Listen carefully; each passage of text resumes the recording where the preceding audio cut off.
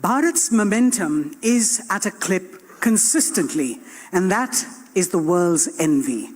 Bharat's clarity in purpose is setting the global agenda, and our pursuit through every moment of strife is ensuring that we've made the triumph our baseline. And leading that energetic pursuit through every adversity, we are privileged to have with us Bharat's Minister of Commerce and Industry, Consumer Affairs, Food and Public Distribution and Textiles, and Master Negotiator Shri Piyush Goyal. Today, Mr. Goyal will be presenting his vision statement on maximizing the momentum in the next decade. Mr. Goyal has steered the nation through the most trying happenings. He does not budge, not when it comes to ensuring Bharat's interests are delivered. From the boldness of putting diplomatic talks in abeyance, to plainspeaking on the WTO, to ensuring the FTA is on Bharat's terms, Mr. Goyal has been steadfast in winning the terms of India. Ladies and gentlemen, presenting Piyush Goyal, Bharat's Master Negotiator.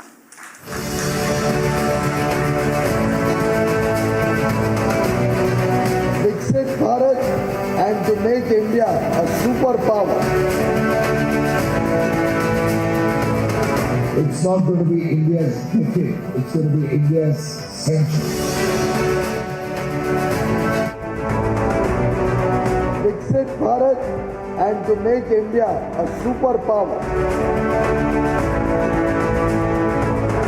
It's not going to be India's decade, it's going to be India's century. Tesla already last year bought $1 billion of components from, I think, all of you sitting here. I have the list of companies who supplied to Tesla. This year their target is nearly 1.7 or 1.9 billion dollars, what they mentioned.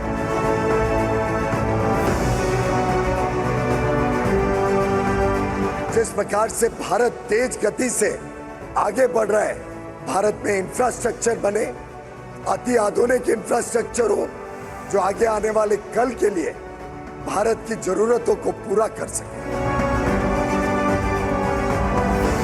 अमृत पीढ़ी के भरोसे विकसित भारत एक समृद्ध भारत बनेगा।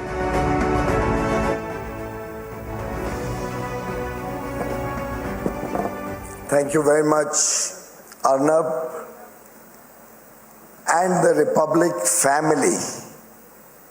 We are all proud to be members of your family, and therefore the belief has to come very naturally, Arnab. Really delighted to be amongst all of you this morning. It's a momentous day. It's a day on which the Honorable Prime Minister is visiting the Kashmir Valley. It's a day which is also going to celebrate the removal of Article 370 and 35A from the Constitution.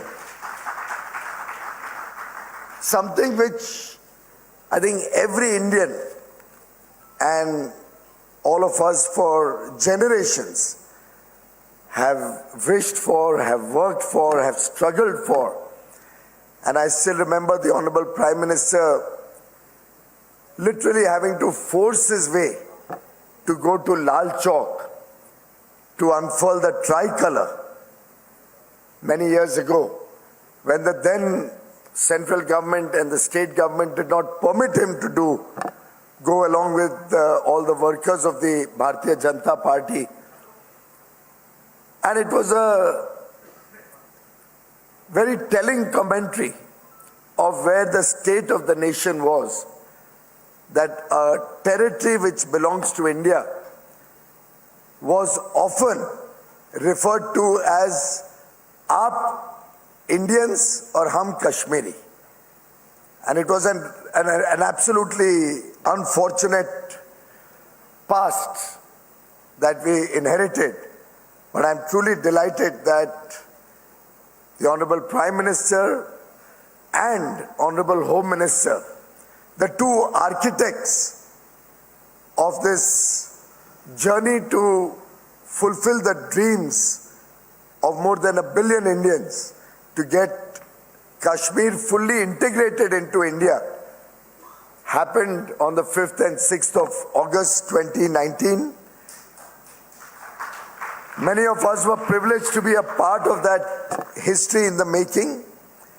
And what one sees today in Kashmir over the last 5 years is truly a phenomenal turnaround where every Kashmiri today feels blessed that as a part of India, as an integral part of India, Kashmir is growing, Kashmir is developing. Every Kashmiri has a bright future ahead of him, just as every Maharashtrian or Gujarati or Telugu. And that's the beauty of India, that's the beauty of the Republic of India. And that's just a small housekeeping issue. I think you could possibly add high ethics also when you describe the Republic in the evening to the Prime Minister. We always believed that you were right, and now the courts have also ruled that Republic was right and not responsible for all the false allegations that were made on the Republic channel, and particularly the harassment that Arnab had to go through personally. I think let's all stand up and give him a round of applause for standing up for what has always been right.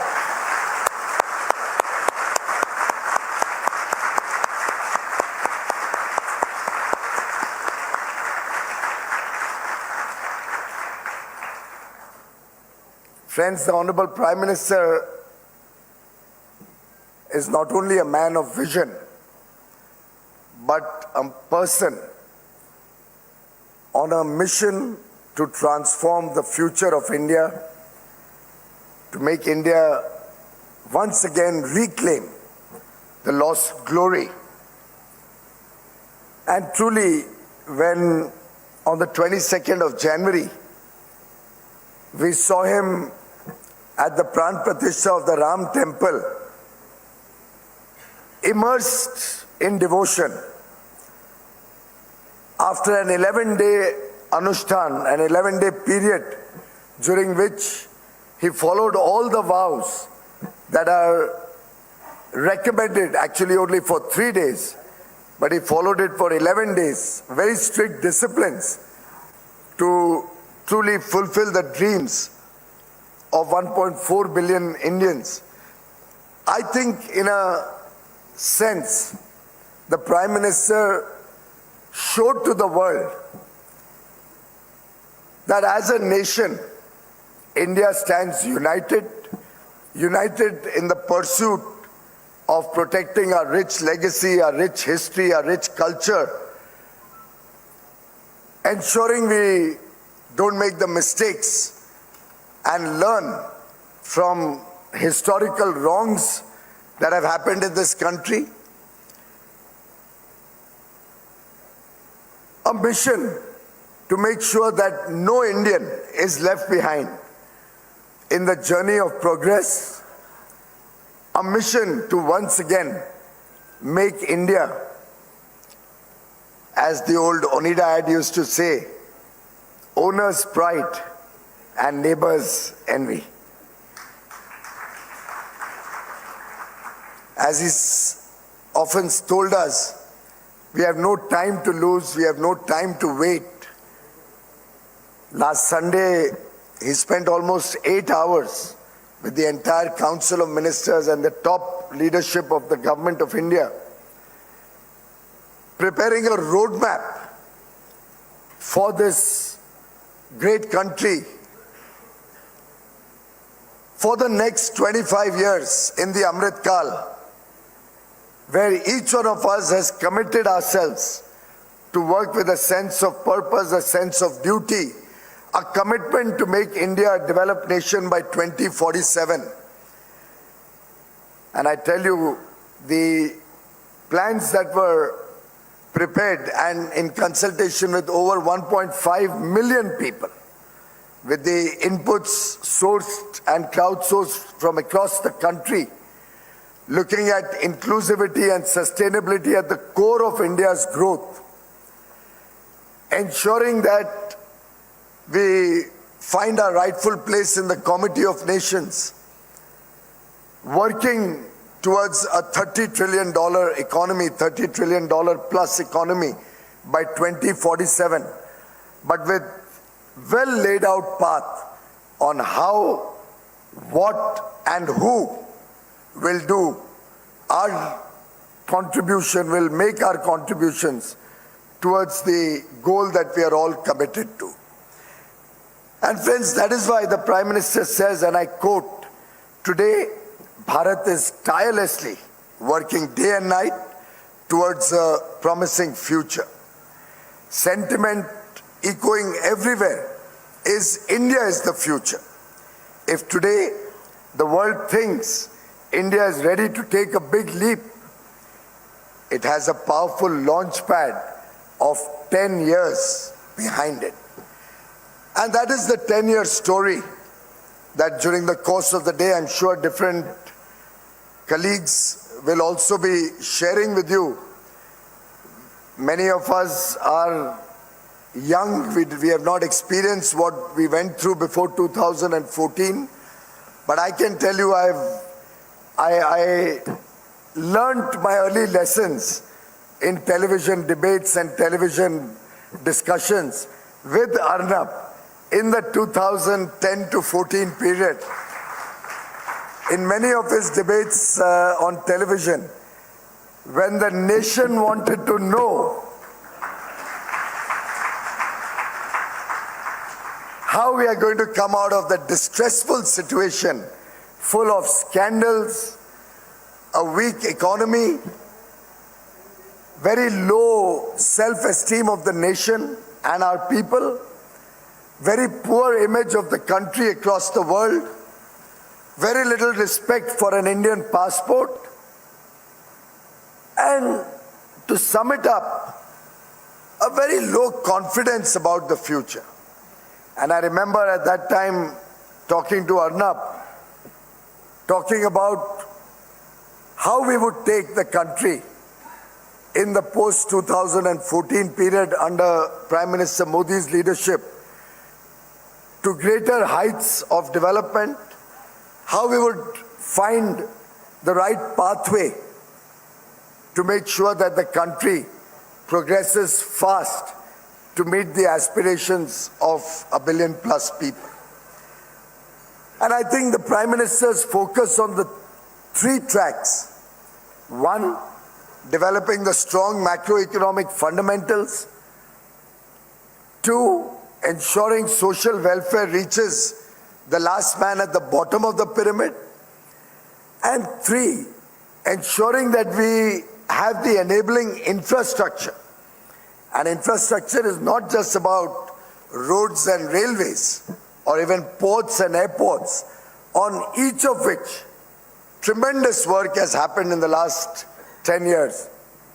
But infrastructure to engage with the world in terms of digital connectivity, infrastructure to ensure that our women, our sisters, daughters, get equal opportunity so that they can get out of the rigmarole of day-to-day living, a very, very strenuous and difficult life, to become part of the formal economy and contribute to the economy. Infrastructure to make sure that people are not looking to leave their homes only to go into the cities for a living. Infrastructure that provides opportunity to every Indian to enjoy the good things of life that deservedly belong to 1.4 billion people. And this decade of transformation, this decade where merit has prevailed over sycophancy, has prevailed over family-run political establishments, this decade where we can truly see young India engaging with the whole world from a position of self-confidence, with a spirit of can-do, I think has prepared the strong foundation has prepared the base on which India will be progressing, India will be building towards a $30+ trillion economy. And a young India with the demographic dividend of an average age which is less than 30 years, expected to be less than 30 years for the next 30 years, adding $30 trillion to the economy in less than 30 years. We have an absolutely perfect storyline waiting for each one of us. A perfect situation where the stars are aligned. And as they say, when you want something with a great deal of commitment, when you are very, very sure about something that you desire, and you desire something from your heart, even the universe conspires to help you achieve that. And I think that's the time that we have before us in the country today. Very often we are asked how India will achieve such transformational targets, such big aims in 25 years. I think the simple story to be told is the power of compounding. Very often that is missed out, that there is a huge power in compounding, and that's the power that India is benefiting from as the Prime Minister takes one step after another, as the country moves forward with significant new ideas, as the country engages on a plethora of subjects with the rest of the world. And as the world also starts recognizing India's growth story, India's emerging strengths, as they see a country which was slated to grow at 6%, move up to 7%, and then last quarter show us an 8%, 8.4% growth.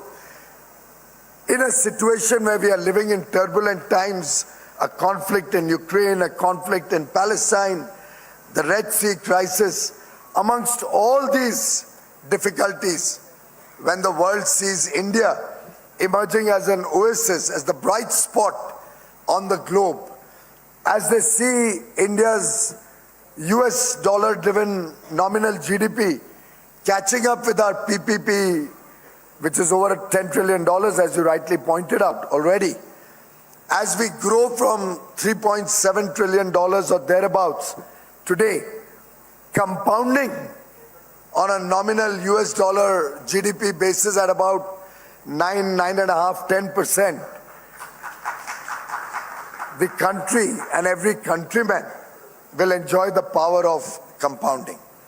I can give you some data points about how the economy is growing rapidly, how the economy will become the third largest economy in the next 3 years, how we will probably cross a $10 trillion economy by 2030 and a $15 trillion economy by 2034, 10 years from now. All of these are going to clearly lay out the pathway towards our journey to make sure that every Indian gets a good opportunity, an equal opportunity to contribute to the nation and for a better quality of life. With all the basic needs taken care of, we are out of that old thinking where roti, kapda, makan, bijli, sadak, pani, shiksha, swast, those typical old age concerns are being taken care of, are largely being ensured for every Indian. And that is what encourages a young man or woman in the remotest part of India, connected through the net to whatever is happening in the rest of the world, the encouragement to think big, the encouragement to aspire for all the good things of life, the big aspirations, the big goals that every Indian is setting for himself are today the drivers of India's future.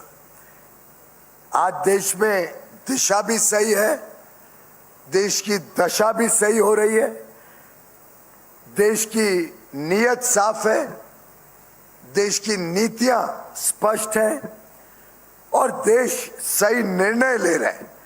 और ऐसी परिस्थिति में दुनिया की कोई ताकत अब भारत को आगे बढ़ने से रोक नहीं सकती। अब भारत चल पड़ा है, अब भारत रुकने वाला नहीं है। भारत के लोग बड़े बड़े लक्ष्य पाने के लिए तैयार हो गए। अब भारत का जो ये परिवार है, और कई लोग तो कहते हैं कि मोदी जी का कोई परिवार नहीं है, मैं समझता हूं हम सब 140 करोड़ भारतवासी मोदी जी के परिवार।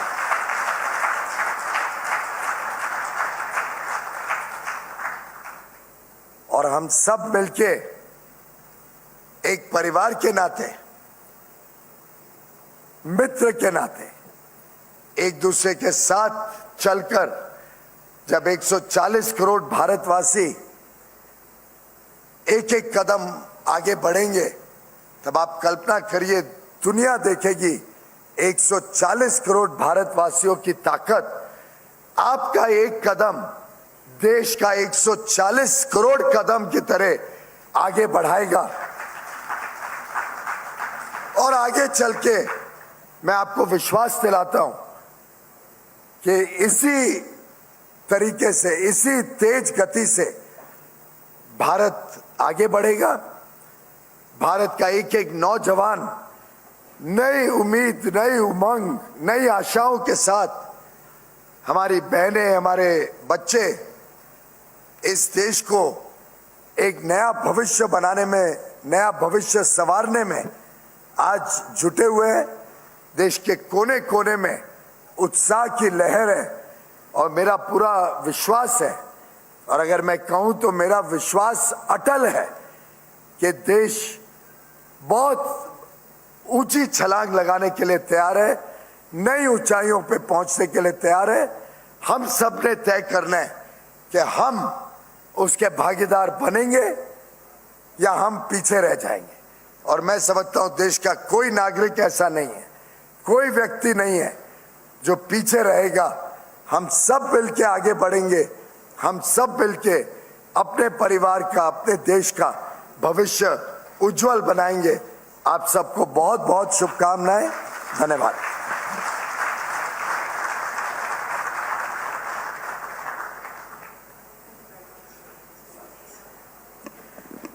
Thank you very much, Mr. Minister, sir, for that insightful presentation on the decade ahead.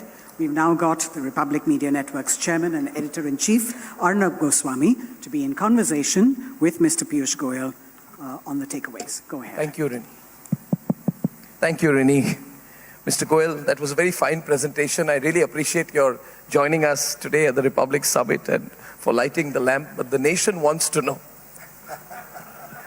The nation wants to know whether it's true that you are fighting the next Lok Sabha elections from Mumbai.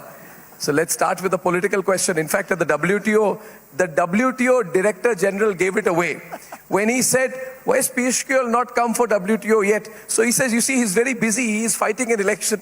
So they've announced it even before the BJP at the WTO. So maybe you want to help. We've been fighting elections ever since the day I was born, probably. The Lok Sabha election. But I think these are decisions the party takes. We have a party parliamentary board which makes all these decisions.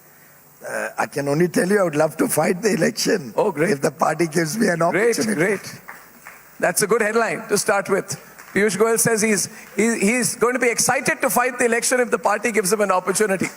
Fantastic. I actually like this, that, you know, in the Congress time, everybody was only from the Rajya Sabha. I think the next time, almost most of the cabinet will be from the Lok Sabha. So that's going to be very, very exciting. Congratulations in advance. Mr. Goyal, your party has set a target which seems to be going up. You know, you used to predict 335 to 340 till 6 months back. And now your party has estimated a number of 370. Is this 370 number a psychological tactic or more than that? Is it a psychological tactic vis-a-vis the I think it's a others? courage of conviction that what we have delivered in the last 10 years is being appreciated by the people of India. And it is our confidence, not arrogance, it is our confidence that ये जनता सब समझती है. भारत की जनता जानती है उनके लिए अच्छा क्या है और भारत के लोग सही और गलत के फासले में इस देश को बहुत अच्छी तरीके से You think it's achievable? आगे बढ़ाएंगे. You think it's achievable? हाँ, हम 400 पार एज एनडीए और 370 एज बीजेपी पाएंगे. पूरी तरीके से अचीवेबल है. और मैं समझता हूं कि आज जो मूड ऑफ द नेशन है, जो इस प्रकार का देश में माहौल है, उसमें it's 100% achievable. Absolutely. Well, we're all waiting to hear the Honorable Home Minister who's going to be coming in next. We'll talk more politics with him there. Mr. Goyal, under your government, the economy is on track to reach a goal of 5 trillion by 2027. And we've got a great growth rate of 8.2% in the last quarter. So congratulations for that. But your government is still, our government is still in a way unable to convince your biggest critics. So my question is about the narrative. The narrative from the naysayers is that the growth is not for all, the growth is for few, that it's the macro, it's the macro taking a dim view, but individual level change for the people of the country is not happening. We are still not doing well on the global hunger index. Things like that, that our per capita income is still around $2,000. So there's nothing to celebrate yet. So, do you believe somewhere that you need to more strongly counter this narrative? Do you have plans for it? Do you intend to do it? Well, I think this question can best be answered by the 4 crore families, which is almost 20 crore people, who are today living in a pakka house that the central government has provided for. I think this narrative can best be countered by the 80 crore brothers and sisters, some from poor, some from the neo-middle class, whose food security is assured because they get free food grains month in and month out through years, particularly during the COVID period when we had doubled the food grain that was distributed. This narrative can best be answered by the 55 crore plus beneficiaries of free health care under the Ayushman Bharat scheme, or the 11 crore plus sisters and mothers who today don't have to use a wood or coal-based chula but have a cooking gas connection. It can best be explained, I think, to the naysayers by the 11 crore 20 lakh families who didn't have a toilet at home. And personally, that's the one subject that has touched me the most. That Honorable Prime Minister, as soon as he came into office, his focus was on Swachh Bharat, his focus was on open defecation free India, and his focus was that every woman, or for that matter, every person, has a right to dignity. And he spent large amounts of money to make sure that everybody gets a toilet at home. I think the naysayers have no choice but to take sense what's happening on the ground, where people have benefited from the 3 tracks that I just mentioned. Yes. After all, infrastructure has a huge multiplier impact on the economy, gives jobs, gives economic activity, all of which supplemented with social welfare programs, only some of which I listed out. The encouragement to young entrepreneurs through Mudra loans, to the startups of our young men and women. I can list out maybe 100 programs right now which have helped change the mindset of India. पर एक पुराना गाना है ना, समझने वाले समझ गए, ना समझे वो अनाड़ी हैं. I didn't say that. I said it. I go for the kill. I go for the jugular. I'm not a politician. I'm not a diplomat. I'm very used to that. I've had to face you for the last 15 years now. Now you should also go for the jugular since you're going to be fighting the Lok Sabha elections. You just go for the kill. See, I have this view, Mr. Goyal, that there is a romance going on between India and the world right now that is not going to last. And I believe we should be very clear about the future where things are headed. You know, this whole line, we are working with the whole world. Look at how we managed Ukraine. We managed to work with America. We managed to work with Russia. We managed to work with Europe. Europe is becoming insular. But then I believe this romance will not last, and you can counter this because as we grow from 3 to 5 trillion, 5 to 8 trillion, and you yourself just said we will achieve 15 trillion by 2035, we will not be an object of curiosity. We will be a serious competitor, and I believe a little bit of that wrinkle, that tension, that stress showed up at the Abu Dhabi WTO meeting, where you held on to the position that Indians on fisheries, farmers, we cannot compromise. You were pushed back. Some people say you're wrecking things. So I'm saying, my view is, and I want a complete answer to this, they will accuse us of more protectionism. They will say, why is Elon Musk not coming to India? And you will say, we have enough manufacturers for e-vehicles in India. You will say, come to India on our own terms. They will say, we want their terms. You know, so, and if Donald Trump becomes President of the United States, you know how aggressive he is. How will we manage this? Do you see the stress on trade and economy growing between India and the rest of the world? Absolutely not. You don't? In fact, I think this is Arnab at his old aggressive best coming out today.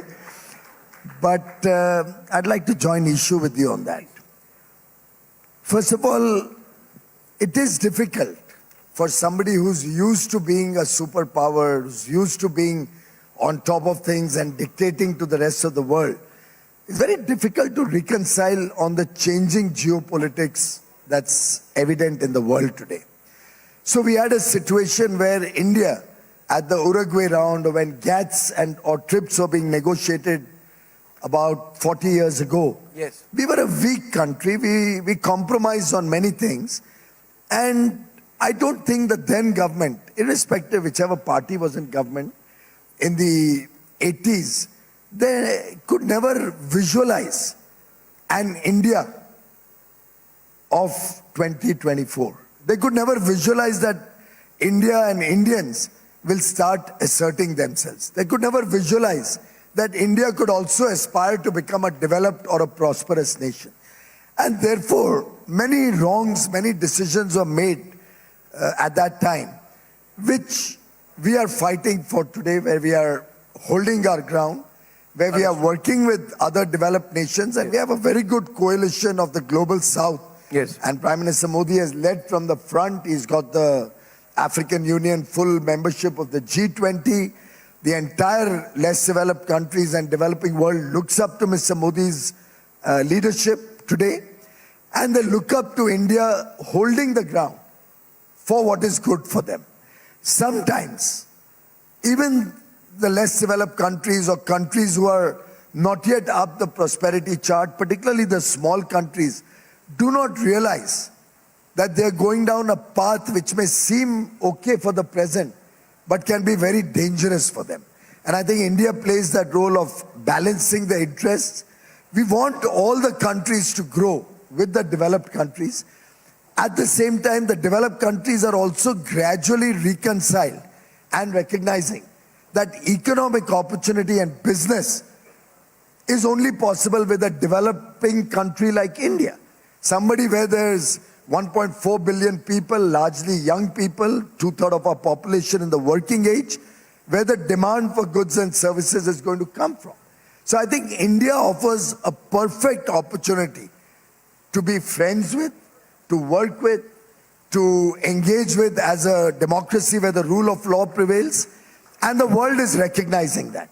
So while there may be some trepidation, some difficulty in accepting it, I think there is no choice but to work closely with India, and you will see in the months and years to come more and more partnerships being forged, more and more relationships being developed between India and the developed world, particularly the developed world which believes in the rule of law, transparency, and ethical business. I thought there was a lot of stress. I thought you were not getting any hugs and handshakes when you went for your global events. They looked at you with trepidation. Not at all.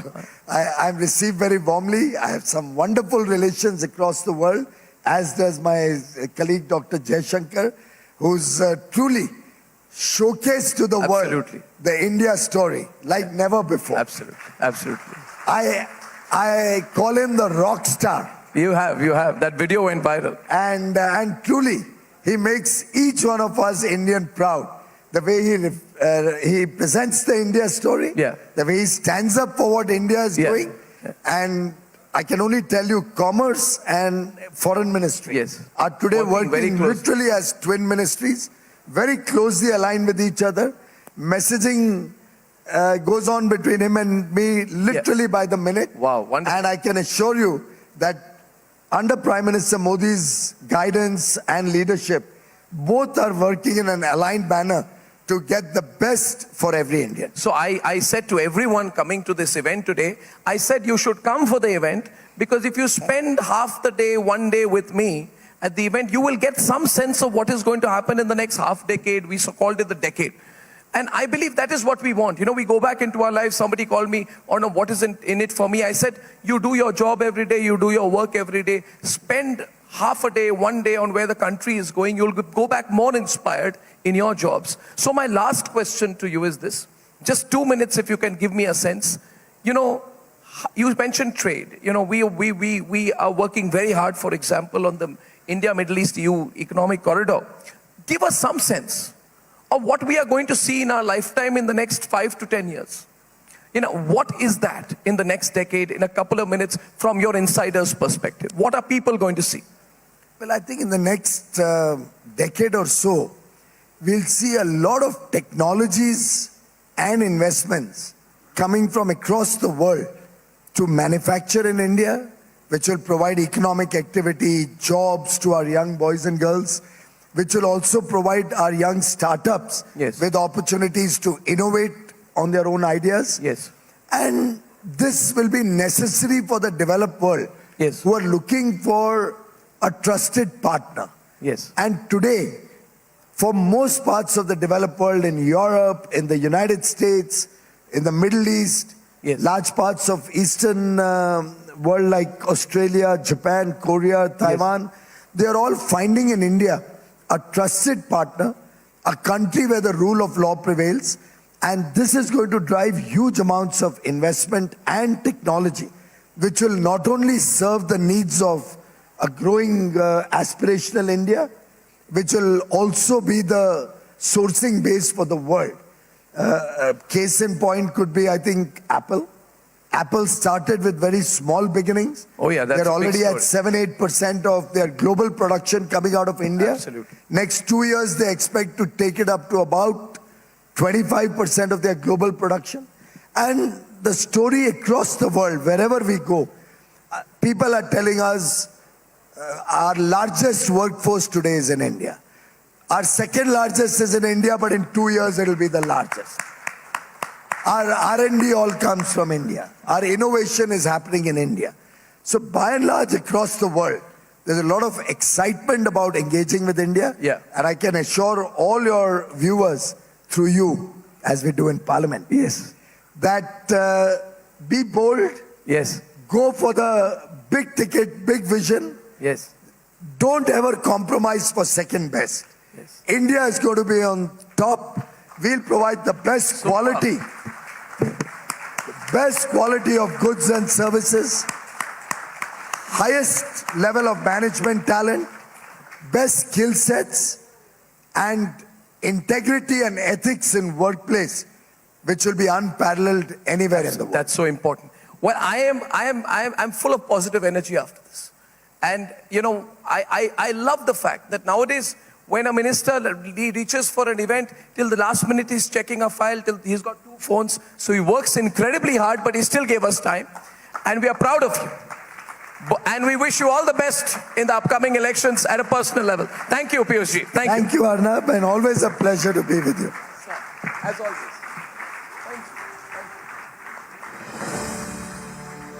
Thank you very much, Minister Sir and Arnab.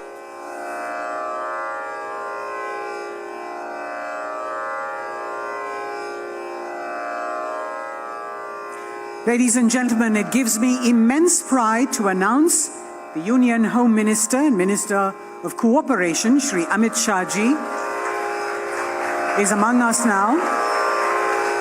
On behalf of the Republic Media Network, I extend our deepest gratitude to him. Our deepest gratitude to you, sir, for sparing your precious time to be here with us today.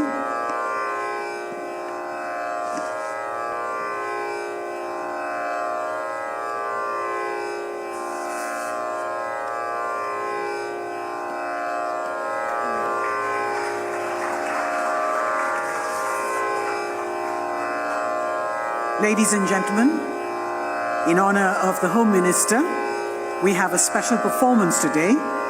Dr. Subhadra Desai, Hindustani classical vocalist and author on Indian music and culture. She's been performing at home and abroad for more than 2 decades. Dr. Desai is at present the Chair Professor of the Department of Hindustani Music at the University of Silicon, Andhra, based in California. Today she is accompanied by Shri Chetan Nigam on the harmonium, Shri Gurbej Singh on tabla, Shri Nirav Desai on manjira, while Rekha Pandey and Swati Bhagat are on tanpura and will be providing vocal support. Ladies and gentlemen, Dr. Subhadra Desai performing the iconic devotional song Raghupati Raghava Raja Ram.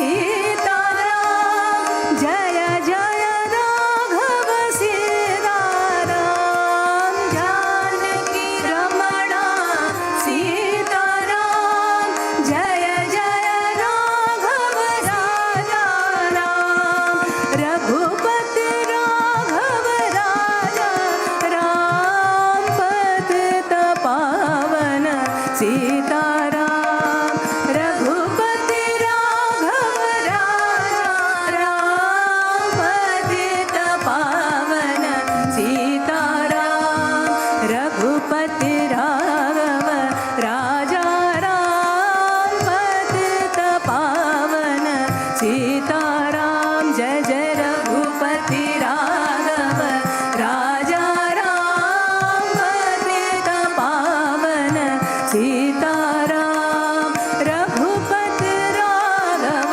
राजा राम पतित पावन सीताराम रघुपति राघव राजा राम पतित पावन सीताराम रघुपति राघव राजा राम पतित पावन सीताराम रघुपति राघव राजा राम पतित पावन सीताराम रघुपति राघव राजा राम पतित पावन सीताराम रघुपति राघव राजा राम पतित पावन सीताराम रघुपति राघव राजा राम पतित पावन सीताराम पतित पावन सीताराम पतित पावन सीताराम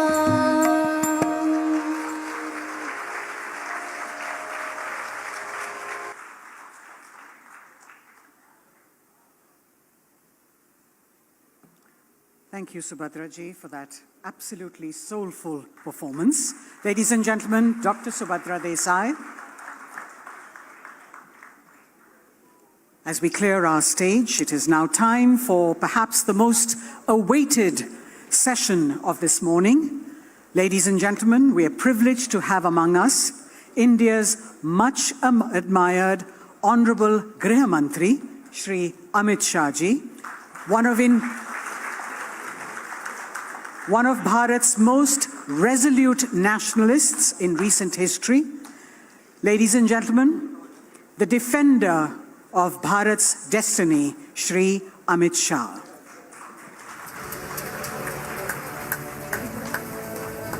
जय शिवाजी जय जय जय जय जय भवानी प्रचंड आवाज से बोलिए भारत माता की भारत माता की भारतीय जनता पार्टी जय श्री राम जय जय श्री राम। हमने मान्यवर ने कहा था कि अयोध्या में राम मंदिर बनाएंगे और 22 जनवरी को वहां पर राम लल्ला विराजमान होगा।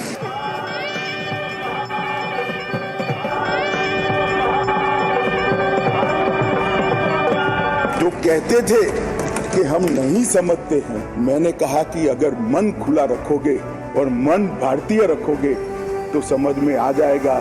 मन अगर इटली का है तो कभी समझ में नहीं आएगा।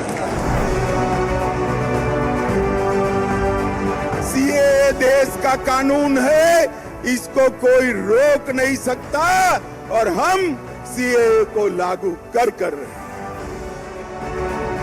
मुझे बताओ युवाओं, ये कश्मीर हमारा है या नहीं है? जोर से बोलो, है या नहीं है? जम्मू एंड कश्मीर के पीएको को आप भारत का हिस्सा नहीं मानते हो क्या? एग्रेसिव ना हो, जान दे देंगे इसके लिए। क्या बात कर रहे हो आप? एग्रेसिव होने की क्या बात कर रहे हो?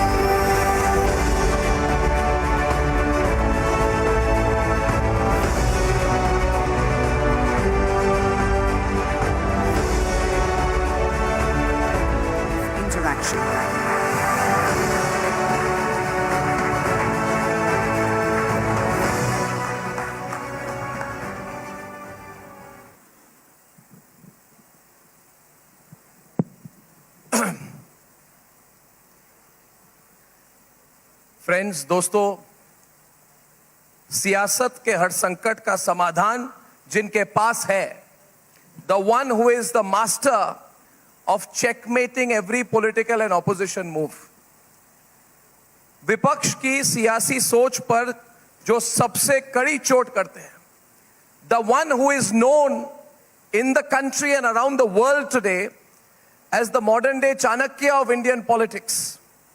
हमारे साथ आज we are very privileged, we are very proud, we are very happy, Amit Shah ji.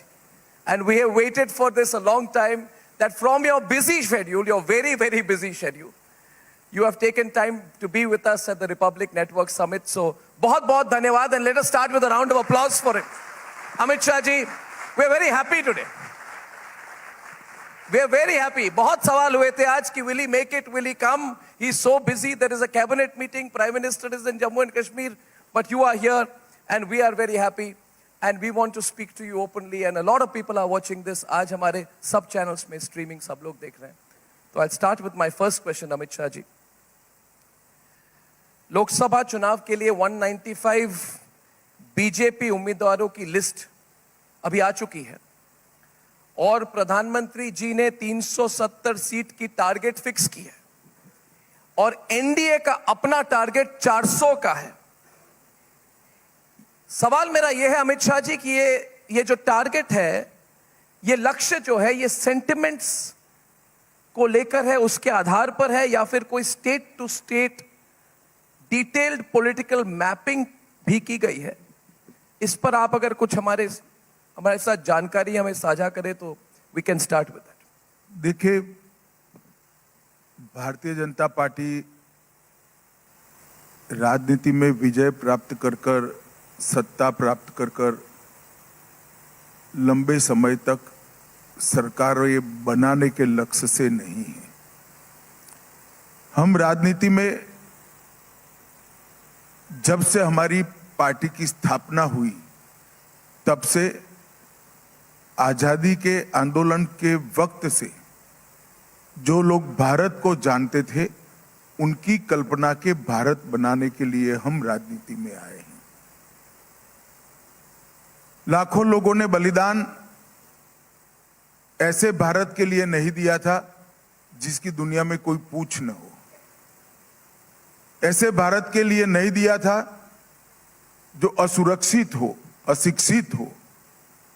इसका 2/3 हिस्सा दारुण गरीबी में अपना जीवन व्यतीत करता हो, और विश्व में इसका कोई सम्मान न हो. ऐसे भारत के लिए आजादी का आंदोलन नहीं लड़ा गया था. आजादी का आंदोलन एक सशक्त, समृद्ध, सुरक्षित, शिक्षित और विश्व गुरु के स्थान पर बैठे हुए भारत की रचना के लिए लड़ा गया था, और उसी लक्ष्य के लिए हम राजनीति में हैं, और उसी लक्ष्य के लिए हम काम कर रहे हैं. जहां तक ये सीटों का सवाल है, जब से हम पार्टी बनाए तब से लेकर आज तक, 1950 से आज तक, हम जो कल्पनाएं लोगों के सामने रखे थे, हमारा एजेंडा लोगों के सामने रखे थे, इसकी पूर्ति के लिए जब इस देश की जनता ने पूर्ण बहुमत की नरेंद्र मोदी सरकार बनाने का मौका दिया, मोदी जी पर भरोसा किया, मोदी जी को 2 टर्म पूर्ण बहुमत का सरकार दिया, तब ये 10 साल हमने इसके लिए काम किया है. और मैं मानता हूं कि आजादी से लेकर अब तक के इतिहास में ये 10 साल भारत के विकास की दृष्टि से, भारत की सुरक्षा की दृष्टि से, और भारत के विश्व में गौरव को बढ़ाने की दृष्टि से ये भारत का स्वर्णिम काल रहा है. मगर मैं आज ये भी कहना चाहता हूं देशवासियों से, ये फुल स्टॉप नहीं है, ये शुरुआत है. अच्छा समय आने वाला है, और अच्छा समय आने वाला है. और इसके लिए ये जो प्रयास हमने 10 साल किया है, जो प्रचंड जन समर्थन देश भर में आज नरेंद्र मोदी जी को, भारतीय जनता पार्टी को, एनडीए को मिल रहा है. मैं देश के कोने कोने में गया हूं. चुनाव के पहले ही मैंने 136 सीटों का विजिट करा है. मैं आपको बता सकता हूं कि देश के कोने कोने से नरेंद्र मोदी जी के समर्थन में जनता खड़ी है।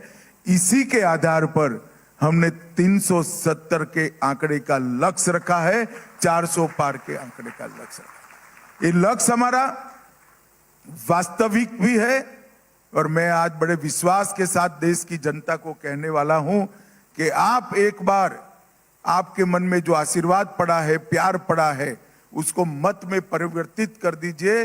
400 पार देखते देखते हो जाएगा और एक मजबूत सरकार बन जाएगी। अगला सवाल मेरा अमित शाह जी शब्दों के संयम पर है। वैसे नेताओं का स्टैचर जितना बढ़ता है संयम भी बढ़नी चाहिए, मगर लालू प्रसाद यादव जी ने हाल ही में एक बहुत ही विवादित बयान दिया था जिस पर पिछले 2-3 दिन से इस पर ही बहुत डिबेट हो रही है। उन्होंने कहा था कि मोदी जी का परिवार ही नहीं है। उन्होंने कहा कि मोदी जी का परिवार ही नहीं है। हर चुनाव के पहले क्या जानबूझकर ये सेल्फ गोल किए जाते हैं? पिछले 3 चुनाव में पहले हमने देखा चाय वाला, फिर हमने देखा चौकीदार चोर है और अब ये कि मोदी जी का परिवार नहीं है। तो पिछले 3 चुनाव में कुछ ऐसे ही दिखने को मिला है, तो ऐसे विपक्ष पर आप क्या कहेंगे? देखिए, इस तरह की बातें वही लोग कर सकते हैं जिनके पास और कोई रास्ता नहीं बचा है।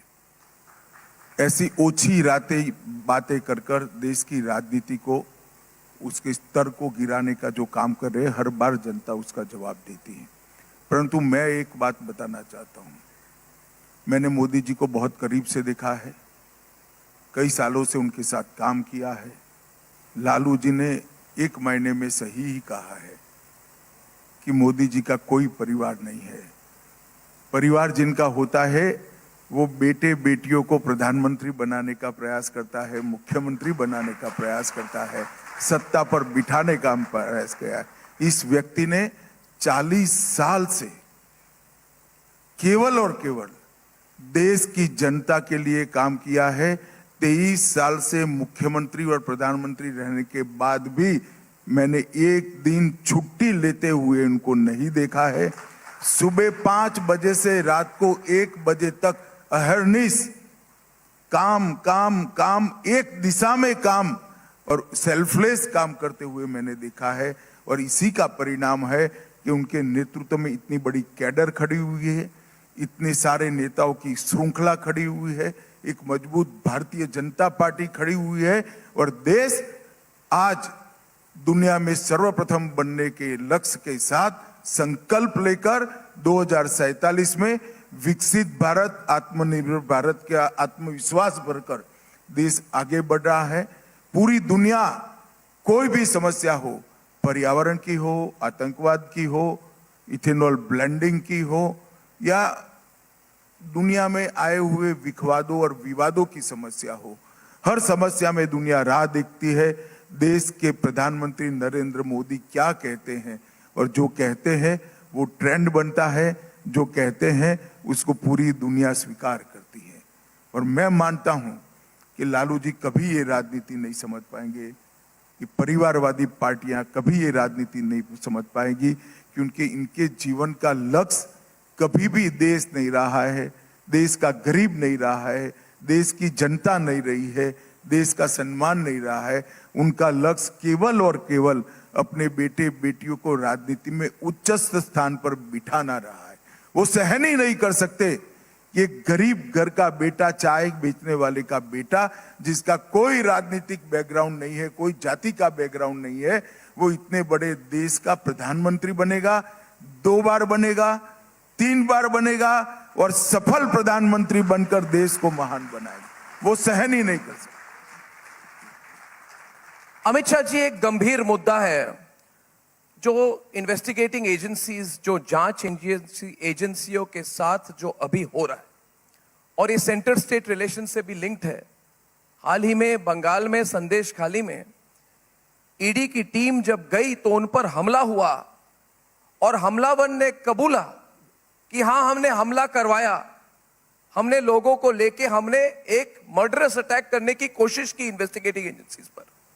और ऐसे लोगों को समर्थन भी मिलता है वहां के जो रूलिंग पार्टी है स्टेट की।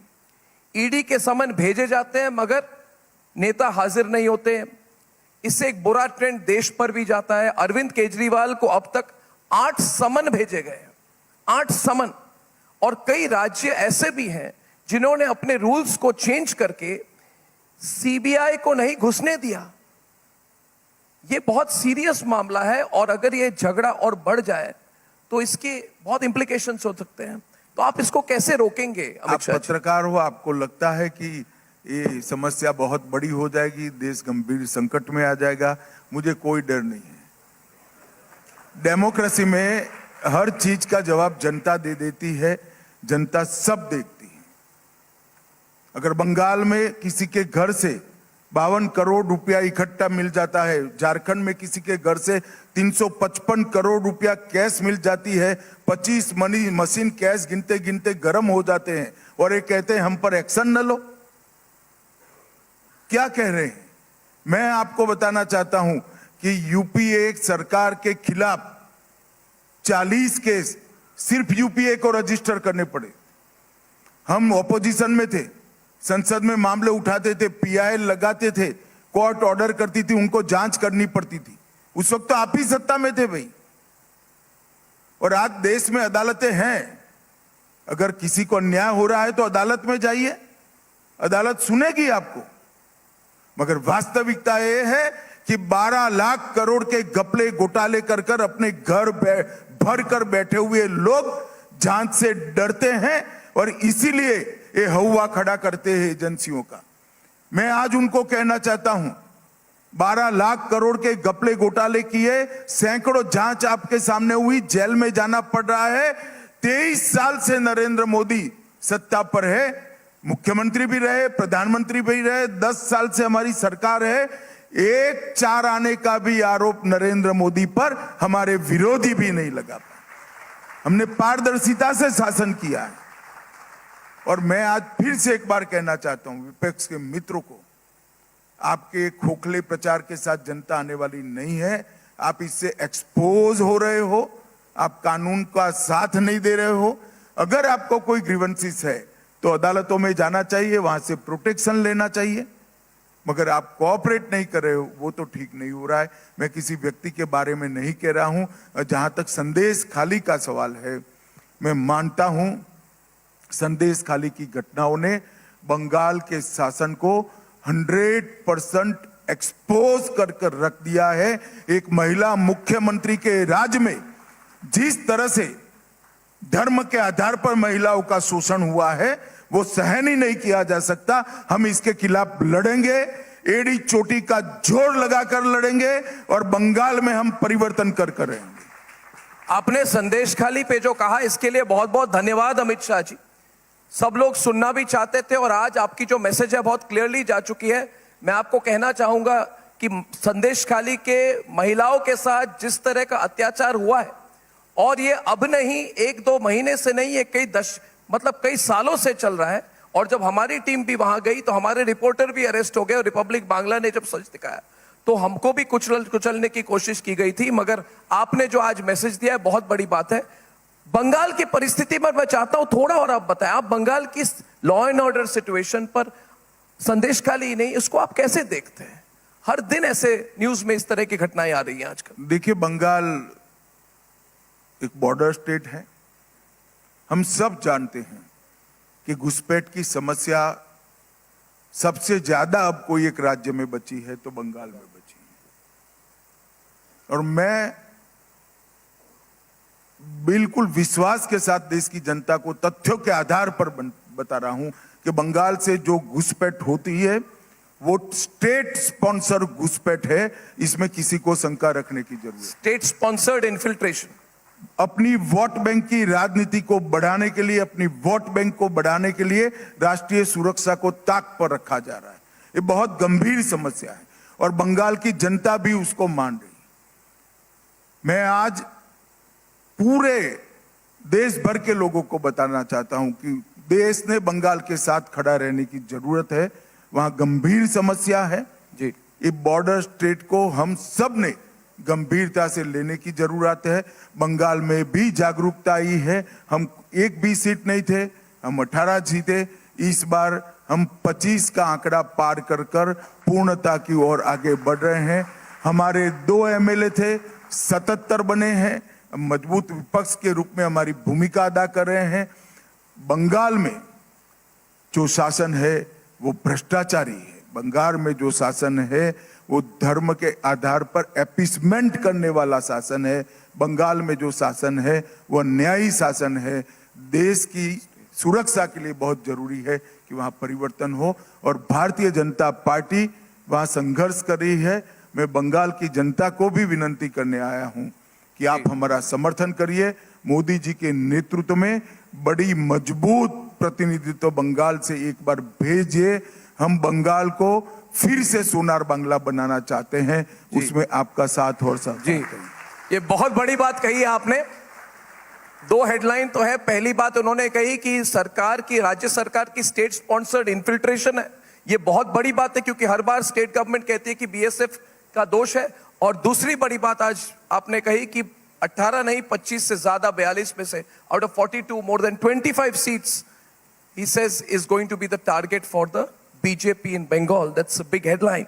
Amit Shah ji, Ram Mandir, धारा 370 और अब uniform civil code, 1 nation 1 law, ये ऐसा मुद्दा है अमित शाह जी, जब भी हम कोई हमारे नेटवर्क पे इस पर बात करते हैं हर बार मिनटों के अंदर ये सब्जेक्ट ट्रेंड करता है। यानी कि बहुत मास सपोर्ट है। आप इधर ही हमारे ऑडियंस को पूछ ले, यूनिफॉर्म सिविल कोड के लिए टाइडल वेव ऑफ सपोर्ट है। तो एक हर बार जब, और आपको नहीं, आप ही इस पर हमें क्लैरिटी देते। राज्यों में हो रहा है, अभी उत्तराखंड की बात हुई कि एक एक करके राज्यों में होगा, मगर कई लोग चाहते हैं कि जैसे ट्रिपल तलाक वॉज अ नेशनल लेवल पे चेंज की गई, तो यूनिफॉर्म सिविल कोड हमारे देश में कब आएगी, इस पर प्लान क्या है? इलेक्शन अनाउंस होने वाले हैं, उसके पहले आप अगर थोड़ी क्लैरिटी दे दे तो। दुर्भाग्यपूर्ण बात है कि यूनिफॉर्म सिविल कोड को जी धर्म के साथ जोड़कर दिखा गया है। मैं आज देश की जनता को बताना चाहता हूं कि यूनिफॉर्म सिविल कोड सिर्फ भारतीय जनता पार्टी का एजेंडा नहीं है। भारतीय जनता पार्टी का एजेंडा तो है ही। जब से हमारी पार्टी की स्थापना हुई 1950 से, तब से हम कहते हैं कि हम पावर में आएंगे तो यूनिफॉर्म सिविल कोड इस देश के अंदर लाएंगे। परंतु संविधान सभा ने भी आर्टिकल 44 में आर्टिकल 44 में डायरेक्टिव प्रिंसिपल्स फॉर स्टेट में एक कहा है कि इस देश के विधानमंडल और संसद उचित समय पर यूनिफॉर्म सिविल कोड को लागू करेंगे।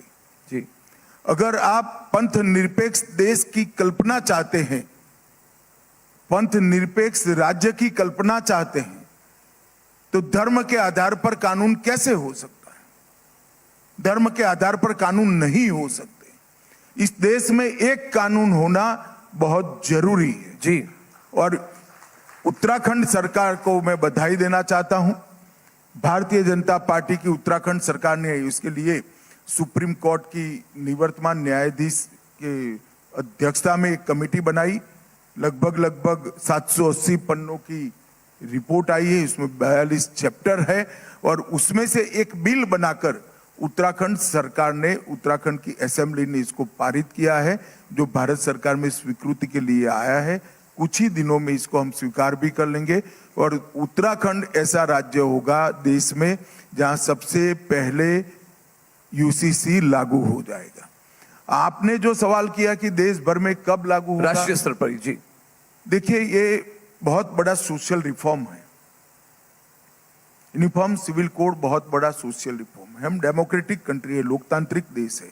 इस देश में हर चीज पर बहस होनी चाहिए।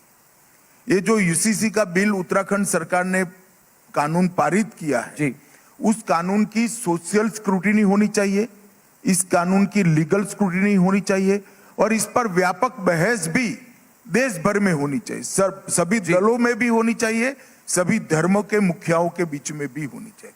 उसके बाद इसकी सोशियो लीगल स्क्रूटिनी के बाद कुछ टीथिंग प्रॉब्लम अगर आएंगे तो इसको दूर कर देश के सभी विधानमंडल इसको लागू करेंगे, ऐसा मेरा विश्वास है।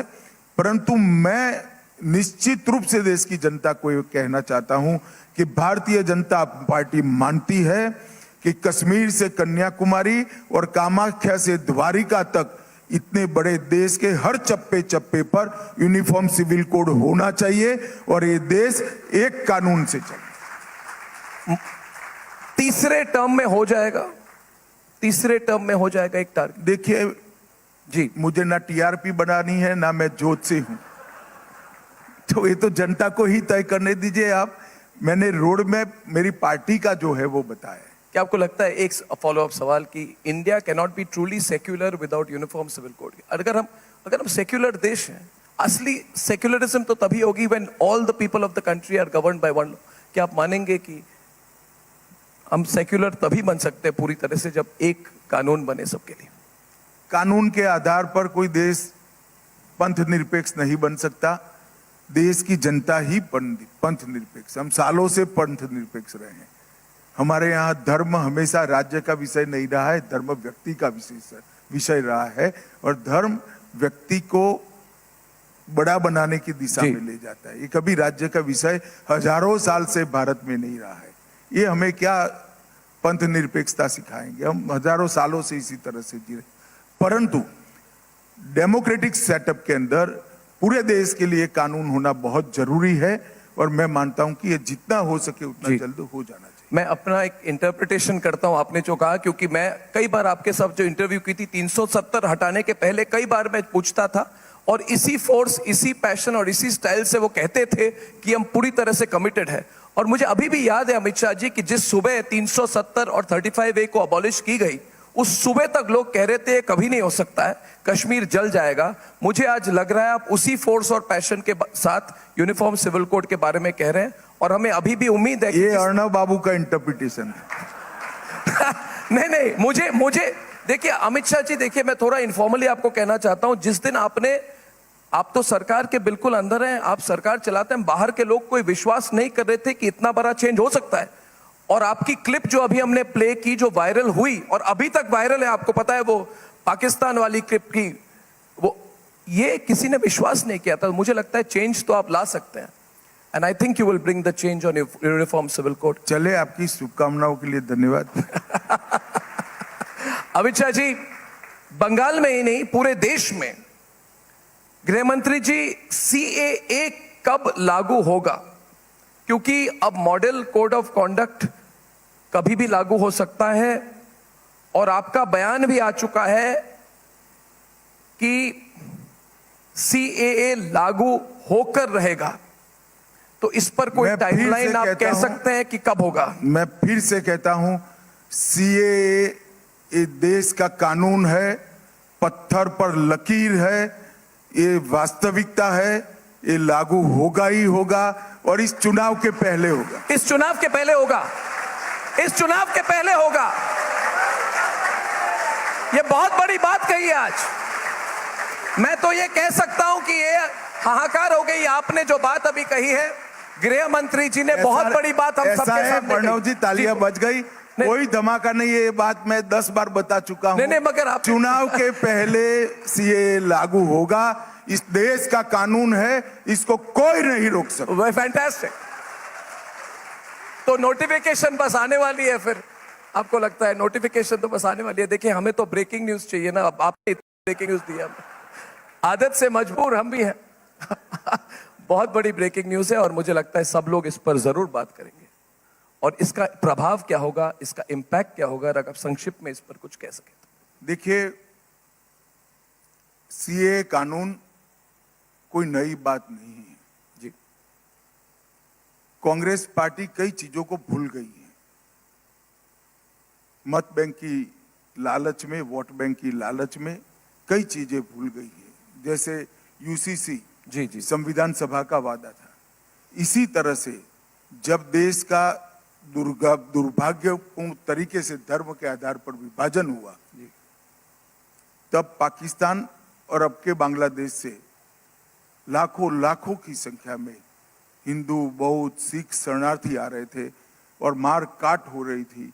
कांग्रेस के ही नेताओं ने, देश के नेताओं ने एक वादा किया था, आप धैर्य रखिए, आप कभी भी यहां आएंगे, आपको ये देश स्वीकार करेगा, आपको नागरिकता देगा।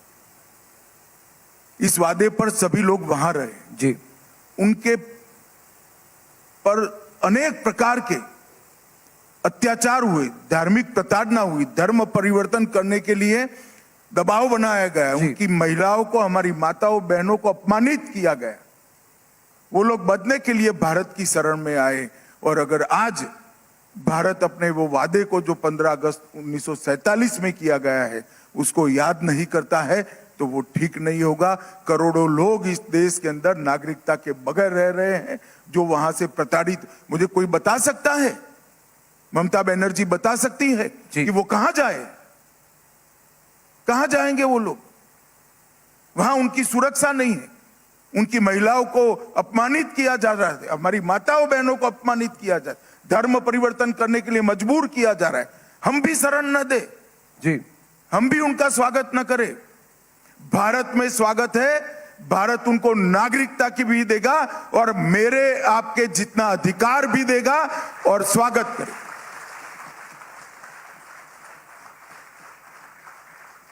इतनी खुलकर बातचीत हो रही है, लोग कह रहे हैं सरकार मीडिया से बात नहीं करती, बहुत एक एक न्यूज पॉइंट हमें मिल रहे हैं, वी आर वेरी हैप्पी। तो अमित शाह जी, आप बहुत डायरेक्टली बात कर रहे हैं, बहुत खुलकर बात कर रहे हैं, और ये इसके लिए हम बहुत ग्रेटफुल है। अमित शाह जी, ये देश में बंटवारे की राजनीति पर सवाल है, ये बहुत डिबेट हो रहा है।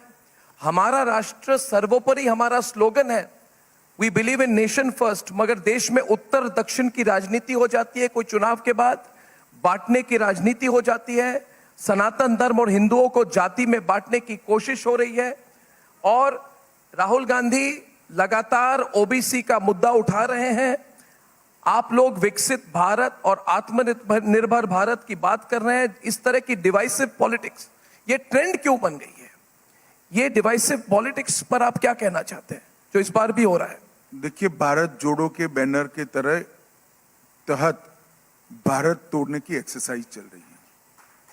मुझे मालूम नहीं है ये कांग्रेस पार्टी को क्या हो गया है, इतनी पुरानी पार्टी, उनका कोई प्रमुख नेता कहता है हिंदुस्तान के 2 टुकड़े कर दो, नॉर्थ इंडिया और साउथ इंडिया, और कांग्रेस पार्टी चुप रहती है, साफ सुन गया है, ऐसे चुप रहती है। मुझे तो आश्चर्य हो गया है ये पार्टी को क्या हो गया है। इनके अलाई पानी पी पी कर सनातन धर्म का अपमान कर रहे हैं, सनातन धर्म के लिए जहर उगलने का काम कर रहे हैं। कांग्रेस पार्टी रोकती भी नहीं है, ना मादा है, ना हिम्मत है, ना इच्छा है, और यात्रा लेकर निकलते हैं भारत जोड़ो की।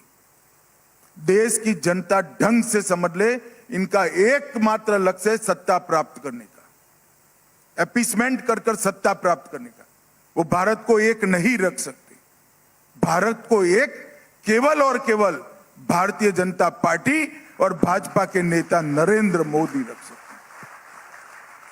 और मैं देश की जनता को अपील करना चाहता हूं कि जिन लोगों ने भारत को तोड़ने की बात करी है, जिन लोगों ने विश्व के सबसे पुराने धर्म के, पुरानी संस्कृति को और पुरानी परंपराओं को अपमानित करने की बात की है, इनको देश की जनता को पहचान लेने की भी जरूरत है और दंडित करने की भी जरूरत है।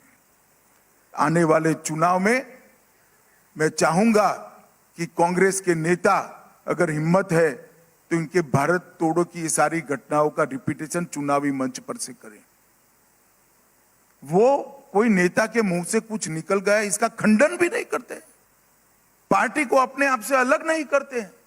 इसका मतलब आपकी पार्टी का एजेंडा ही ये है, आपकी पार्टी का उद्देश्य ही है।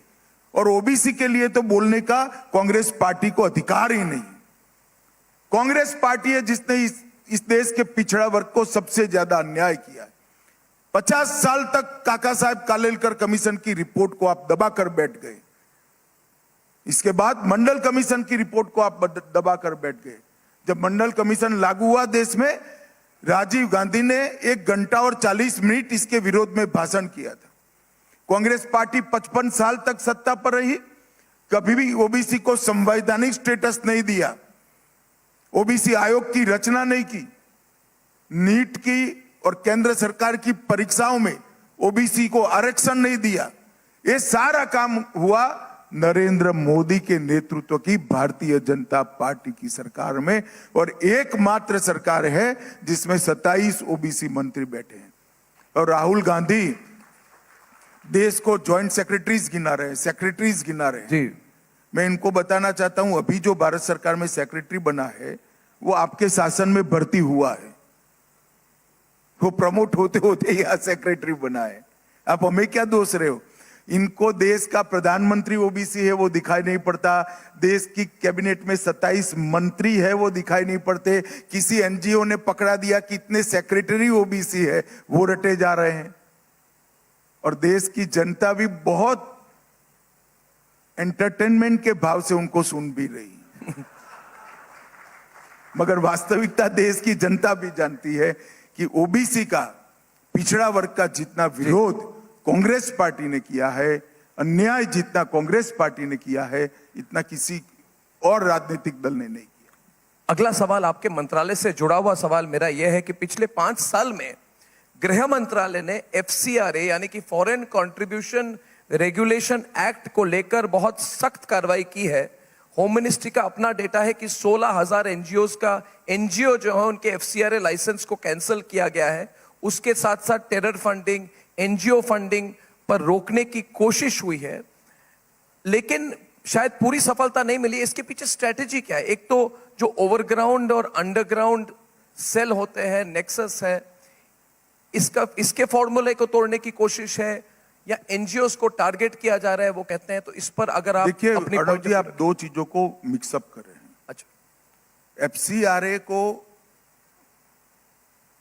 हमने कानून में परिवर्तन किया। कानून को में परिवर्तन करने का हमारा उद्देश्य था कि FCRA का उपयोग कर विदेशों से चंदा लाकर, डोनेशन लाकर इस देश की डेमोग्राफी को बदलने का प्रयास नहीं होना चाहिए। एक, सेवा के लिए अगर कोई पैसा भेजता है, सेवा कार्य के लिए करता है, व्यक्ति समूह के उत्थान के लिए भेजता है तो उसका स्वागत है। हमने कठोर नियम बनाए, ऑडिट कंपलसरी किया और ऑडिट को रेगुलर किया। इसके आधार पर ये सारे रजिस्ट्रेशन कैंसिल हुए हैं। कुछ लोगों ने तो 16,000 में से 12,000 लोगों ने स्वतः ही कैंसिल करा दिया। भारत सरकार ने नहीं किया है, वो स्वतः विड्रॉल का अर्जी डाले हैं। तो 4,000 ऑडिट के आधार पर कैंसिल किए हैं। तो जो लोग हाय तौबा करें उनको मेरा यही कहना है कि कानून की परिधि में रहकर कोई भी व्यक्ति कितना भी चंदा विदेश से लाए, भारत सरकार को कोई आपत्ति नहीं है। वो देश के नागरिकों के और देश के समाज के उत्थान के लिए खर्च होना चाहिए। देश की जनसांख्यिकी बदलने के उद्देश्य से खर्च नहीं होना चाहिए। अगर जनसांख्यिकी के बदलने के उद्देश्य से खर्च होगा तो हम कठोर से कठोर कार्रवाई करेंगे, इसमें हमारे मन में कोई कंफ्यूजन नहीं। जहां तक टेरर फंडिंग का सवाल है, 1914 से हमने टेररिस्ट एक्टिविटी और टेररिस्टों के इकोसिस्टम को ध्वस्त करने के क्रमबद्ध कदम उठाए हैं। हमने NIA को, ED को, दोनों को टेरर लिंक्स, हवाला के जरिए पैसा आने वाले टेरर फंडिंग और नार्को टेरर लिंक्स को पकड़कर उसको खत्म करने की दिशा में एक्टिव किया है। सैकड़ों रेड्स हुई हैं और बहुत कठोरता के साथ उनके फंडिंग के फ्लो को बहुत पतला करने का काम भारतीय जनता पार्टी की नरेंद्र मोदी सरकार ने किया है। ऐसी चीजें जो सार्वजनिक चर्चा में नहीं आती है, मगर मैं कहता हूं कि मोदी जी की सरकार की बहुत बड़ी सफलता है कि हमने टेररिज्म के लिए आने वाले फंड को लगभग सूखा नहीं दिया है, समाप्त कर दिया है। ये हमारी बहुत बड़ी सफलता। इसी से जुड़ा सवाल कि नक्सलवाद से भारत को और भारत के लोगों को संपूर्ण छुटकारा कब मिलेगा? देखिए, मैंने कहा है, पहले भी कहा है कि 3 साल के अंदर, आने वाले 3 साल के अंदर, इसका मतलब मोदी 3 में देश नक्सलवाद से पूर्णतया मुक्त हो जाएगा। इसमें कोई संशय रखने की जरूरत। 3 साल। अमित शाह जी, एक ट्रेंड और एक है, और ये इसको लाइटली भी लिया जा सकता है, मगर मैं इसको सीरियसली लेता हूं क्योंकि वी आर नेशनलिस्ट, हम राष्ट्रवादी हैं। मगर आजकल एक ट्रेंड बना है कि भारत एक राष्ट्र नहीं है। ये कॉन्सेप्ट लोग इलेक्शन रैलीज में स्टेट लीडर्स बोल रहे हैं। अभी अभी जैसे डीएमके के ए राजा ने कहा, India is not a nation. मैं हिंदी में इसका, India is not a nation. Arnab बाबू, आप लोग इससे डर सकते हो, मैं नहीं डर सकता। नहीं, डरने की बात ये नहीं। देश सालों से चल रहा है, दुनिया का सबसे पुरानी सभ्यता है। इस देश को ऐसे जी कुछ लोग बोलकर कुछ नहीं बिगाड़ सकते। जनता तय कर लेगी। देश में लोकतंत्र है, ऐसा जो बोल रहे हैं जनता ही उसको जवाब देगी। मैं आपकी बात को मानता हूं, मगर इस पर थोड़ी सी चर्चा हुई। सेंटर स्टेट फेडरल स्ट्रक्चर, इसकी बात होती है कि अगर हर बार कई विपक्ष के नेता, राज्य स्तर के नेता ये कहे कि भारत एक राष्ट्र नहीं, तमिलनाडु राष्ट्र है मगर भारत राष्ट्र नहीं है, तो और राहुल गांधी, आप कहेंगे उनकी बात को सीरियसली क्यों लिया जाए? क्योंकि वो विदेश में जाकर हर जगह राहुल गांधी बोलते हैं, हर जगह हम चौंक जाते हैं कि कोई भी वो विपक्ष के नेता है, फॉरेन सॉइल पे वो जाकर कहते हैं, यूनाइटेड किंगडम में कहते हैं कि भारत राष्ट्र नहीं है, इट इज अ नेगोशिएशन। और ये सीरियसली बात, इस पर मतलब इस पर रिस्पॉन्ड कैसे किया जाए या इसको इग्नोर किया? ऐसा है अर्णव जी, इसमें जनता को रिस्पॉन्ड करने की जरूरत नहीं, कांग्रेस पार्टी ने रिस्पॉन्ड करने की जरूरत है। नेता बदल दे, बाकी कुछ करने की जरूरत नहीं। अमित शाह जी, आजकल हर जगह और एक चर्चा है कि India does not have an opposition. As the master strategist of the Bharatiya Janata party, and we must compliment Amit Shah ji for building what is the world's largest political party. और मुझे अभी भी याद है, एक बार मैं इन्हें मिलने गया था तो इन्होंने मुझे आंकड़े दिखाए थे और समझाया था कि ऐसे with in this few months इस प्लान के साथ कार्डर बेस, मेंबरशिप बेस बना के we will make BJP the largest political party on earth, and he has achieved it. So Amit Shah ji, that is very good, but kabhi as in a democracy, is it not a genuine worry कि मतलब कि देश में एक strong opposition राष्ट्रीय स्तर पर नहीं है? As a political analyst आप कैसे देखते हैं इसको? ऐसा है, मैं भी मानता हूं देश में मजबूत विपक्ष होना चाहिए जी, मगर मैं नहीं बना सकता। सत्ताधारी पक्ष और विपक्ष की रचना संवैधानिक है, वो देश की जनता बनाती है। हम भी विपक्ष में बैठे हैं, जनता ने हमें विपक्ष बनाया था, आज जनता ने हमें अधिकार दिया है। तो विपक्ष को मजबूत बनाना या निर्बल बनाना उनके काम के आधार पर देश की जनता तय करती है। कोई सरकार तय नहीं कर सकती, कोई पार्टी तय नहीं कर सकती। हम संवैधानिक व्यवस्था से जीने वाला राष्ट्र है।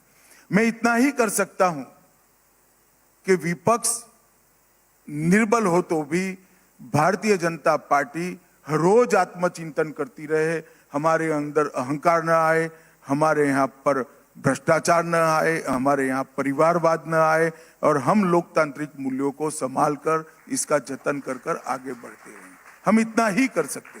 विपक्ष को मजबूत करना, रखना, नहीं रखना, ये सब देश की जनता को तय करना है, सब पार्टियों का परफॉर्मेंस देखकर। और देश की जनता, मैं मानता हूं कि बहुत मैच्योर डिसीजन लेती है। जी, ये बड़ी बात है, मगर क्योंकि लोकतंत्र में एक विपक्ष होना और विपक्ष का मजबूत होना भी बहुत जरूरी है। आप आज से 5-10 साल बाद किसको विपक्ष देखते हैं? मतलब who do you think will be the opposition to the BJP? देखिए, इतना दूर का आकलन कोई नहीं कर सकता, सिर्फ करने के खातिर कोई कर सकता है। देश में एक प्रकार से बहुत डायनेमिक डेमोक्रेसी है जो परफॉर्मेंस को इवेल्युएट कर कर अपना मैंडेट देती है। तो देश की जनता का मूड और देश की जनता का मैंडेट पहले एक जमाने में जातिवाद, परिवारवाद, भ्रष्टाचार और तुष्टीकरण के आधार पर तय होता था। अब मोदी जी ने पॉलिटिक्स ऑफ परफॉर्मेंस को एस्टैब्लिश किया है। परफॉर्मेंस के आधार पर ही देश की जनता तय करेगी। जो परफॉर्म करेगा देश उसको अधिकार देगा, जो परफॉर्म नहीं करेगा वो विपक्ष में बैठेगा। उस वक्त का 10 साल के बाद का विपक्ष या सत्ताधारी पक्ष भी हमारे परफॉर्मेंस के आधार पर ही देश की जनता तय करेगी। हम अच्छा परफॉर्म करेंगे तो हम अधिकार में होंगे। हम में पैदा हो रही बुराइयों को अगर हम कंट्रोल नहीं कर पाएंगे तो विपक्ष अधिकार में होगा। वो 10 साल के बाद देश की जनता, मगर जी 10 साल आपने पूछा है, इसलिए मैं मेरा एक आकलन कह रहा हूं, 10 साल तक तो मोदी ही है। हेडलाइन 10 साल तक मोदी जी है। ये बहुत बड़ी बात अमित शाह जी ने आज कही है, और हर बात जो कह रहे हैं बहुत गंभीरता के साथ और सोच कर कहते हैं।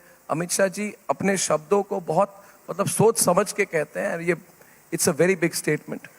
तो ये जो बात कही, इसके साथ अमित शाह जी, हम चाहते हैं, हमने कहा था आज कि जो हमारे सेशंस में आ जाएंगे उनको एक सेंस मिलेगा। और मेरा आखिरी सवाल ये होता है कि सरकार में कैसे काम हो रहा है अगले दशक के लिए।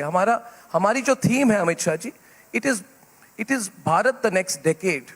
और आपने परफॉर्मेंस असेसमेंट की बात कही। पहली बार हमें लग रहा है कि सरकार ऐसी बनी है देश में जो अपने परफॉर्मेंस को असेस करते हैं, जिसमें quarterly meeting, daily meeting, weekly meetings, Piyush Goyal ji भी बोलते हैं कि management, assessment, performance, key result areas, KRA, इस तरह से काम हो रहा है। तो आप अगर एक थोड़े एज एन इनसाइडर आप एक सेंस दे सके कि काम कैसे हो रहा है और किस विजन के साथ हो रहा है, तो विल बी वेरी ग्रेटफुल। देखिए, आजादी के अमृत महोत्सव का मौका जी जब नरेंद्र मोदी जी के नेतृत्व में भारतीय जनता पार्टी की सरकार को मिला, तब देश के प्रधानमंत्री नरेंद्र मोदी जी ने अमृत महोत्सव का उपयोग बहुत विजनरी तरीके से किया है। एक युग दृष्टा नेता ही ऐसा सोच सकता है, इस तरह से किया है।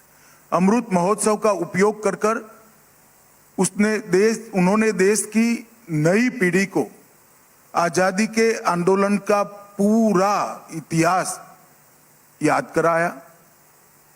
आजादी के आंदोलन के नेताओं का, जिन्होंने देश के लिए अपना सर्वस्व बलिदान किया, इरिस्पेक्टिव ऑफ पार्टी पॉलिटिक्स, उनका महिमा मंडन किया। अब तक 75 साल में हमने जो अचीव किया है उसका आत्मबोध कराकर देश की जनता के अंदर एक गौरव का भाव पैदा किया। और 2047 में देश पूर्ण विकसित बनेगा, इसका लक्ष्य तय कर 130 करोड़ की जनता को अमृत काल में, मतलब 25 साल में देश को दुनिया में सबसे 1 नंबर का देश बनाने का संकल्प लिलाकर एक पूरी 130 करोड़ की जनता को भारत निर्माण की यात्रा में जोड़ने का काम नरेंद्र मोदी जी ने किया है। आप मुझे एक दशक का पूछ रहे हैं, मगर मैं बताना चाहता हूं 25 वर्ष के बाद शायद हम तो नहीं होंगे, मगर इस देश के युवा होंगे। ये युवा देख पाएंगे कि हर क्षेत्र में भारत प्रथम होगा, भारत सुरक्षित होगा, समृद्ध होगा, पूर्ण शिक्षित होगा, और पूरा विश्व जिसका लोहा मानता है, इस प्रकार के भारत की हम रचना करेंगे। और हमारी संस्कृति, हमारा इतिहास, हमारा धर्म, हमारी भाषा पूरी दुनिया के अंदर सम्मान के साथ देखी जाएगी। सबके साथ सह अस्तित्व रखते हुए हमारा जो पुराना है उसका गौरव भी हम पुनः प्रस्तापित करेंगे। ऐसे भारत की रचना ये 25 साल में करने का लक्ष्य मोदी जी ने रखा है। कोई एक पार्टी का लक्ष्य नहीं है, 130 करोड़ भारतवासियों का सामूहिक लक्ष्य है। सामूहिक पुरुषार्थ से ही ये अचीव हो सकता है, और इसके लिए हम आगे बढ़ेंगे। धन्यवाद। बहुत बहुत धन्यवाद। अंत में अर्णव जी, आपको जन्मदिन की शुभकामनाएं। आज आपका जन्मदिन, बहुत बहुत शुभकामनाएं। धन्यवाद।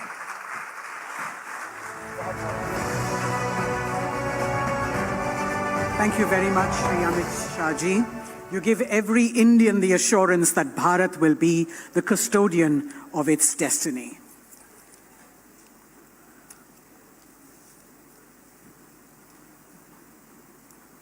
Please be seated, ladies and gentlemen. We move on to our next speaker.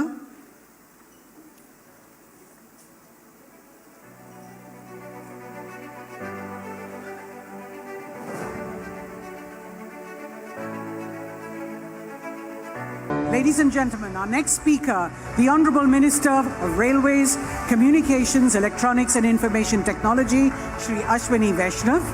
He will deliver his vision statement through an insightful presentation that will map the way Bharat will connect in the next decade.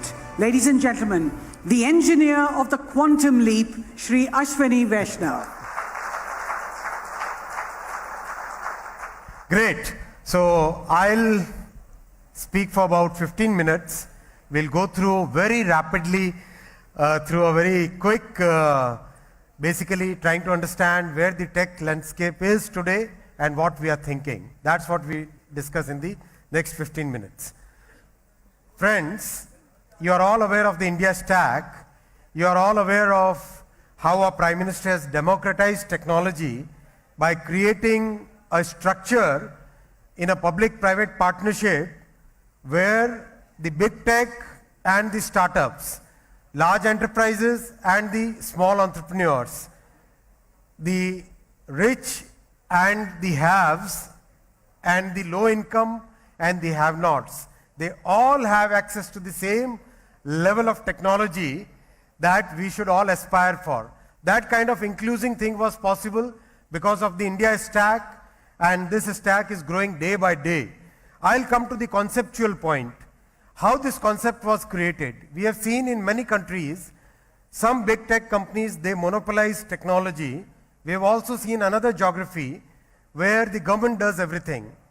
This is a very unique case in India because of our Prime Minister's clear thinking process that neither should we leave our destiny in the hands of a few big tech, nor should government be present everywhere.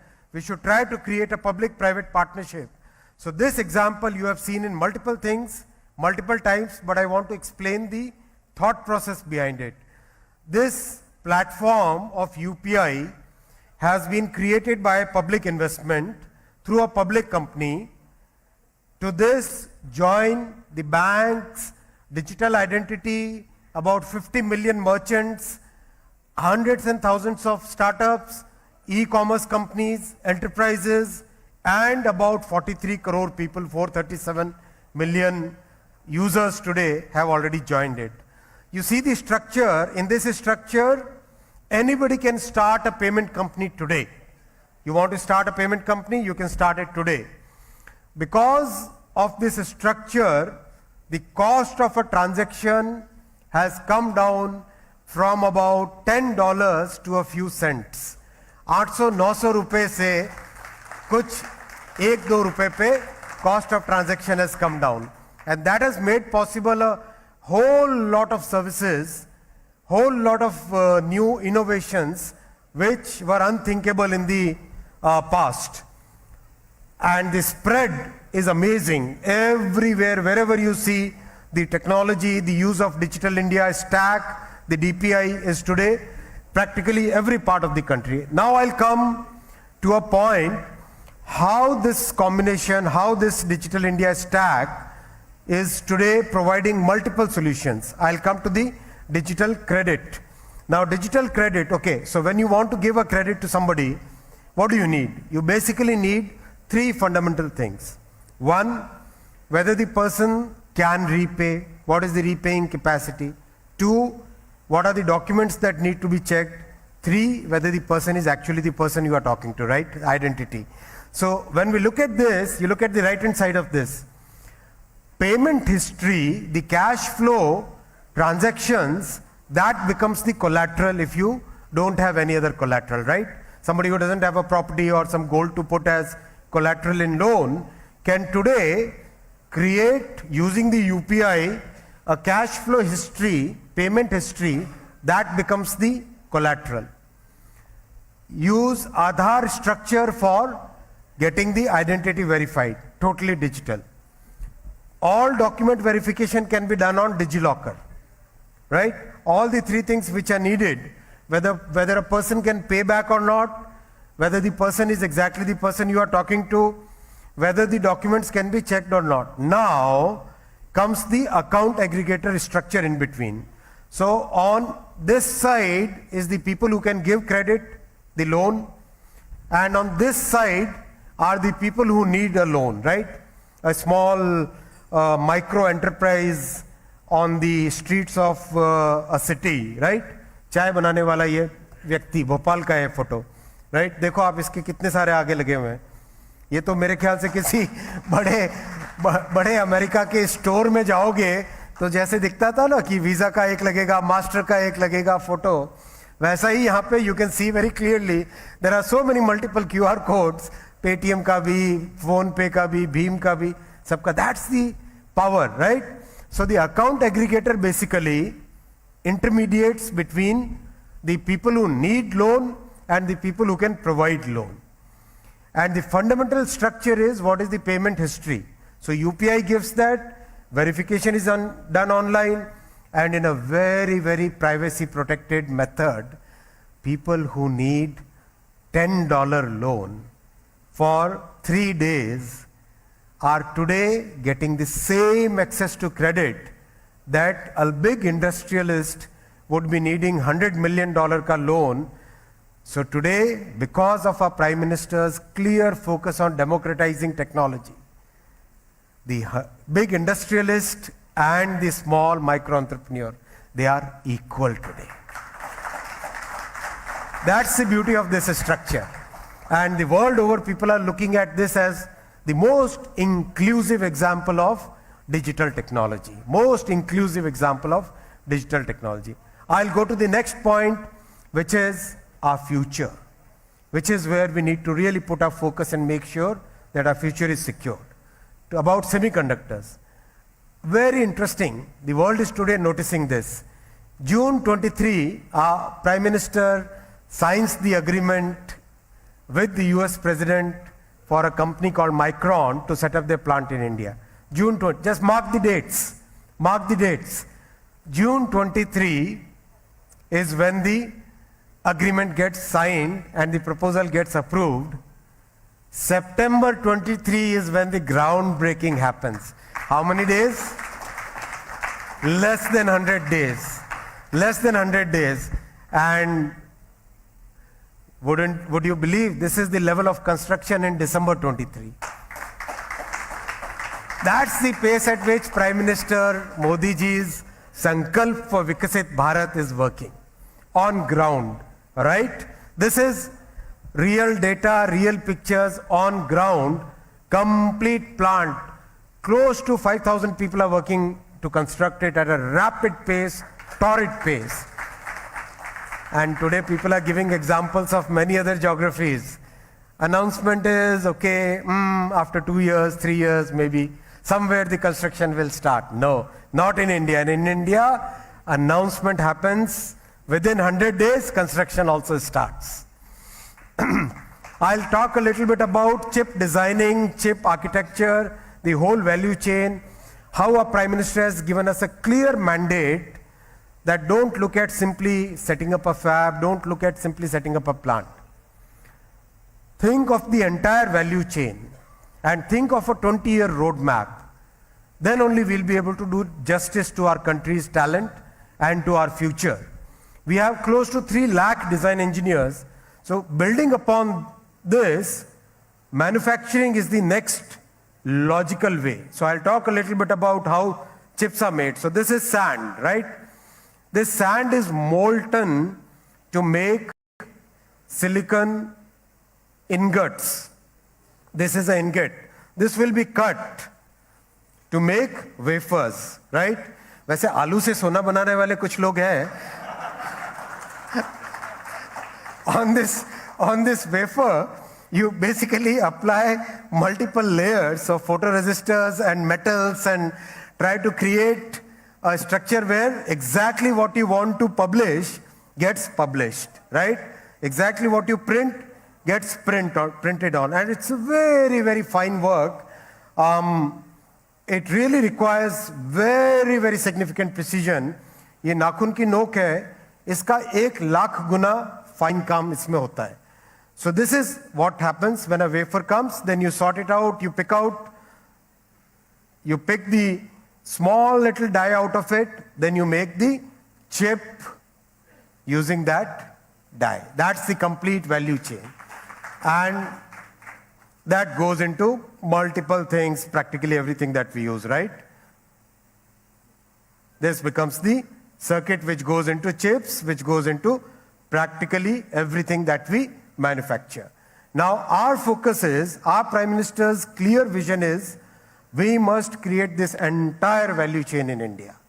We should not leave ourselves vulnerable to any supply chain shocks in future.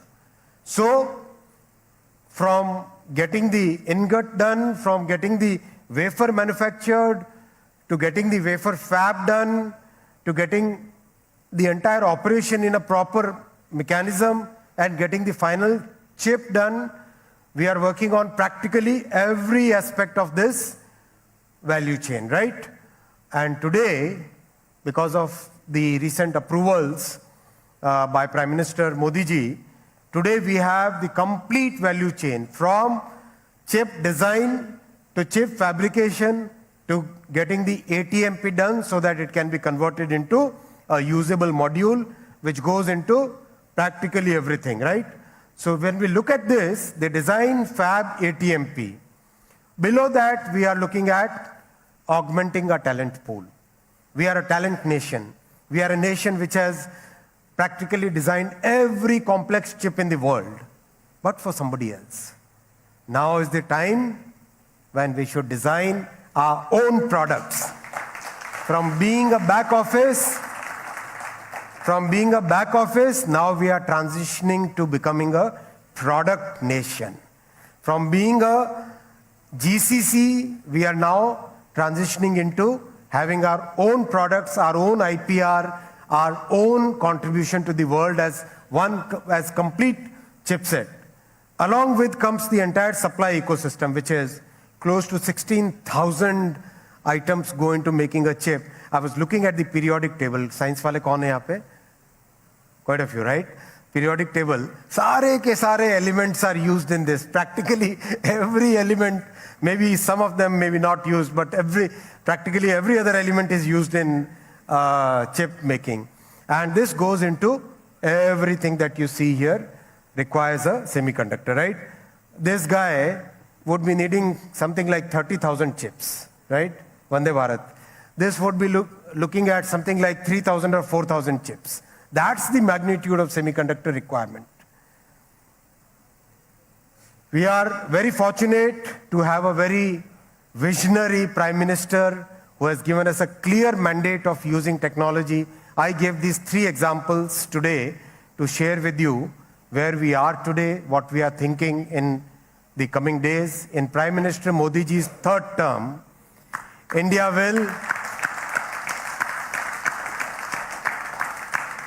will emerge as a major product nation, as a major manufacturing hub, and a major technology power. Thank you. I just wanted to say thank you to the Minister. Mr. Minister, we talk about how the country is changing. That we have such a qualified person like you making, it's amazing. The kind of talent that has been brought into the government by the Honorable Prime Minister, but also the honesty, integrity and professionalism with which the Honorable Minister has made this presentation for all of us. I think he deserves a standing round of applause for that. Thank you, Ashwini ji. Thank you. All the best to you, sir. Thank you so much. Thank you.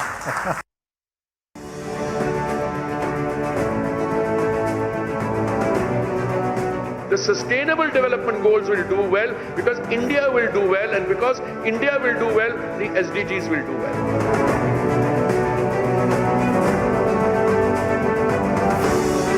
Today, you have demonstrated, and this I think is a very great quality of the Honorable Prime Minister, and I have to be very careful with my word. He knows how to convert a challenge into an opportunity.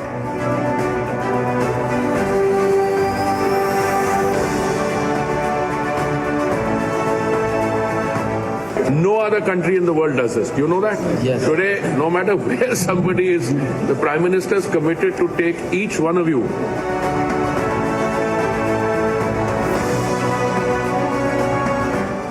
Between 2011 and 14, we created only 1 unicorn every year. This figure rose from 2015 onwards, we had 4 new unicorns in 2015, 8 new in 2018, 9 new in 2019, 10 new in 2020, and a whopping 42 new unicorns in 2021.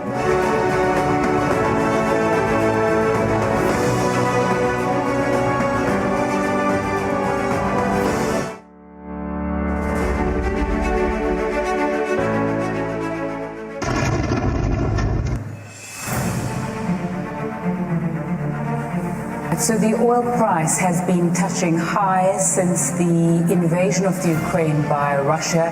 The impact of all these tensions on the oil and gas markets and what will happen if Russia actually does attack. Price of Russian oil. The G7 group of nations, as well as Australia and the European Union.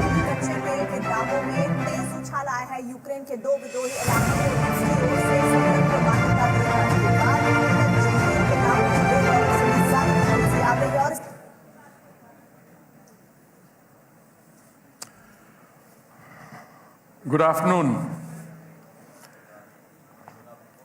What I'm going to say to you over the next 20 to 30 minutes is, in my view,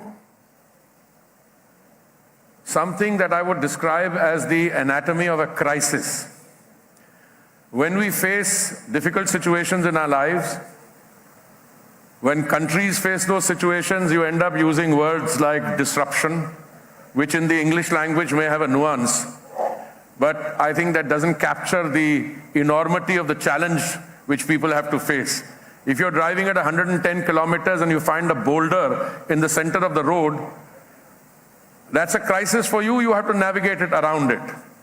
Now, I think what this first slide intends to convey is that after 1973, this development, Russia, Ukraine, I'm choosing not to use any political descriptions, whether it was an attack or the military invasion, whatever, I'm leaving all that out. I'm talking about the hard facts. It created a disruption, or in my view, a crisis which is equal to the 1973 crisis. Why is the 1973 date important? I was still in the university. I was on the teaching faculty of a Delhi University college. Price of crude went up globally from $1 to $3, 3 times increase. What happened in 2022, February? Just to give you a background, we can go to the next slide. Roughly, the world consumes about 100 million barrels of crude oil in a day. Russia, at that point of time, was producing 11 to 13 million barrels. Now, if one country which is producing 11 to 13 million barrels goes off the market, the availability comes down from 100 minus 11 or 13. As it is, Venezuela was under sanction, Iran was under sanction. So if you compound that, you would come to a situation where the global energy situation suddenly changes. So what happened in the world when this happened? One neighboring country, Pakistan, spiraling energy prices, forced people to shut off electricity at 8 p.m. I leave it at that. Sri Lanka, worst economic crisis yet. Then prices went up 80%, 100%. I'm not going to go further into detail. Next slide. What were the options before us? In the period before the Russia-Ukraine development, we were importing on an average something like 5 million barrels of crude oil in a day, which was equally divided between 5 of our suppliers: Saudi Arabia, United Arab Emirates, Kuwait, Iraq, and 1 million barrels or 800,000 from all the others put together. Came this development, and suddenly we found ourselves having to navigate a very difficult circumstance. The options for India were very clear. Either we fall in line with this new development and stick to our original suppliers, in which case the oil price would have gone up. Can we go to the next slide? The one after that? Yeah. No, the one with the $137 per barrel. Now, typically, how does the oil trade work? You have established producers. A large number of the established producers are as part of a cartel. It used to be called OPEC, then it became OPEC Plus, and then there is the world outside. They will tell you, if you ask them, you know, you should reduce the price. I never do, because it's a sovereign right. They have a resource. It's up to them whether they want to sell or leave it underground.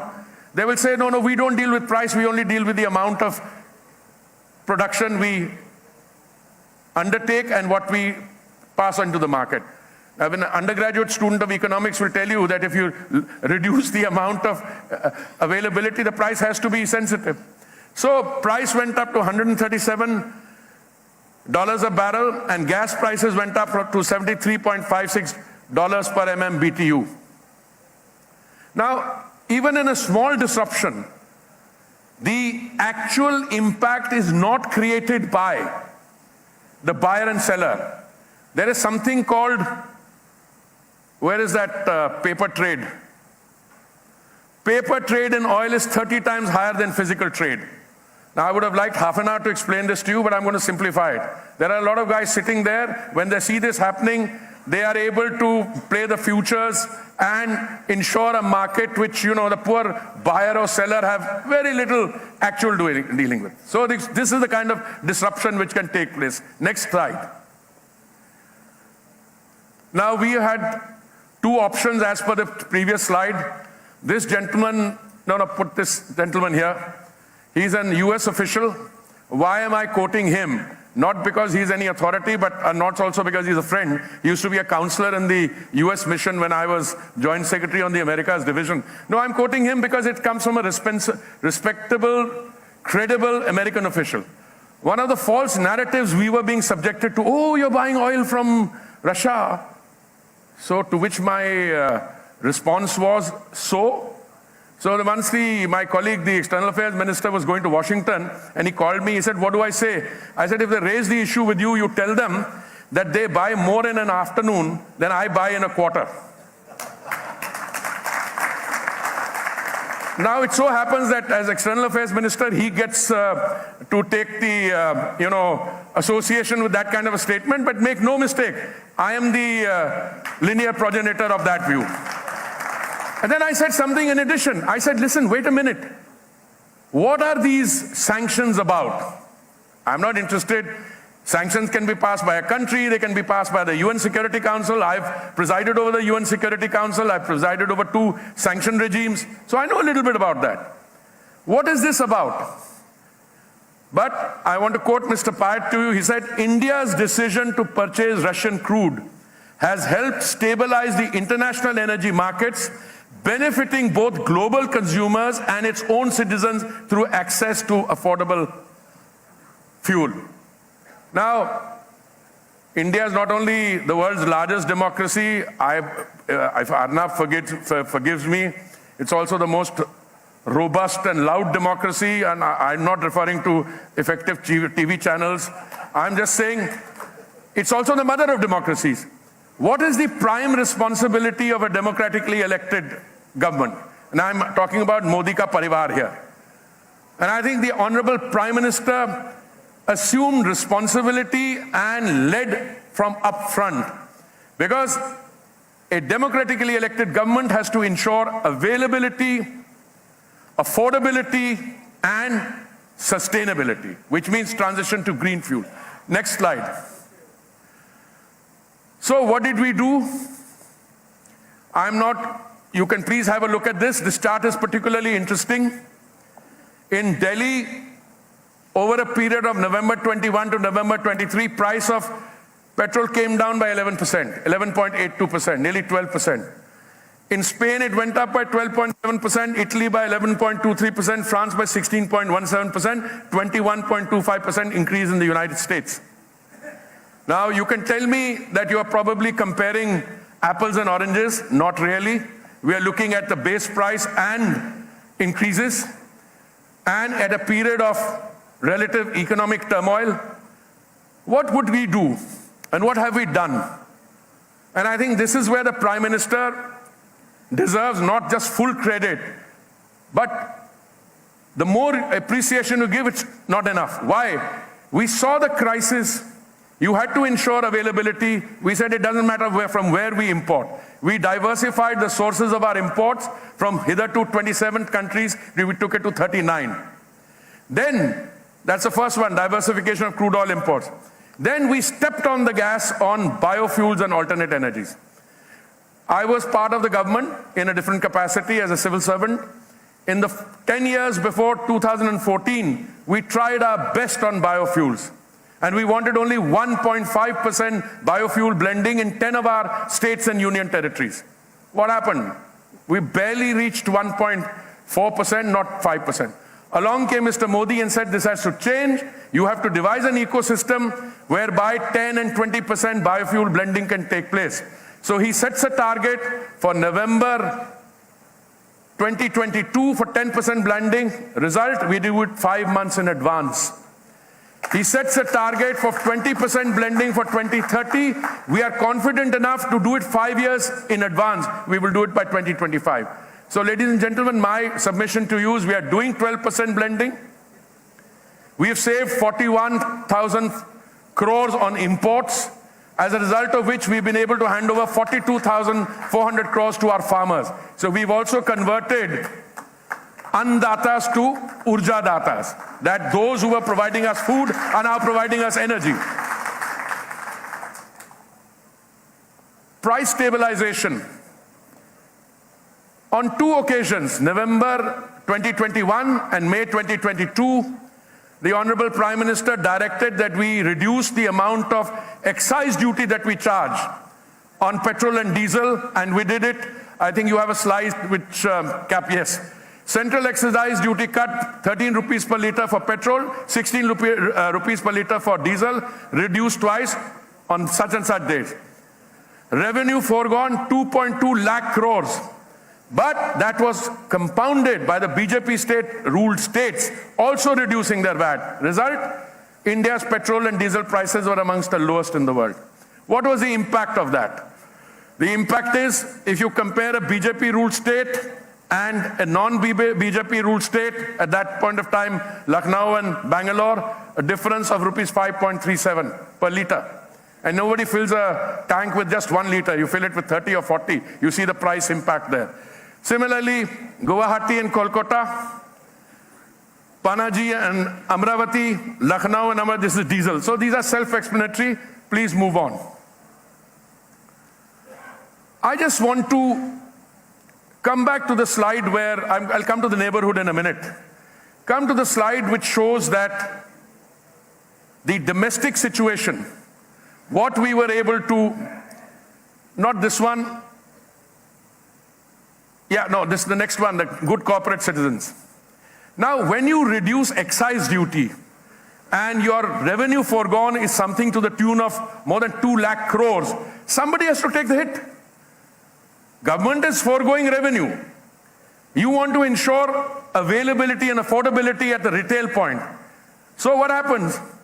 Our OMCs, or oil marketing companies, played the role of good corporate citizens. They could have said, we are answerable to our shareholder, we are answerable to our boards, and we will not. No, they came forward and said, we will maintain the price line, which meant that they took under recoveries both in petrol and diesel. Yes, they incurred losses. Yes, they incurred losses. In the case of gas, I think they incurred a loss of 28,000 crores.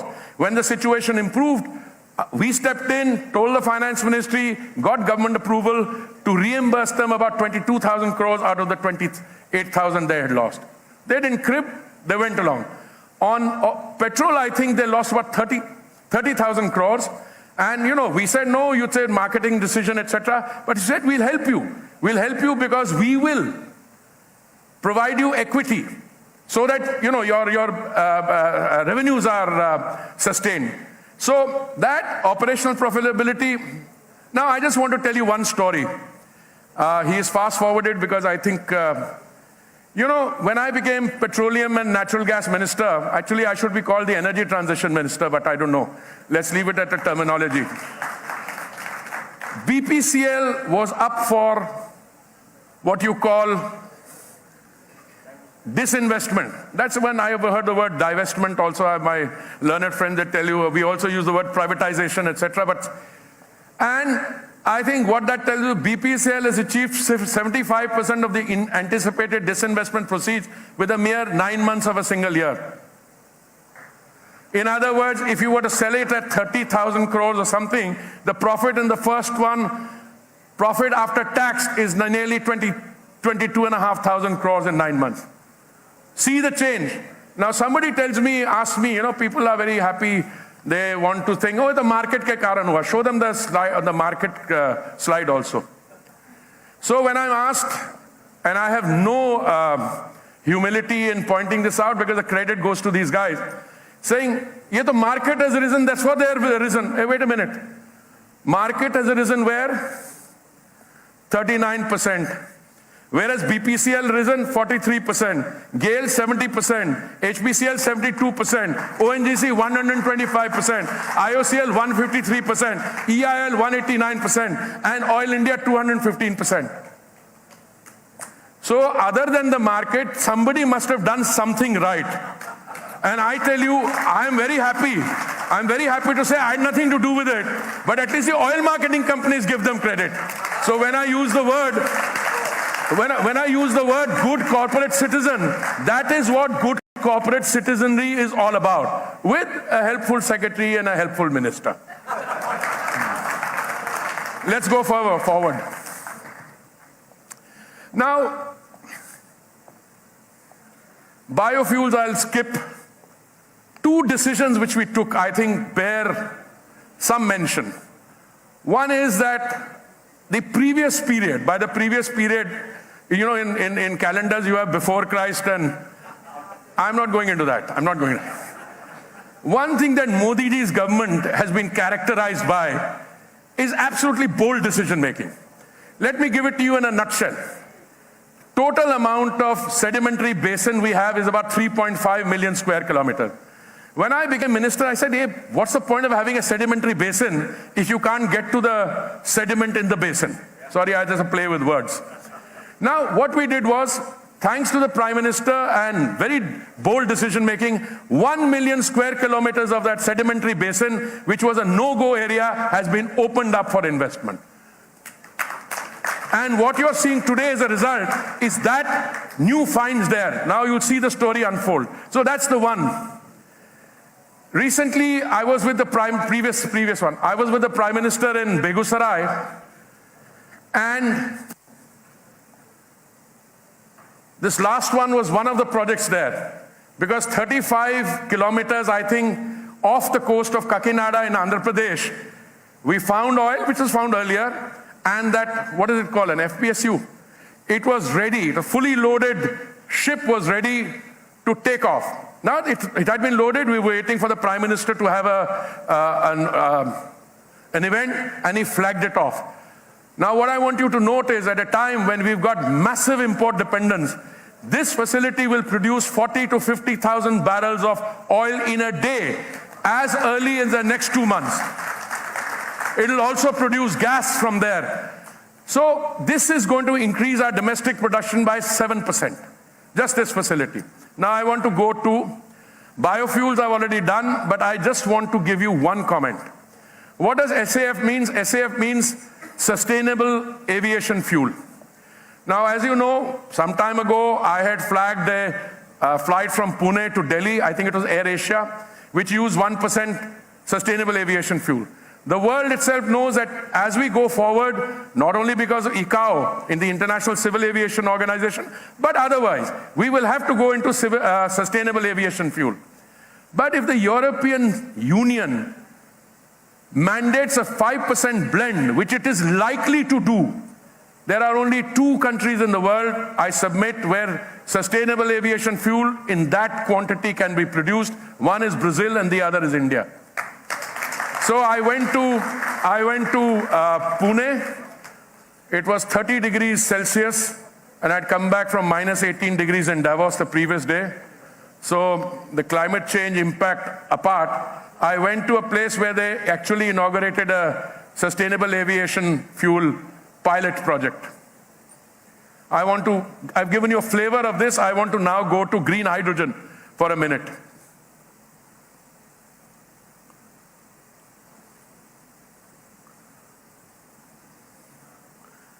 You don't have green hydrogen here? You do. Now, why do I always go on saying that green hydrogen is the fuel of the future? Two reasons. Because green hydrogen typically requires an ability to produce clean, green solar energy at competitive prices, and it requires electrolyzers. We have demonstrated that you can bring down the cost of clean solar energy from 25 cents a unit to 3 cents a unit. Then you need an electrolyzer. I'm going to fast forward this. During the India Energy Week in Bangalore in February, the Honorable Prime Minister visited a stall put up by BPCL where a domestically produced electrolyzer was available, which cost 30% less than any imported ones. This is the kind of innovation which is taking place in our country. Gas, I want to come to a previous slide where we'll talk about gas. Now, one of the, let me simplify this. There are two kinds of gas that we are dealing with here. I know there are many other kinds of gases, but they're outside our purview this afternoon. The two I'm dealing with is the gas, liquefied petroleum gas, which comes in a cylinder, which is made kache tel se, crude oil. And then there is the natural gas. LPG is one thing we have had. It started in the 50s. Today, 60 years later, in 2014, we only had 14 crore cylinders connections in the country. Today, the Prime Minister's policies have led that 14 crores to become 32 crores. We introduced an Ujjwala scheme for our economically weaker sections, and we've already done more than 10 crore connections under Ujjwala. So that is affordable cooking gas, so that our sisters go away from, fossil fuels, from coal, wet wood, etc., kerosene in the kitchen. But you also have natural gas. What used to happen is that their earlier pricing, that slide with the floor, we used to base it on 4 hubs. And there used to be a 1-year time lag between the determination and the price. So we stopped that immediately, put in a 15-day period, removed the hubs, tied it to the Indian crude basket, introduced a floor and a ceiling. And today, suddenly, the natural gas prices are down. This is the kind of innovation that the Modi... See, when we talk of Modi ka parivar, it is ultimately that parivar which is the beneficiary. To some of my King Kong friends developing these highly successful people, gas prices probably will not matter. But believe me, to the common man it did. When he went for the Ayodhya Ram temple consecration, he visited the home of a beneficiary of Ujjwala, Meera Manji. And this was a household which had been a beneficiary of some scheme. They got Ujjwala on then, and also some of the other scheme. That is where it matters the most. Okay, fast forward now. I think I'll need to... Next. I want to come for a minute to some of these. Compressed biogas, we are making very impressive strides. I think I'm going tomorrow for an inauguration of a plant in Gorakhpur. My oil marketing companies, we are very proud of them. 100 plants they're setting up in UP itself. Another 100 are already set up, but we have to scale this up. Because compressed biogas is something that we have available in plenty. It's only a question of operationalizing those plants. Electric vehicles, I don't need to tell you, it's a story open in every press. Every manufacturer is bringing in newer models of electric vehicles. The debate is whether it's electric vehicles with fossil fuels or electric vehicles with ethanol. My view is give it a little time, it'll be electric vehicles with ethanol. Fossil fuels, I've already told you, net zero, I'll come in a minute. I want to spend a minute on the Global Biofuels Alliance. Today, if there is any form of clean energy which lends itself to implementation on a large scale, I think it's global biofuels. I have an industry in Pune which has an industry group which has already set up 1,000 biofuels plants in 100 countries.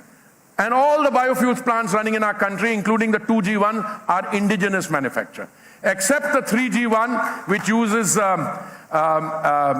waste gases from a refinery in order to be able to, that is an American technology, but all the rest is domestic. So I was telling my friend who's now dealing with climate change, etc., that actually that is the place to go to. Countries in Africa, Latin America, they should emulate the example of countries like Brazil, which have great successes in biofuels. And I think biofuels, the story has just started. When we go into sustainable aviation fuels, we'll go through. But just a word on green hydrogen, because I skipped it. Why will green hydrogen succeed in India? Because you need an environment where there is local demand, local production, and local consumption. And India satisfies that along with countries like China and the United States. Fast forward. Well, I think it's pretty clear that our rate of energy consumption is about 3 times the global average, which is a sign that the economy is firing on all 6 cylinders, which is also a sign that the economy, you know, when energy consumption reduces, you are sure that something is going wrong. That's the case of the world's second largest economy, where there's suddenly plateauing demand or reduction of demand. And finally, how much money do you need? Well, we are taking the mix of gas in our energy mix from 6% to 15%. It will require something like $66 billion in the next 5 years or less, and believe me, it's happening. And we set up an India Energy Week, which we had the 2nd edition in Goa. A standalone campus is being created there. It'll be one of the world's best conference tourism sites. It's a 250-acre plot. This year we only used 18,000 square meters. Next one, which we have after the next one is in Delhi, the one after that in 26 will be I think something like 75,000. It's already a global event and it's going to grow bigger as we go along. Okay? We will become the refining hub of the world. Why? We've already got 252 million metric tons per annum. We are taking it to 310 metric tons per annum soon, and the Prime Minister talks about 450. I've always been advised to slow down. Will you reach so many of refineries? Yes, we will. Because I think all the world's refineries will not be operational. There'll just be 3 or 4 refining hubs in the world, and India will be one of them. Next is thank you very much.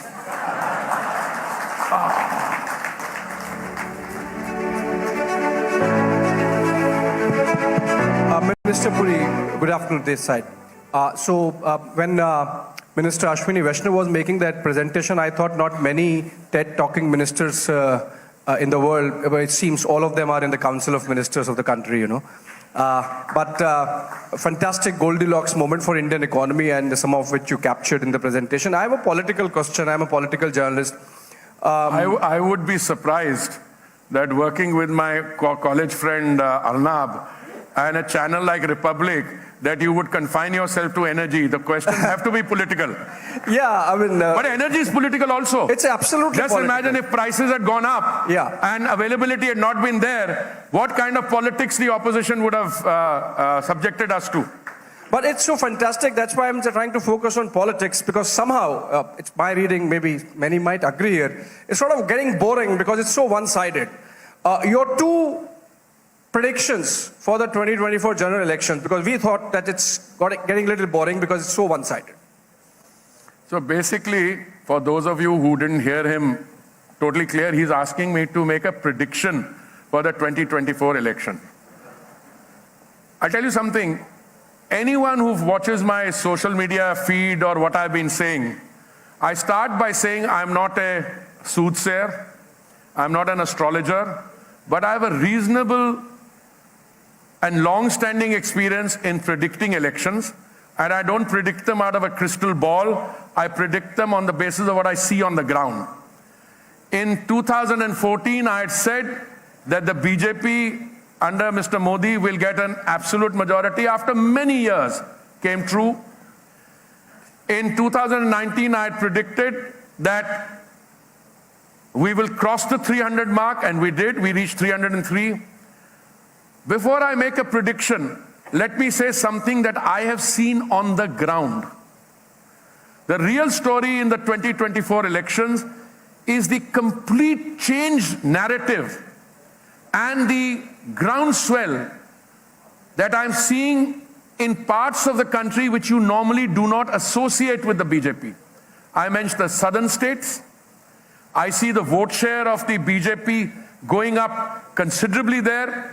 And I see the situation in West Bengal. These are 2 pointers I would suggest to anyone wanting to make a political prediction, because we can come to the predictions later. What is my view? I think in West Bengal, I took a press conference on that yesterday, I think the women voters, after they've been subjected to the kind of atrocities in Sandesh Khali, they will give an answer to the TMC from the ballot box. Point 1. Point 2, in the southern states, I spent a lot of time in places like Palakkad, other places. There's something very different happening there. I saw a report today that a former chief minister's daughter has joined the BJP. This is just a small pointer. But what I see in interaction, I've been going to a lot of events which have under 25-year-old, those who are the first-time voters. And I see a major change in response there. I did a workshop, where was it, in Bangalore. It was a workshop of BJP spokesman in training. They kind of changed the atmosphere. Exact number, I would not, I think we should wait, because an election typically has the processes consolidating about a week or 2 before that. Now we are a few days off from the election, but my prediction on the basis of the trends I'm saying, you're going to have the Honorable Prime Minister lead the country for another 10 years. You are going to have the BJP, which is already the world's largest party, also being the largest conveyor of goods and services to the common, to those who need them most, to the most vulnerable sections of society. And number 3, I think if this trend in the opposition continues, then I think a lot more people will join the BJP. Now you can ask me, is that good or bad? I frankly don't know. But I think people come to and gravitate towards a political party because they see, not only for themselves, but they see through the party, an opportunity for Samaj Seva, Desh Seva. And I think Mr. Modi has been able to drive one message very firmly home, that good governance is good politics. Today we are talking to people on the basis of what they've received and on the basis of what more likely is to come in the years ahead.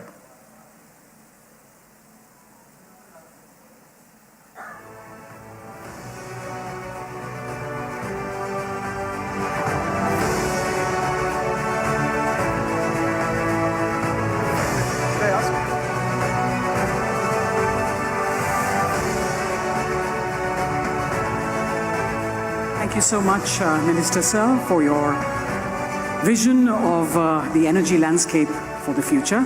Ladies and gentlemen, our change maker, the Honorable Minister.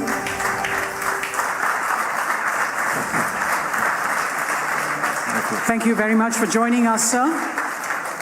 To reinforce the energy in the hall, ladies and gentlemen. Ladies and gentlemen, when it comes to India's space program, one would say that in post-colonial India, it's the most powerful example of India's modernity, statehood, as well as national prestige. And as far as Bharat next decade is concerned, this is the very domain, I would say, that has achieved excellence. They've set a new bar altogether with a moon mission, and also you have the space station. So today, undoubtedly, at the helm of affairs is a man who has an extraordinary story of resilience, hope, and triumph over adversity. Mr. Somnath, thank you very much for joining us and taking out the time. Let me straight away begin by asking you, Bharat next decade. I think so this question suits the most to ISRO because the lineup that you have is extremely exciting for every Indian today. What is it that we are really looking at?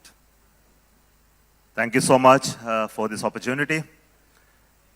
Without talking too much about the initial comments, then I would like to straight to tell you, if you look at the India in the next decade, I see it as a tech-savvy nation.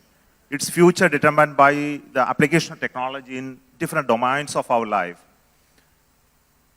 And then making an impact in the society, especially with the technology in the domains of digital engagement, space, agriculture, then the critical technologies that decides our future, which includes the artificial intelligence, the genomics, the material sciences, the electronics revolution, and all of this put together. So if I look at the application of space sector in all of them, I think the space sector has been one torchbearer in showcasing an example to this country that it is possible for India to make its own path, her own path in the domain of space technology, to do it in different manner than that others did. I think all of you know the history of our space air domain has been different from other nations. Where the many other powerful nations started the space program by developing the arsenal in their stock and slowly moving to the launch vehicles, the satellites, and the applications. And we went in a different direction, bringing about applications first and then creating the capability for launching and deploying them later. And similar example has been seen in the missions like Chandrayaan-3. We were able to engineer a mission with very, very low budget, I must say, not really an approach which is very, very innovative, using a launch vehicle capability which is just available there for you to do the mission, and then the mission strategy and planning to reach you up to the moon and land it very, very carefully, where others have difficulties during this time frame. So it showcased the capability within India to do such missions. So what I foresee in the next decade is that we should be able to develop an ecosystem of technology implementation for the life of every Indian citizen in a manner that other country has not yet done. Mr. Somnath, there are few in India that elite club. I would say, and every Indian in this room would say, that today ISRO has smashed the door of that elite club. And if it is possible, it's because of you and your team. So I want to ask you today, take the opportunity of asking, what is it that you would tell those who try to demean Indians, and how has the journey been? The journey, I would say, is fantastic, but we want to hear it from you. What's been the journey for you and your team? See, for people like us in the space domain, the technology domain, I think those narratives were entirely different. I think those cartoons that you are referring to are in another sector of the society, section of the society. We don't understand each other, I must tell you. We people in the space, we have been talking to all the power players in this domain, the Russians, the Americans, the Europeans. And possibly you may know that Sarabhai, when he started the whole space program in 60s, we were nowhere. We were just launching small rockets. But he was able to influence the Russians, the Americans, and the French and bring the rockets during the ages of the Cold War to India and then make a launch from here. The rockets came from the US, the computer came from Russia, the infrastructure for that came from France, and we were able to integrate all of that and then make a launch. So that's the power of that he displayed at that point in time. And we continue to do the same. Even today, they respect us very well. And though those ridiculing that is happening in some other sector of the society, I think let us not worry too much about it. Those who understand the domain respect each other. And there is great amount of respect even during the times of Chandrayaan-3 from NASA, from the Europeans, from the Russians. And they have been calling and telling us, and they have been sending us congratulatory letters for the accomplishment that we have. So we always had a very high level of recognition and respect from all those who have new space technology.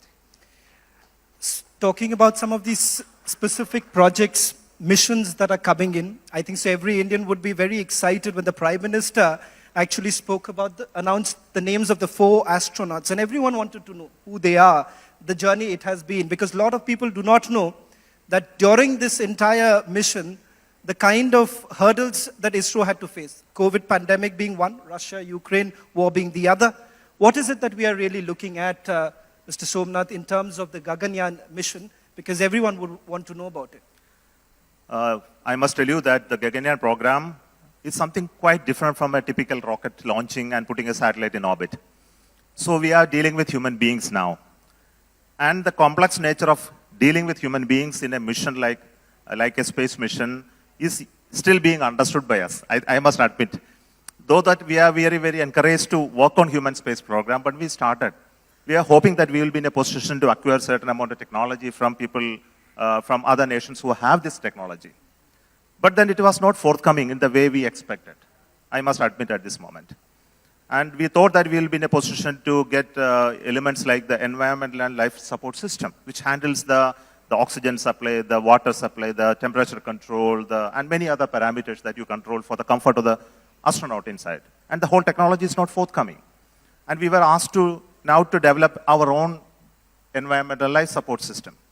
And there are many elements like this. The spacesuit, the crew escape system, the computer system which will find out whether there is an anomaly going to happen in the rocket and then take an action for aborting them. Training, simulators, the medical capability that we have to understand the physical, the physiological and the psychological aspect of an astronaut and select them and manage them. I think all these skill sets we were not having, I must admit. And we thought that we can always go there and get help from many, many people. And of course, they are helping. But many of those help will come at a cost and at a time they decide. I think that doesn't go with us, our schedule. So our original schedule of meeting the goal of having the human space mission is affected definitely by the availability of this knowledge. So we decided that anyway, the time is lost because of the COVID. Of course, COVID created a little bit of disruption in terms of manufacturing, getting many of the materials. We have to buy quite a bit of complex electronics parts and many other materials from the foreign sources, and they were not forthcoming. And some of them we had to do it our own way of doing things. So now we have reset the timeline for the first launch of the crewed mission to 2025 end. And this year we are trying to complete all the development activities of all those systems which I just mentioned. Then conduct unmanned or uncrewed missions, at least 2 of them, or maybe 1 more. Then also demonstrate the abort scenarios, which one of them which we are just down. Then also do hundreds of similar tests in this year and early next year to give the confidence to have the crewed mission by the end of 2025. So I must tell you at this moment that it's a really challenging enterprise. First of all, we have no experience of sending human beings to space till now. And we are talking to those people who are in this domain, like our Rakesh Sharma, who had the fortune to travel in one of the mission. And he is one who gives us a lot of information from his perspective of understanding. But there is different layers of understanding. I must tell you that an astronaut layer of understanding, a technocrat's level of understanding, a certification or authorizing the whole system for launch, and that level of understanding, it's all differ. So we are collecting the best brains in this country, including Air Force and various institutions, to come together and help us to build this capability. And there are many countries helping us. Of course, I must tell you that France is helping us in a big manner, especially with the medical aspect of human spaceflight. The doctors who are dealing with astronauts in France came to India. They helped us in training and in creating the basis guidelines. And we are having now engagement with NASA. And they are going to take one of our astronauts in their flight in ISS, which will definitely give us some exposure to the way they handle astronauts and then prepare them before the launch. And all these are very important. So if everything goes very well, I am very sure by 2025 end, we will be able to make the launch. Of course, and we will not make the launch on 2025 if anything goes wrong in the travel towards that point. Like encountering failures, encountering serious design deficiencies. We will have to reset the timeline, of course, because life is very, very important and we don't want to take the risk of causing any injury to any of our astronauts. So we are looking at a manned mission by 2025, ladies and gentlemen. I think so that's the big news now coming in. And I think so at the hands of Mr. Somnath, I would say, there was a point in time when the International Space Station, to get a part of it, or to be a part of the International Space Station, India was jostling for it. Today, ladies and gentlemen, the Prime Minister has already announced that we are looking forward to our own International Space Station. Nothing can be more bigger than this. So why not a little bit about the space station that India is looking forward to and the Atmanirbhar concept to it. I think so, nothing more. No other sector has achieved as much as the Prime Minister would say, Atmanirbharta, as much as it's happening in ISRO. See, I must tell you that after the Chandrayaan 3 successful landing, our Honorable Prime Minister took a review of our program and he was very, very happy with the type of accomplishment that we have in terms of mastering the technology required for soft landing on the moon. And his confidence on us has been so high that he said, so let's have a plan for next 25 years on what you really want to do in the space sector. We have been continuing to build our communication satellites, remote sensing satellite, and various applications, delivery. I think this will continue. That's a regular type of work which is required to be done. But there must be a very inspiring, with a and type of program that is more visionary in nature.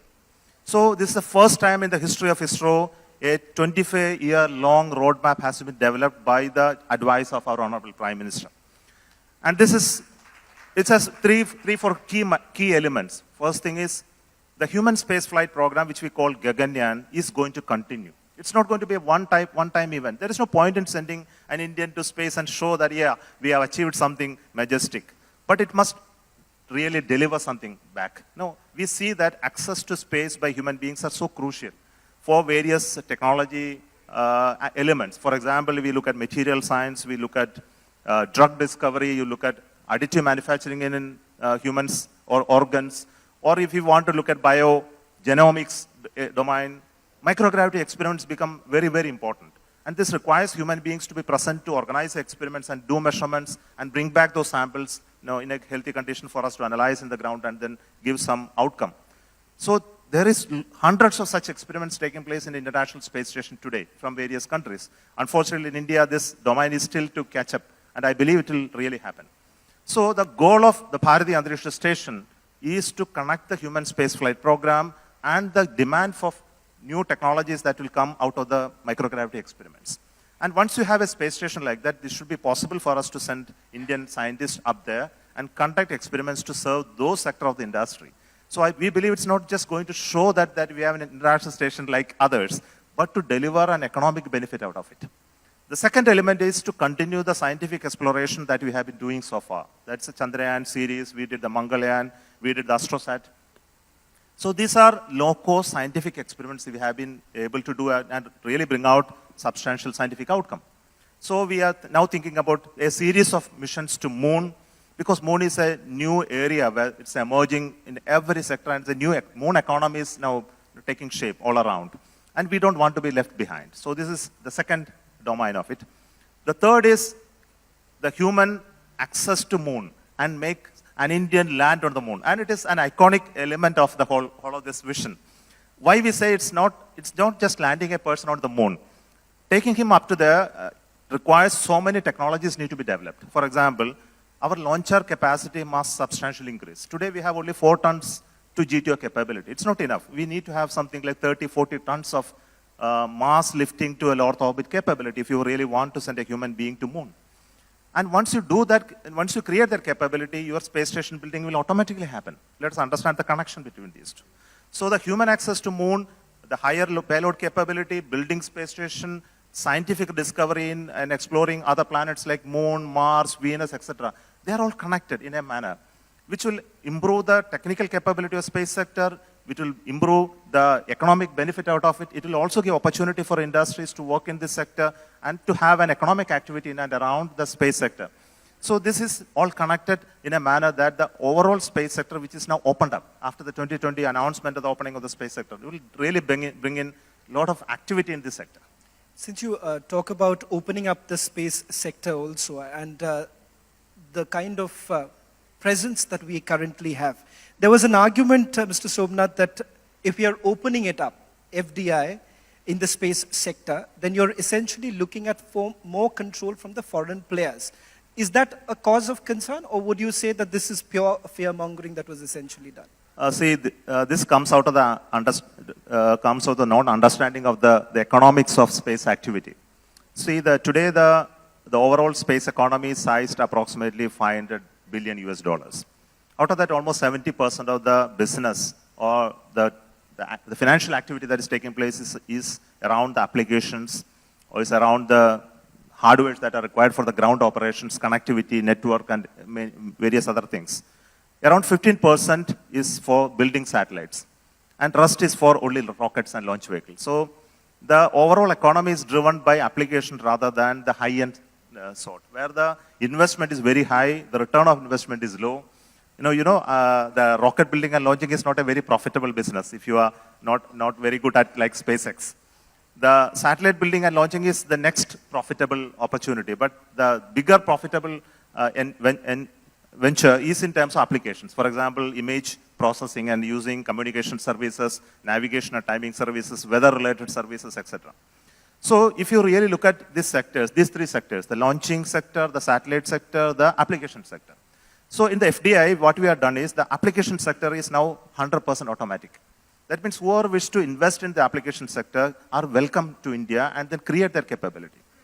So what really means is that in India and in around India, there is so much of markets available to create the possibilities of applications and then generate the activities around it. So when you create an economic activity around the applications, naturally the demand for satellites will increase. And now in the satellite sector, we are not allowing FDI to come automatically up to 100%. So that is regulated. It's only up to 74%. So now the activities on satellites increases, then naturally the demand for launches will increase. And the launcher side, the FDI is limited to only 49%. So the foreign players cannot directly come in and then build rockets here. It's possible only by government route only, where we do the due diligence on who is coming and who are going to be the players. So we have demarcated the sectors very clearly, the launcher sector, the satellite sector, and application sector, and the FDI bounds have been put appropriately so that our interests as a nation are not compromised. I also want to take the opportunity of asking you about Chandrayaan-3, because Chandrayaan-1 threw up the possibility of ice molecules. What is it that the world does not know about the findings of Chandrayaan-3? Mr. Somnath, we do have a habit of getting some breaking news. I'm hoping that you would be able to share with us what the world does not know about the findings of Chandrayaan-3. See, on the Chandrayaan-3, our target was to land on the southern side of the moon, very closer to the pole. And everybody is interested in the south pole of the moon. I think all of you know why it is so. Because that area is not well sunlit, and there is 14 days of day and 15 days of night there. So because of that, the structure of the moon is well preserved there, unlike the equator domain where there is better sunlight, and then the possibility of measuring and finding water, minerals, and many other things are much better off in the southern pole than in the equator. So when we went there and did the measurements using the 5 of our instruments, there were many interesting findings. I think the most surprising things are to be kept as a surprise because it's to be done. It is to be done by the scientists, not by me, because there is a set of moon scientists working on this data, and they have some observations, of course, I must tell you, but they have to corroborate with the other findings. There are experiments which are done on the ground and the measurements coming from there. For example, one of the important finding was that there will be huge amount of dust there. But when we went there, we found there is no dust like what we expected to happen in the equator. And you would have seen the rover moving around, and then the clumps of materials were coming out, not in the form of dust. Then there must be a surprising question, why there is no dust there, and why dust was seen in the Apollo landing. I think you all know that we have seen those videos of other landings. There was enough dust, but there is no dust there. The presence of water, which is much more abundant than the equator, or something else that is happening there. We also found that the atmosphere of the moon at that time, though you know that there is no atmosphere there, but there is an electron and a charged particle atmosphere. It's much different from that we expected. So there are surprising things. But for time being, let me not disclose, because it has to come in a peer-reviewed journal, and normally in scientific domain, it's not just announced like a chairman coming and telling you there is something surprising here. So we go through a process of peer review, and people in that domain should certify that what you are speaking is true. And once that is done, we will definitely announce. I'll do grave injustice if I let you go without telling the audience a few things that we generally never know about you.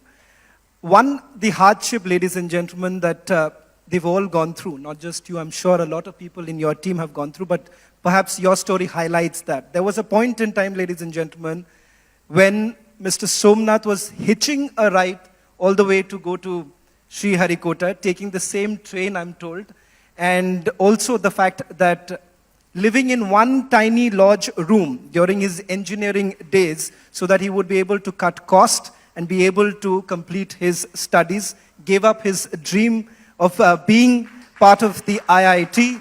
So these are some stories, and he's a great cartoonist and also a singer. I want to ask you this final question. Young minds, and that is what fuels billions of dreams of India, of Bharat. What is it that you would tell the young minds here and to the nation? My finding about meeting young people all around this country, I have been going to schools, especially the schools from villages, wherever I am getting some time to interact. I find very, very active minds. They are not only in those Tier 1 cities or Tier 2 cities, they are everywhere in this country. The only thing that they don't get opportunity to find out what is there in this world. What are the possibilities that each one can dream about? If you can give an element of dream, a possibility of dream in their minds, I think they will work through and then find out their way. The task that we have is today for those people who have had a fortune to expose themselves to the new world emerging in front of them, is to share that with those people who are not having an access to that. Of course, the communication revolution has made the change that now many people are able to see that much better than those in our times. But still, I find the dreaming possibilities are limited by the exposure that young people are not having in those villages and those localities where that type of access is very limited. I want to tell you that when I was a student, I have not seen anybody, a higher official in my life, in the whole of the school life, other than a school teacher. I have not seen an engineer in my life when I was a student. I saw an engineer much later when I went to a city.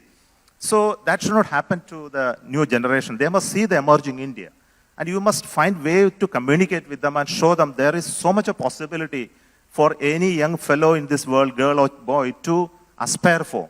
If they are good at it, if you are good at studies, good at entrepreneurship, there must be a possibility for him to grow in life. I think this is something that we must show. And I'm very happy the Chandrayaan 3 has shown this example to the Indians. I think if I go to a village, I think they know about it, quite a bit of them. And they are inspired by our work. And they think that it is possible for Indians to do that. And I tell them, hey, look at this Chandrayaan 3. It's done by Indians. It's not a borrowed technology. We have done it all by ourselves in India. And this gives them a great confidence. And I have a photo of a small girl which I met just last week in a school. She was clinging to me and she is telling me, I want to be the first woman who will go to moon when you will land on the moon on 2040. And somehow you make it possible for me. She's telling me that. And this is a great thing to happen. And if you can inspire people, I think their life will change. And my life changed because I got inspired by people like that. So let us give it back to them. Thank you very much, ladies and gentlemen. Every time that I speak to Mr. Somnath, he always says, the credit does not go to me individually. It goes to the entire team ISRO. So through you, sir, on behalf of everyone and on behalf of Republic Media Network, I would say salute to every scientist of ISRO for doing what you have done and for making Bharat extremely proud. Thank you so much. Thank you for this opportunity. And I think the ISRO is now being looked upon as a torchbearer of the technology prowess that India is having. I think the work that is well laid out for the next 25 years is really challenging for us. And I wish all the very best for the team ISRO. And your blessings are very much needed for the task that is laid in front of us. And we are not going to rest until we achieve some bigger milestone that we achieved till now. Thank you very much, sir. Thank you. It's a real honor to be on the same stage with Mr. K.V. Kamath. Not only he is one of the major architects of India's financial system, but he is someone who has actually seen the entire economy of India boom over the last couple of decades. Welcome, sir, to the Republic Summit. So there has been never a better time to discuss the Indian economy. The Q3 GDP figures are stunning. Despite the global, turmoil, how is it that India is doing everything right? What are the factors driving our story? Thank you for having me here today. That's a very interesting question because it has surprised everybody who has observed economic development that you have turmoil in the developed countries, whereas we have bucked the trend. And of course, there's turmoil in other developing countries too. I think this is primarily because of resolute action by A, the government, and B, the regulators who have played a important role in guiding this whole transition through the challenges. First COVID, and then we have had the situation in Europe. And I think we have, and it has taught us something, that we in a way can get disconnected from what is happening in the West and drive our own agenda. Again, to paraphrase what the Honorable Prime Minister says, Atmanirbharta. I think Atmanirbharta is a core component of why we have done as well as we have done to the crisis. I'll give a data point. I think COVID was a crisis everywhere, but we came out of COVID with probably 25% better productivity at our manufacturing level than we ever had. So I think Indian industry, Indian entrepreneurs, the Indian spirit learned to manage change. And I think we have now, we will not let it go. Right. So the theme of today's summit is Bharat, the next decade. We see the growth map for India charted out pretty well. But what are the factors beyond capex which can actually put force behind this growth? I think there's a combination of several things that is required to drive this whole thing. And primarily there is, I would say, talent. People need to get together to drive progress. And of course, capex follows. And the people equation, as I see, is, let me just fix this. Sorry about that. No, not a problem.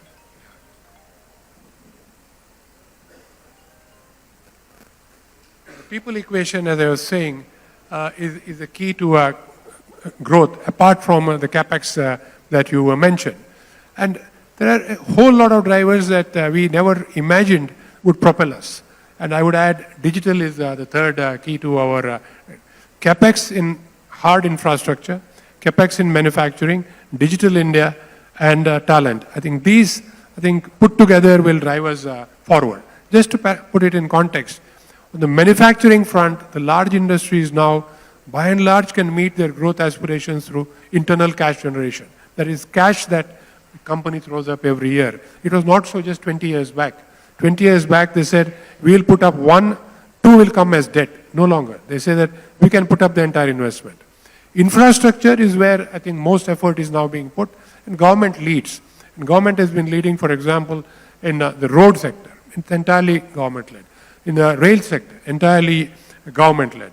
But then as you go along to other sectors, let's say telecom, private sector is leading. Ports, airports, private sector is leading. Power, again, government and private sector is leading. Green energy, again, I would say joint efforts by government and this. So there is very interesting play that is happening in terms of sectors that need government support or getting government support and government push. Other sectors are encouraged to be driven by private sector. And then comes digital, which we have actually not counted so far. My assessment is that at this point in time, probably digital is contributing 8 to 10% of our GDP. In a full, I would say, developed stage, in that stage, given what heard the honorable ministers say, I think probably is 5 years away. A full digital force in India, that should contribute between 20 to 30% to the GDP, not of the GDP, to the GDP. Now you're looking at the last numbers, 8.4% was the number, and a lot of people are surprised, and most analysts had the number much lower. I was not surprised, I was expecting that number. And my own assessment is that the base is now going to be reset. So 8.5% is now going to be the base level of growth. And to that I would add that 20-25% that will come from digital India. It's all its avatars as it well, everything, not just digital finance, but the entire digital spectrum. And if you add that 20-25% to 8.5%, you are well into double digits. Now you are well into double digits, the Viksit Bharat dream comes true, because you are compounding every 7 years then in terms of your GDP. So 4 becomes 8, 8 becomes 16 in 2 turns, just 2 turns. And you are then into a different orbit, as it were. So I'm extremely bullish that what we have seen so far is not a flash in the pan.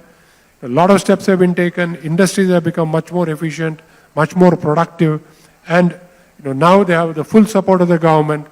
Interest rates have been kept, I would say, at a very nominal level or attractive level, and you have got a growth runway. Because there is so much to be built in India that the 25-year runway, which was first, again, in a way, identified and articulated by the Honorable Prime Minister appears absolutely something that is doable. You look around and we can see there is enough effort we need to put in for next 25 years. Because a lot of growth stories die down or peter away because there is nothing to invest on. But we will have a very long runway to invest on. So I would think that we are on the absolutely right track and we should progress on this track for the foreseeable future. So while we are very bullish on this entire digital story of India, we have recently been witnessing some negativities emerging out of this because of lack of regulation, the entire fintech industry, which has tremendous potential. But what do you think, to your mind, needs to be done so that stuff like Paytm doesn't recur in this country? I won't talk of any companies, but let me put it in the regulatory context because we have grown through regulation, at least in my career, over 52 years. But at least last 30 years, I've seen it at close quarters. I think the regulator knows the pulse. The regulator has got everything that needs to be regulated out there and is on top of the situation.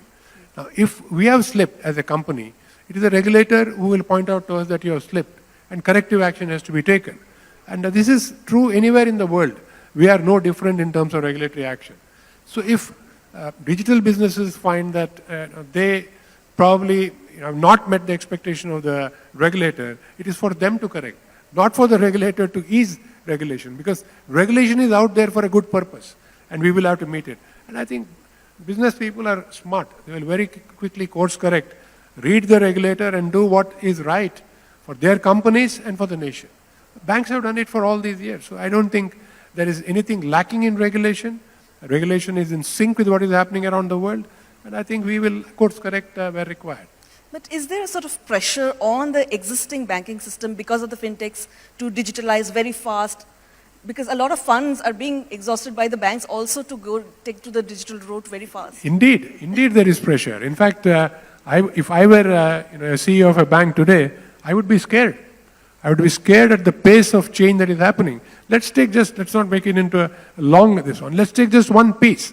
Banks made their money on what we called payment transactions. Because in the payment transaction, you had a float. The float, you didn't pay interest. And that was a large part of what you lent, and that earned you returns. So that float has virtually vanished. Because with the UPI and the payment systems that we have today, it is straight through. So the bank doesn't have a float. So there is disruption in one key area of banking. And of course, then you will look out for what are the other key areas. For example, just one more area, lending. Lending to the retail public. Again, what the Honorable Minister put out earlier today, just 2 sessions back, where he said that common street vendor now gets funding, all through a digital platform. So again, the retail side of the business is, I would think today, in the hands of digital players. So if the banks don't correct on these two, one, you don't correct on your payment architecture, and B, you don't correct on your retail lending architecture, you are then left with possibly only the corporate. But the corporate also is going to go to the capital market. So banks could be under threat unless they reinvent themselves. But I'm sure they will. So the biggest story out of India's financial markets, it's recently hit the 4th level globally. But what is this good news for the banks? Because again, people would want to invest more in the markets, so there will be less savings. What is your take on that? No, I think savings can be in several ways. Savings could be through a bank account. So the bank deposits, savings could be through a mutual fund account. And savings could be through long-term savings, through your pension and or your insurance that you put in. So, and all these are holistically required, in a holistic way, required for a country to grow. You can't just have bank deposits because the nature of bank deposits is short-term. Short-term doesn't really lend itself to, funding long-term projects. So you have a basic conflict. So to lend long-term projects, you require long-term funding, and that comes from pension and insurance and the mutual fund route via the equity and so on. And that's now happening. And that's growing at actually at a pace faster than banks. So this is again a shift that is happening which is good for the country because you'll get the type of funds that you require for growth and not just end up having short-term funds which when you lend for long-term creates an imbalance as it were. or in banking parlance we call it an ALM mismatch. So I think things are happening in a very holistic way now, and which again gives me confidence that 8% plus growth, plus is digital, should be achievable. So artificial intelligence is a huge buzzword worldwide, but for the banking system, it's a mix of good and bad, because just as a lot of the banking work and interfaces are going to be automated, I believe there will be also job erosions. How is our Indian banking system adapting to AI? It's an interesting question, because I thought the same thing 25 years back. So we built a lot of back offices because you said the branch is not going to do the work, the back offices will do the work. And within 5 years, the branch didn't do the work. We thought the back office would do the work. The back office didn't do the work. It became straight through. Because when you transacted your, what you transacted hit your account, and then basically the account got squared up. So you did not need a back office to do the work for you. So this is natural progression. And in all this, the banking employment has not stopped, has not come down. It's only increasing. Banking attrition has not stopped. It is now 20-25%. So you need more people as you go along. And when we imagine in India today, which is a 4 trillion economy, and just imagine it at 8 trillion, your banking needs are not going to double. They're going to probably triple. And then you take one more turn from 8 to 16, you can imagine the sort of change that's required. And the change is not linear. This is just doubling of GDP, but the actual requirement of effort in terms of banking, in terms of technology, people, is probably going to be 3x at each turn. So I think there's going to be a huge driver here. So the next decade, I mean, how are Indians going to bank? Because, is it entirely going to be a digital experience? How are we going to become financially inclusive through the digital play? I think it's going to be almost entirely digital. I can't see anybody going into a branch to withdraw money anymore. It will be a digital experience. I would dare say that you will not even go to an ATM to withdraw money. We talk of 5 to 7 years from now. Your wallet is your phone is your instrument for transaction.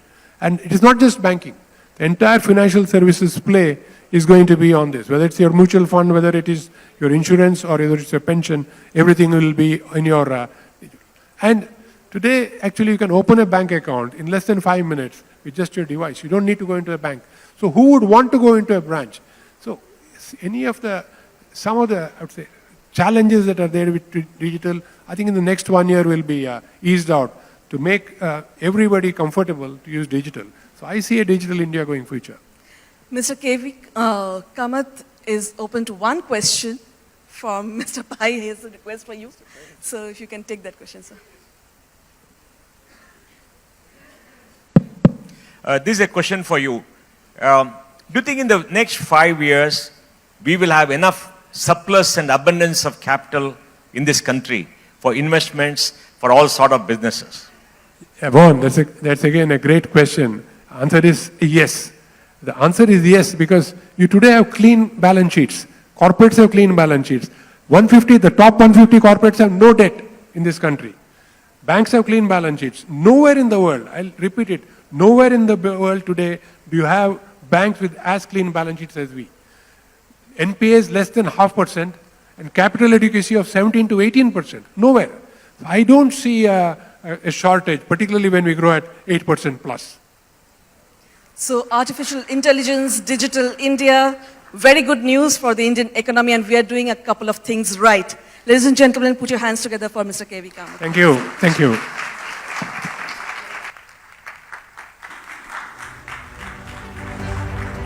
Teenage years, having risen from the grassroots, he continues to serve the Lok Seva Bhavan in Guwahati today. He's the architect of NDA's deep penetration in the Northeast as head of NEDA, which in many ways is seen as a game changer. He has injected nationalism in Assam politics, which before him focused on regional Ahom pride. Shri Himanta Biswa Sarma has ensured that people have struck a balance between the two. He's been bold about his decision-making and vocal about his reforms. He's ruffled the feathers of his opponents, and he has strengthened the bridge of trust between the state and the people. Ladies and gentlemen, the straight shooter of the next decade, Shri Himanta Biswa Sarma.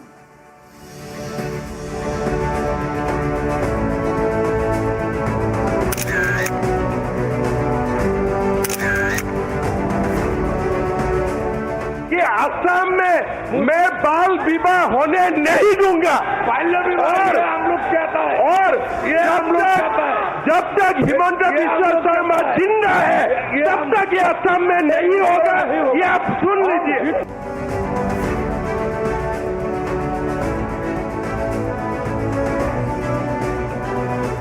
One segment of the entire UCC, that is polygamy. So in Assam, we want to ban polygamy.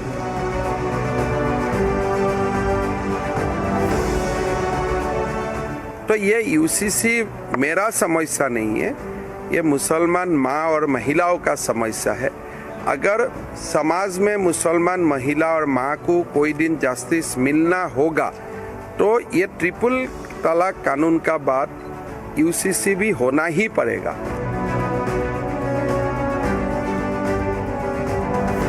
In Assam, there are two sections of people. There are section of people who support CA, and I am one of them. So I personally urge the people who oppose CA to take the matter to the Supreme Court.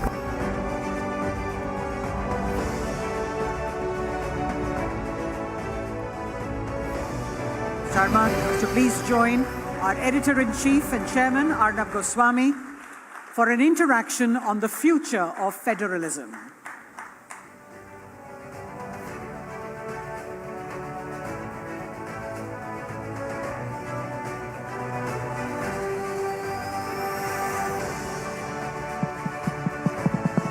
Himanta, I must first congratulate you for being one of the rare politicians who can get a post-lunch audience of this size.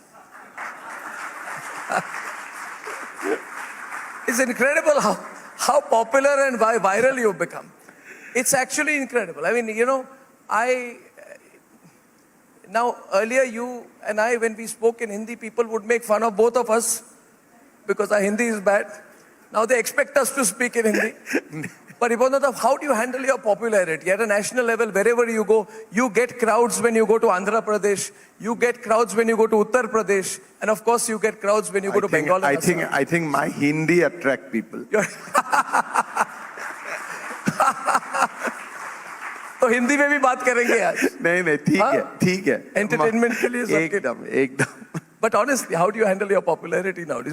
You're very popular, people like you. What is it? I think this is a relative term, but ठीक है, देश अच्छा है, country is going strong, every one of us is going strong. That is more important.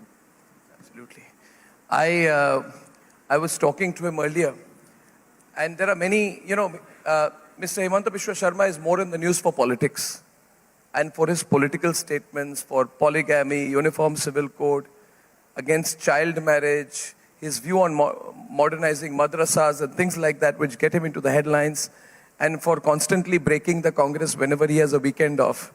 But I want to share with everyone today that with pride, because I am from Assam, that what you have done for the economy, society, business environment, investment, and we were just talking to Devi Shetty ji outside, the health situation in Assam, it is absolutely incredible.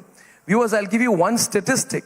The GSDP of Assam for 2024-25, you will know the numbers better, is projected to be 6,43,089 crores, which is a growth of 13% over 2023-24. This makes Assam, in a very competitive federal landscape, one of the fastest growing economies in the country. So I think that's a huge achievement. And I am told that day after tomorrow, just outside Guwahati in Jagi Road, a 30,000 crore semiconductor investment is being made by the Tata Group in Assam. And I just turned the clock back, Himanta. You've seen Assam. 10 years back, if you would mention Assam, people would say conflict, terrorism, lack of resolution, not a good place to invest. So you've changed things dramatically. Congratulations for that. Where do you see things go and how have you got here? I think those who have visited Assam earlier and those who will visit now, they will see a complete change. Assam is one of the fastest growing economy. So far as country is concerned, I think we are in the top 3 or 4. Our GSDP growth is around, we are constantly achieving 16 to 17% every year for last 3-4 years. Economy is going up. Then Assam was known for various law and order issues, right from the days of you can start from the day of India got freedom. We had Naga movement, we had got Mizo movement, floods, emergency, language movement. But last 3 years, Assam has not witnessed even a single band agitation. Absolutely peaceful situation. Recently, I have written a letter to 600 businessmen, those who have left Assam during the peak alpha period. I wrote a letter personally to them to come back to their original home. And I wrote it, I signed it to 600 persons who left Assam at that point of time, in those traumatic period of time. So things have changed, economy is doing good, political, social situation is good. And Assam is, I can say proudly that as of now, you can consider that this is one of the best states when it comes to social harmony, law and order, political stability, economic stability. On 13th, Prime Minister is going to lay the foundation stone for the semiconductor industry, where investment will come from the Tata Group. So Assam will be the second state after Gujarat to have semiconductor industry in my state, back in my state. So those are huge things from our point of view, and I think we'll be stronger every day. How do you do this? Are you a likable person? Do people like you? Do you negotiate well? You seem to get your way with everything. Eventually, for example, you recently materialized a tripartite memorandum of settlement between the center, the state of Assam, and the ULFA. Now, many people felt this would not be possible. In fact, I had many members of ULFA who came to my studio. They had said, we will not surrender. We never will surrender. We will die, but we will not surrender. But while all other chief ministers failed, you managed to strike the deal. So, can you tell us about what is the art of negotiation when that happens? And why did this not happen earlier? First of all, Assam has seen a different kind of treatment from New Delhi, post 2014. Now, people realize that whatever apprehension we had, now it is not there. There was a strong sentiment in Assam that central government exploited its natural resources, and we have been pushed to the margin. Yes. In 1972, there was an agitation in Assam when Mrs. Gandhi tried to set up a refinery in Barauni, utilizing crudes from Assam. But now, day after tomorrow, Prime Minister is going to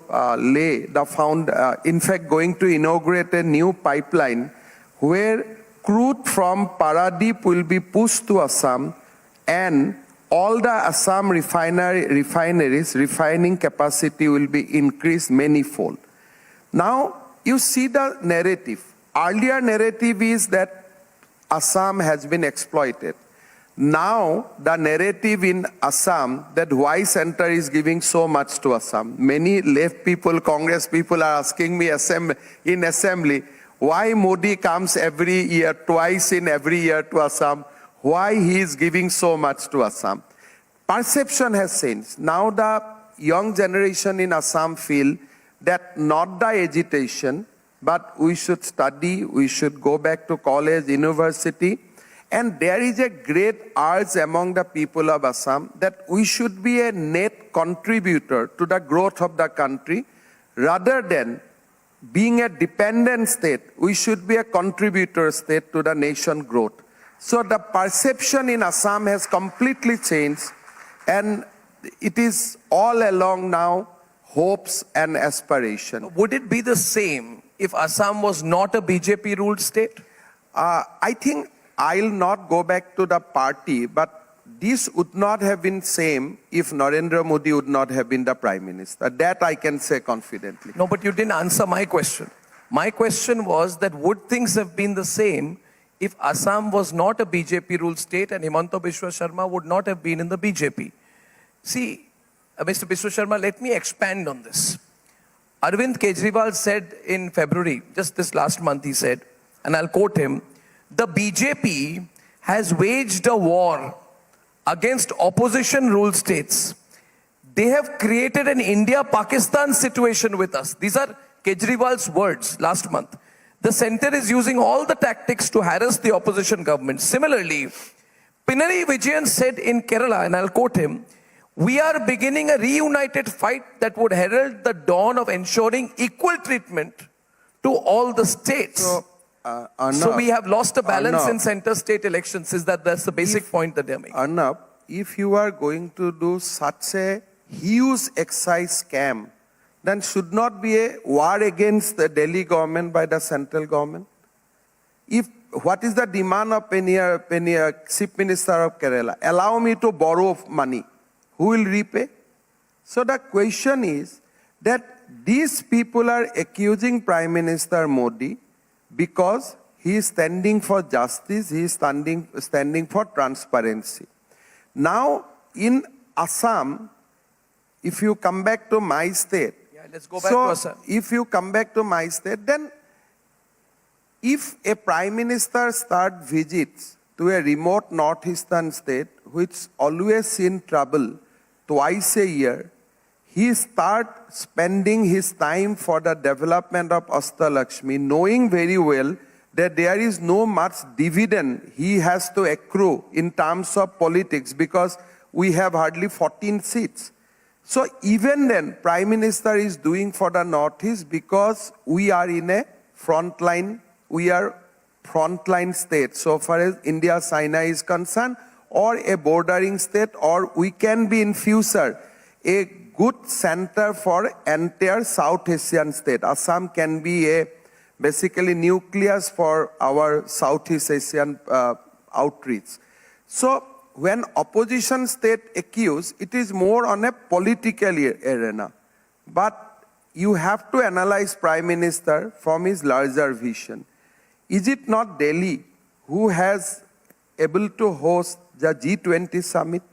Prime Minister could have taken it to Gujarat also, but he has done that in Delhi. Is it not indirectly helping Kejriwal in enhancing the stature of Delhi? So what he has not done, what Prime Minister has not done for the Delhi in last 6, 7, 8 years.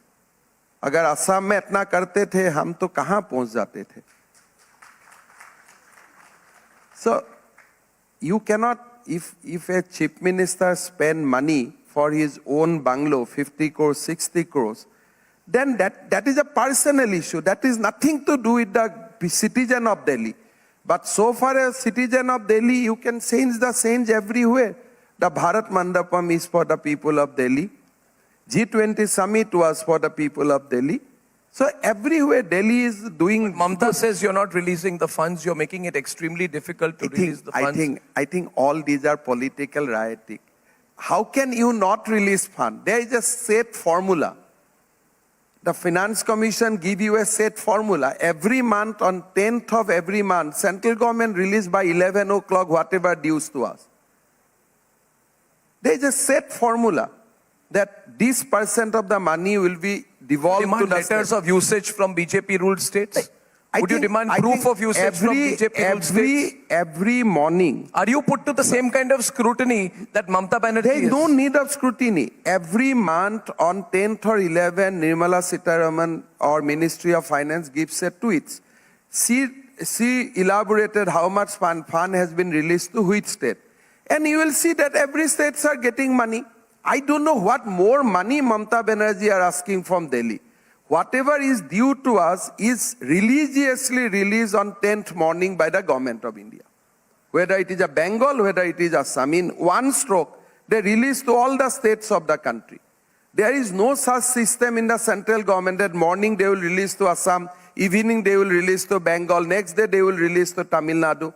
There is no such formula. Whatever we should get, we get it on 10th of every month in the early morning. I don't know what they are keeps on saying. And you call one day the opposition chief minister with us, then we'll show them that whatever you are getting, we are also getting. There is no privileges. When central government deal with the state, it has to be based on certain formula. And people are getting money according to the formula. Himanta, I have had the privilege of knowing you personally for a long time and I have watched your career. Now, you come across and everybody who's listening here, बड़े balanced व्यक्ति हैं, ठीक से plan कर रहे हैं, strategy है, असम की इकोनॉमी बढ़ रही है, मैं भी हिंदी में ट्राई कर रहा हूँ, कुछ ग्रामेटिकल मिस्टेक हो तो बता दीजिए. होना चाहिए मिस्टेक थोड़ा. मैं दिल साफ है, जबान साफ नहीं हो मगर दिल साफ है.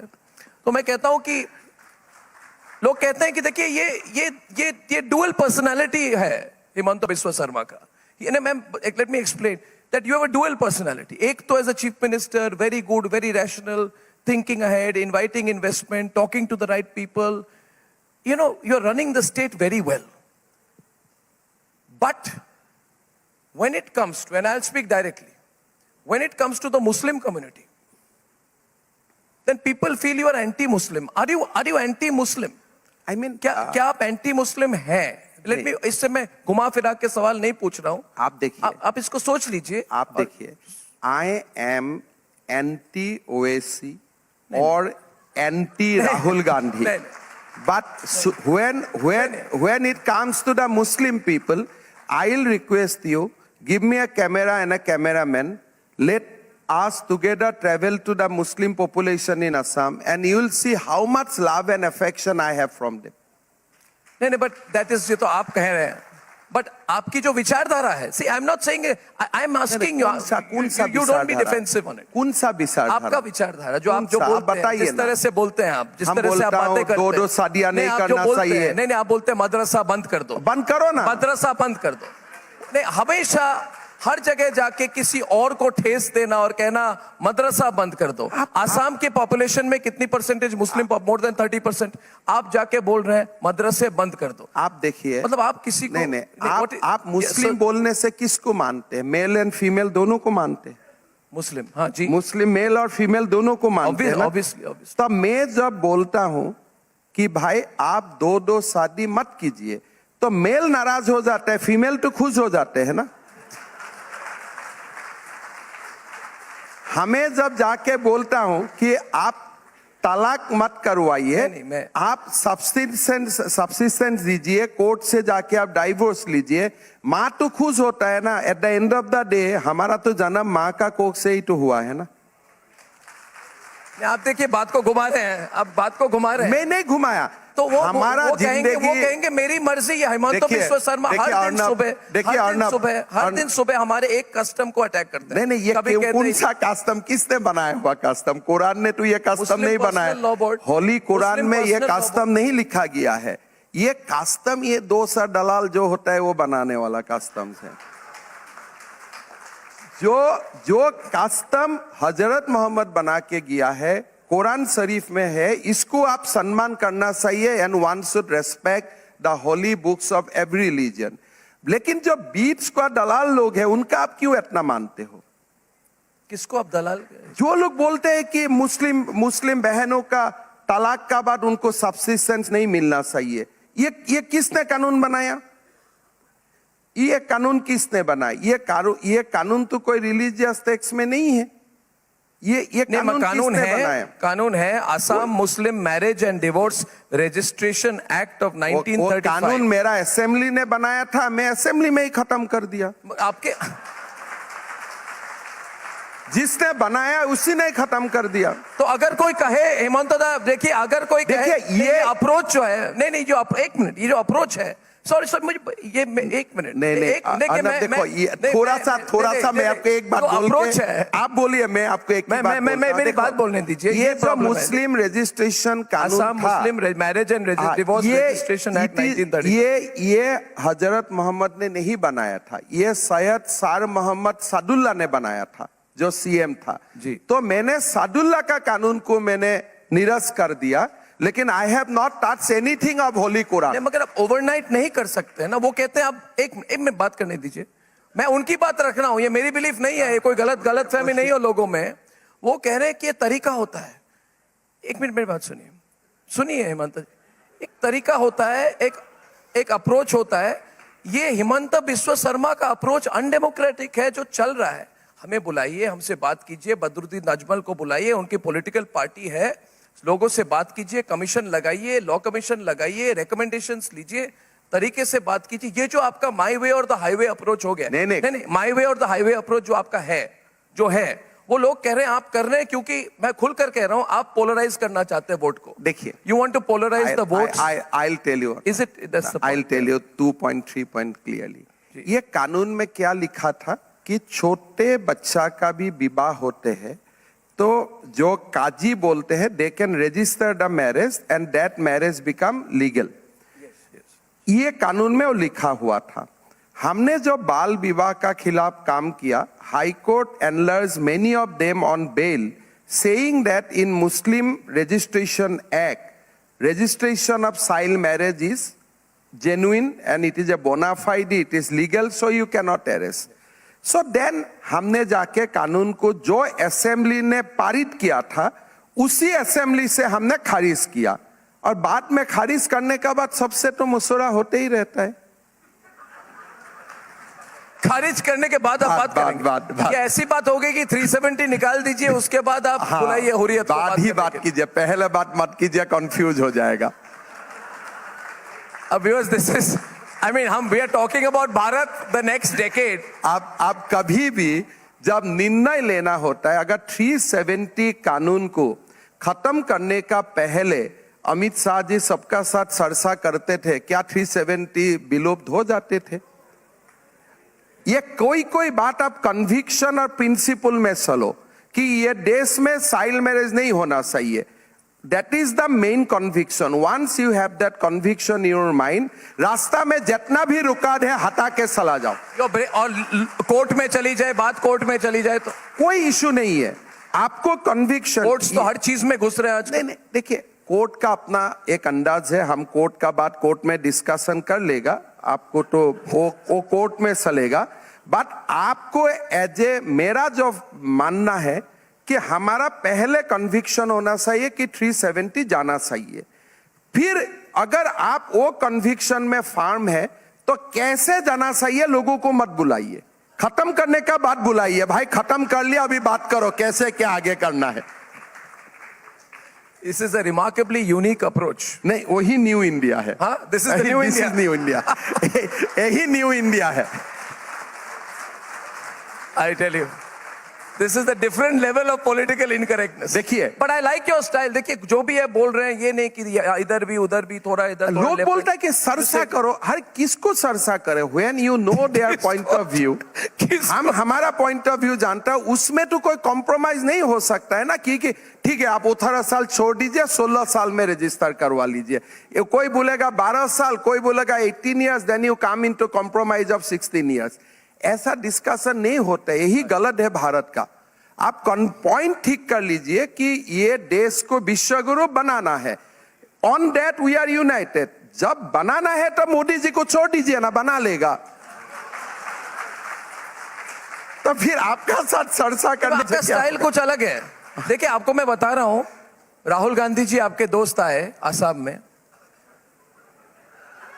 और आसाम आपने कुछ, आपके झगड़ा हो गया, आपने उनको रोक दिया, आपने उनको जाने नहीं दिया, ये वो, उन्होंने आपको कई कॉम्प्लीमेंट्स दिए। उसके 2 दिन के अंदर आपने पूरे कांग्रेस पार्टी को बीच से तोड़ दिया असम में, और आपने कहा ये मेरा return gift. You said what is it?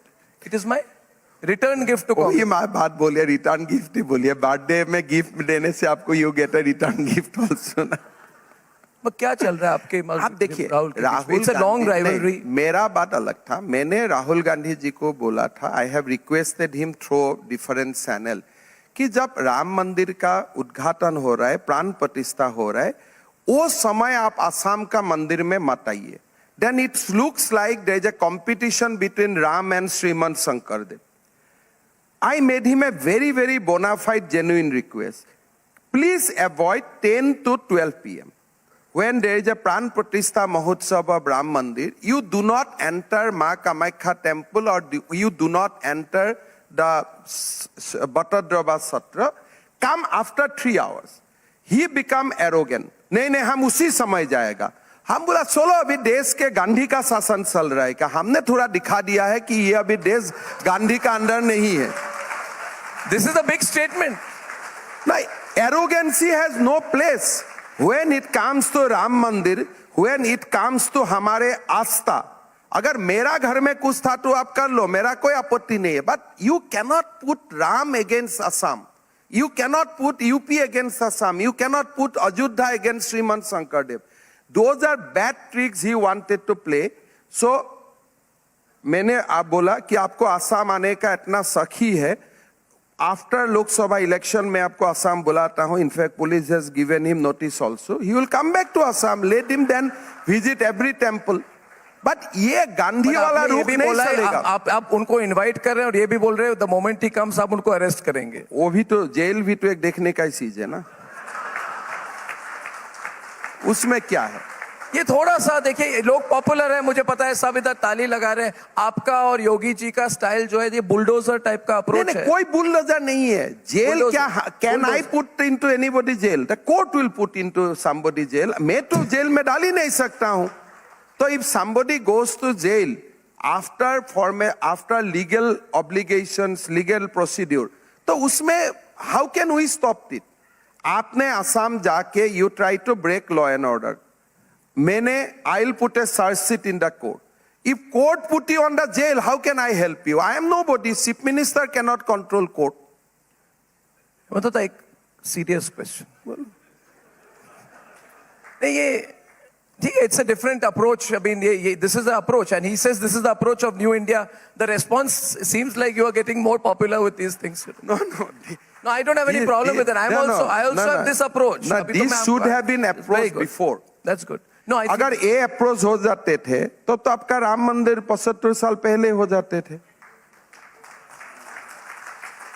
मतलब people has to be decisive, नहीं तो काम नहीं होगा। You have to be decisive when it is a conviction.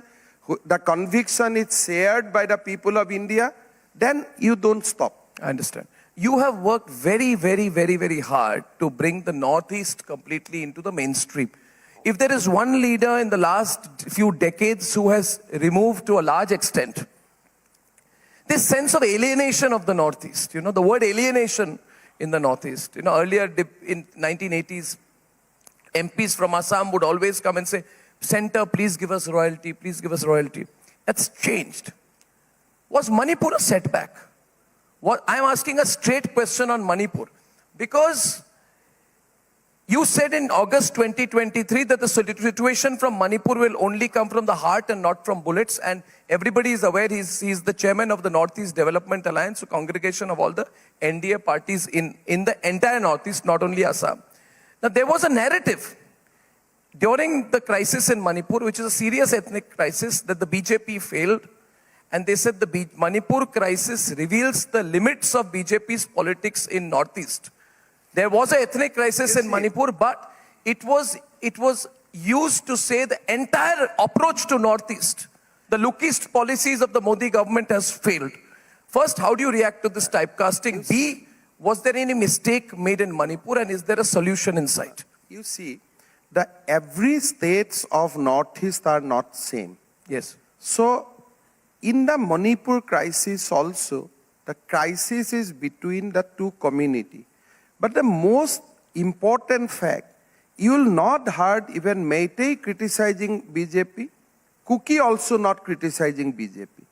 Because they have reconciled to the fact that it is our issue. And when they met us, they said that we are not in a happy mood, but kya kiya jai? This is our issue. What are you maintaining back? I'll tell you. Suppose now government of India is saying that we are going to fence Indo-Myanmar border. Right. Now, on this, Meiteis are welcoming, but Naga, Mizo, and Kuki are opposing. So, because they have their people in the Myanmar and they want a free movement. There are a lot of contradiction in the Northeast. And these contradictions are not creation of BJP. These contradictions are there from the beginning. So, you are trying to resolve one contradiction after one contradiction. We have resolved Assam. We have resolved Arunachal Pradesh. We have resolved Meghalaya. We have the Mizoram. It was peaceful. It remained peaceful. But the contradiction or the problem in Nagaland, in Manipur, it is there. Nobody is denying. But the problem is, you can see the love and affection for the Modi. That when national media is playing out the Manipur story, have you ever seen any credible Meitei people criticizing Prime Minister Modi? Have you seen any credible Kuki people criticizing Prime Minister Modi? So the people in Manipur realize that this is not a problem against central government. This is our own internal problem, and I feel that this problem will also be resolved. But it has nothing to do with the BJP. It is not that BJP has suddenly announced certain ordinance, BJP has suddenly passed a bill, or BJP has started a policy decision. That is why the contradiction has erupted. Contradiction is there since hundreds of years. And these are tribal community. Yes. And tribal community has their own way of putting things into race. They will develop their internal strength to bring solution. Third party hardly has any role. I have both friends in Meitei and Kuki. What they advise me whenever I visit Manipur, Dada, you please stay out. You please stay out. You please stay out because they don't want any intervention from the third party. Okay. They want, the tribal people are of that kind of, tribal people has their own strength, they have their own way of looking at things. And I am sure that what we should do, we should strengthen both Meitei and Kuki so that they can resolve the dispute in between them. From outside you can maintain law and order, but you cannot bring solution because tribal people will not allow it to be resolved by the third party. It's a very different society, difficult society. I agree. But in Manipur, even many people went there and tried their level best. But nobody is issuing a single statement against Prime Minister Modi or Home Minister Amit Shah. That is the most important thing. Because people has no grievances against Delhi. No, I think that I agree with you. One thing, being from Northeast myself, that the analysis of Manipur is oversimplified sometimes. Whenever people I don't see even it understand in TV, the complexities. It is 100 years of struggle between the two community, and people simplify Modi kya kar raha hai, Modi kyun wahan nahi jate hai. It is not the solution. If the solution would have been that simple, it would have been. Then we would have got relative peace much before. So how many seats do you think the Congress will get in this upcoming election? How many seats will the Congress get in 24 in your view?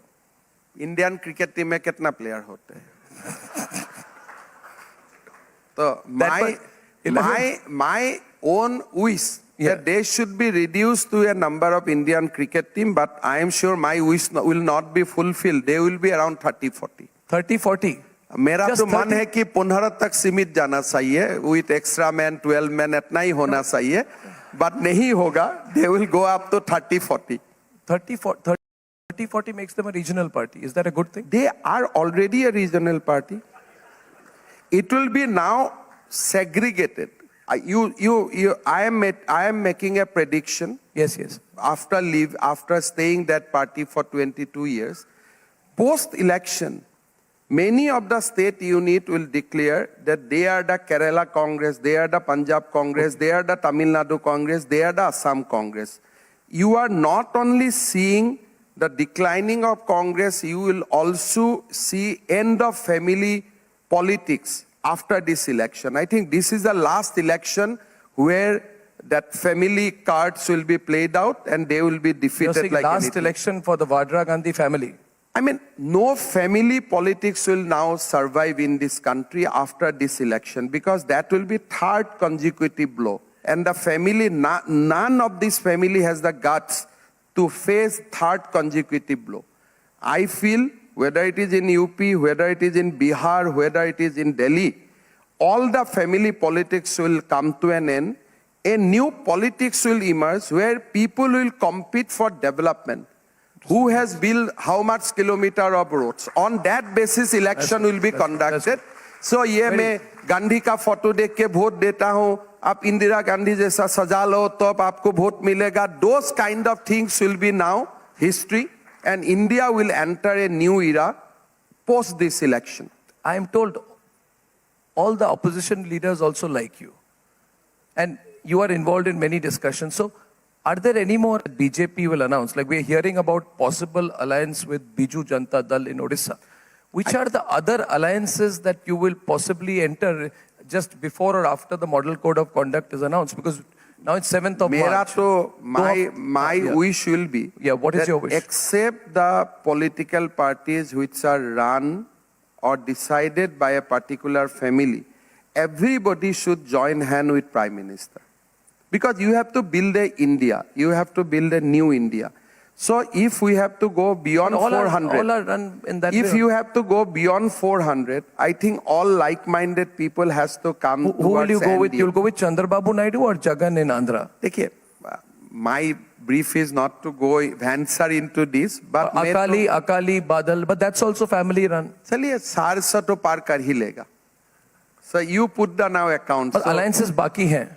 400 पार होने के लिए what are the things? Because the seeds has to come from the state. 400 पार के लिए और alliances की जरूरत है. मेरा इतना ही जो थोड़ा मैं देख के बता सकता हूँ कि the strategy is still what we are seeing. It is still at maybe 75%, 60%. Lot of things are going to happen in days to come, and I believe many people will come to BJP and NDA. That is my belief. I am not part of any discussion, but मैं दिल से चाहता हूं कि सब लोग आके प्रधानमंत्री मोदी जी का साथ जोड़ जाए. That's fantastic.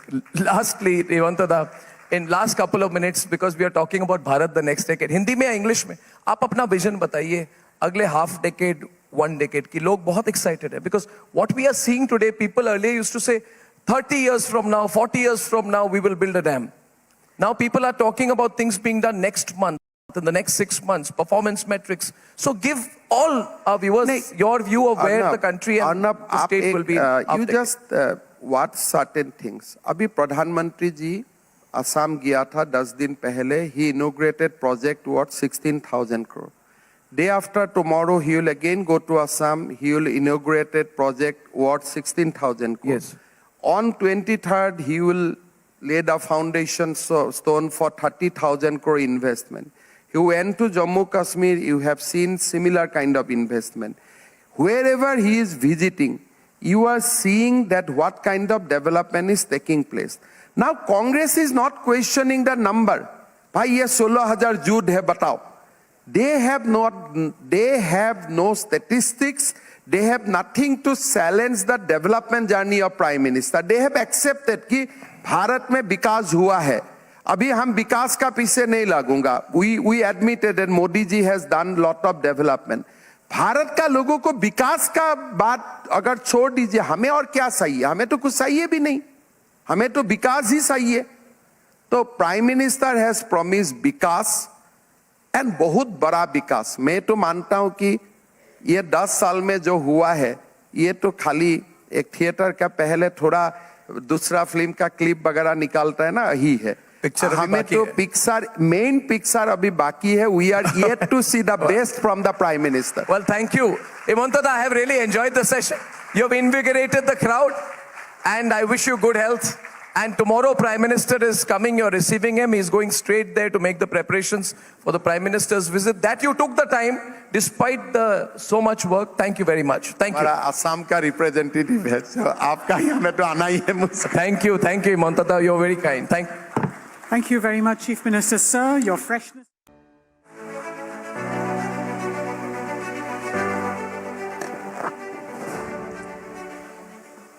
Good afternoon. Good afternoon, ladies and gentlemen. I'm truly delighted to be here at the Republic Summit. If you look at the last decade of India's growth, there's been both a great rise in the hard power of India and the soft power of India. During India's G20 presidency, and G20 is important because it accounts for about 85% of the global GDP. It accounts for almost 80% of the global trade. And it accounts for almost 75% of the global population. During India's G20 presidency,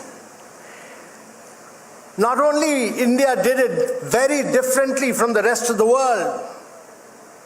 Other countries hold it in one city or two cities at the best. India hosted a G20 in every state and union territory of India and held it in almost 60 cities of India and used that opportunity to transform these cities by improving its drainage, sewage, solid waste. But more important than that, India straddled through the world of G7, all the emerging markets, Russia, China, and bring them all together on all key issues confronting the world.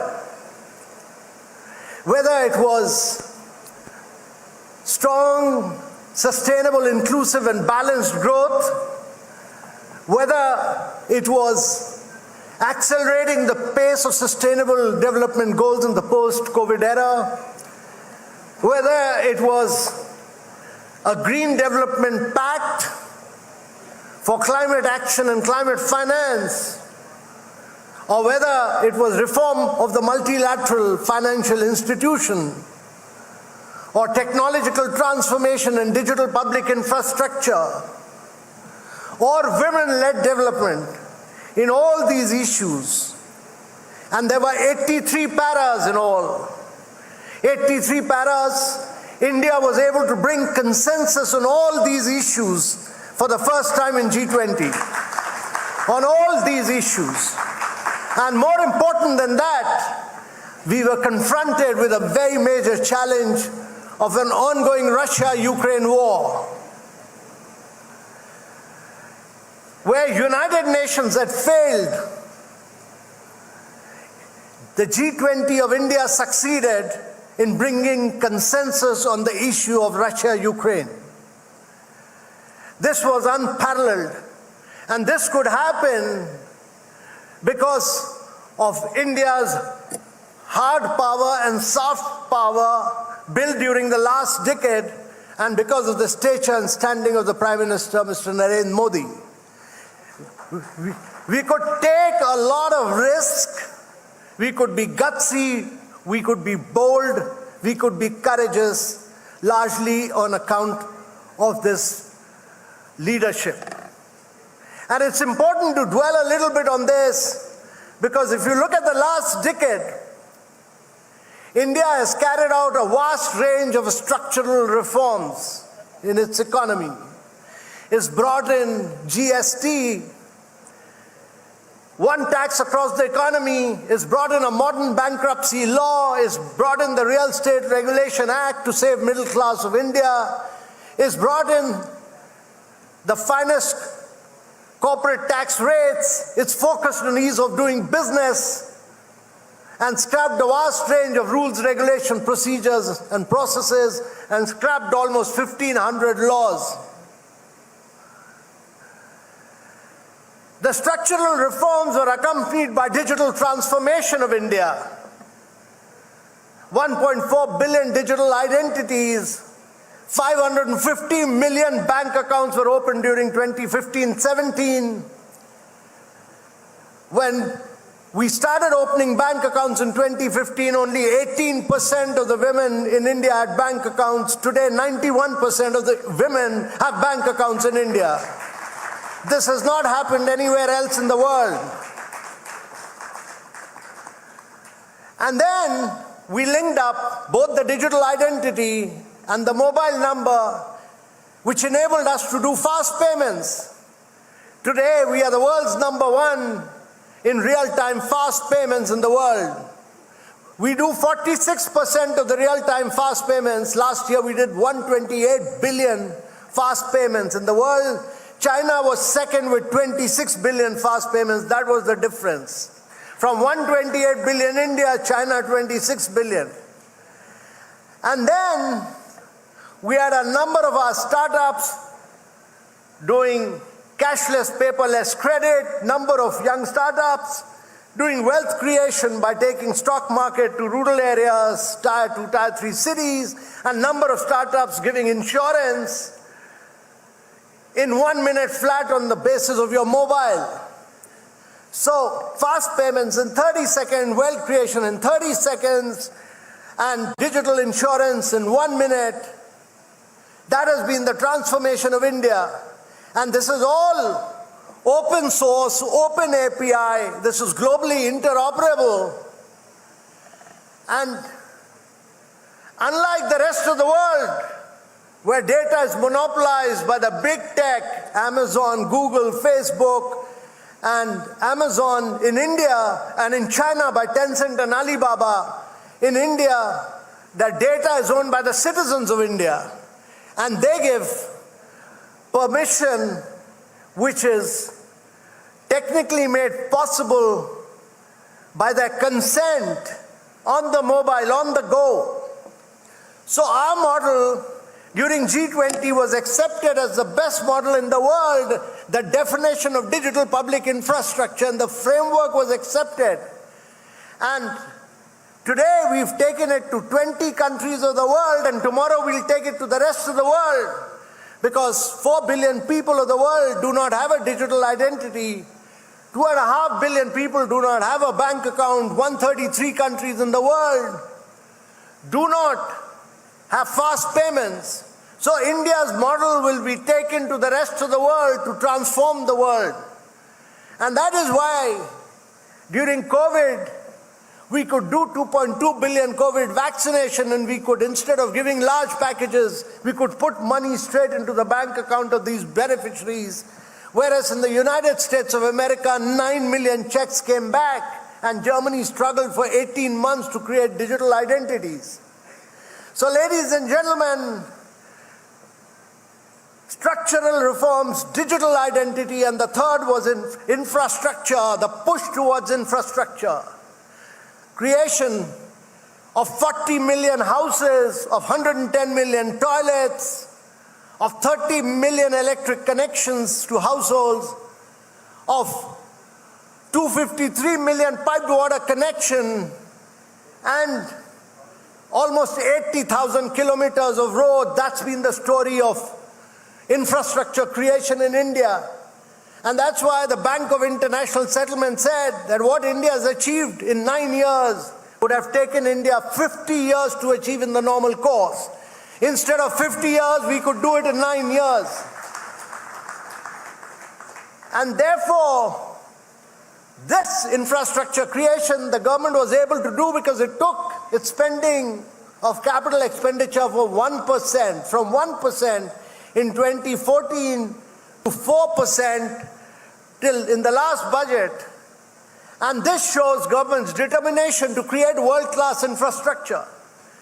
And the fourth key point is what India has done for climate action and to build a sustainable and a clean India.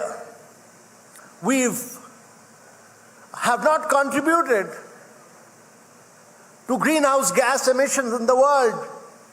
Our CO2 emission is only 1.3%. Our total emission is 1/10 of the United States of America. But as a responsible nation, India took over the responsibility and created 187 gigawatts of renewable energy. We are the only G20 country to achieve its NDC targets 9 years ahead of schedule, and we've done it at record low prices. We brought down the price of renewable from 21 rupees to less than 2 rupees. In addition to this, we were able to provide over 110 million of our women cooking gas connections so that they need not burn firewood. We could provide 30 million households electric connection. And now we are moving towards green hydrogen so that we can green up all the hard-to-abate sectors of steel, cement, refinery, fertilizer. And instead of being a fossil fuel importing country where we import 180 billion worth of fossil fuel, by the time we become 147, we should be an energy exporting country of exporting green hydrogen or in its liquid form ammonia to the rest of the world. So from an importer of energy to an exporter of energy is our plan. Ladies and gentlemen, what we've achieved in terms of structural reforms, in terms of digital identity, in terms of climate action, and all these have been done with speed. And the focus has constantly been on implementation, implementation, and implementation. So this has enabled us to build our hard power and our soft power.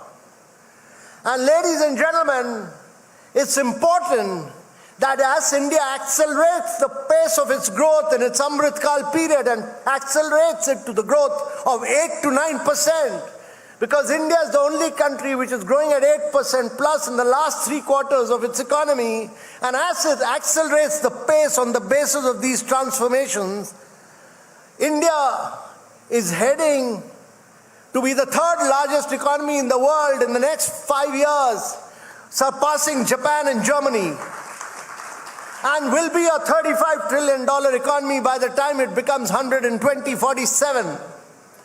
And that would mean that if we would have raised the per capita income of every single individual from $2,500 to close to $18,000 per citizen, and the quality of life of every citizen would have improved.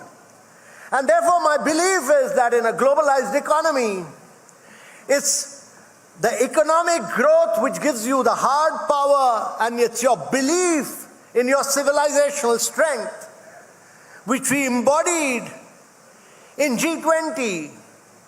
We did not copy the rest of the world, we did not copy the West, but we went back to our civilization, the roots of our civilization, to say that we are Vasudev Kutumbakam, that we are one earth, one family, one future.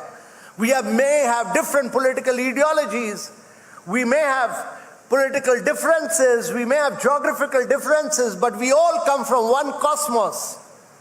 And therefore, on account of this philosophy, this ideology, and this civilizational ethos, we could achieve consensus on all complex issues confronting the world. And ladies and gentlemen, as we aggressively push for growth, as we aggressively push for reforms, as we aggressively push for digitization, as we aggressively push for infrastructure creation, and as we could push for sustainable growth because of climate action and climate finance, India will be in the forefront. And therefore, we will have the responsibility of leading the world. It's important to realize that in the global GDP today, if you look at the global GDP, America's share of the global GDP has remained constant at about 25% in the last 2.5 decades. Europe's share and it's important to understand this, Europe's share has come down from 30% to 15% and will come down even further. In the last 3 decades, due to China's acceleration of pace of growth, its share had grown from 3% to close to 18%. But China's growth has now slowed down and India's growth has accelerated, and therefore India's share will now grow from 3.5% to, in the coming till 2047, it will accelerate to close to 20% of the global GDP. And therefore, in the years to come, India will be providing 30% of the skilled manpower to the rest of the world. By the time we get into our Amrit Kal period, imagine all your electricians, your plumbers, your carpenters, your hospitality managers which were trained in Lausanne, in Switzerland, will be all trained in India, and they will be running all the top hotels of the world. So the Indians will be skilled for the rest of the world.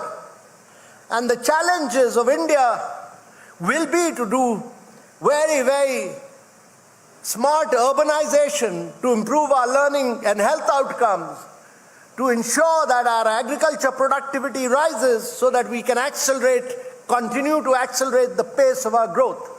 So as many people have commented, this is not merely India's decade, this is India's century. And it is incumbent upon each one of us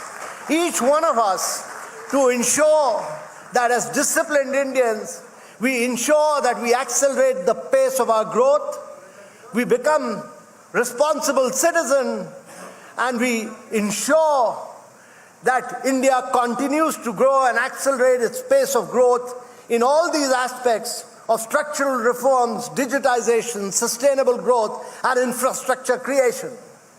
The important challenge is that the center has done its bit. It's now for the states to accelerate reforms in all these areas. Now the responsibility for the next decade will be on many of our states. If our states start growing at rapid rates of 10% plus, India will grow at 11% plus. And therefore, it's not merely that the western part of India or the southern part of India accelerates its pace of growth, but the northern, the eastern, the central part, the southern, the western, all India must grow.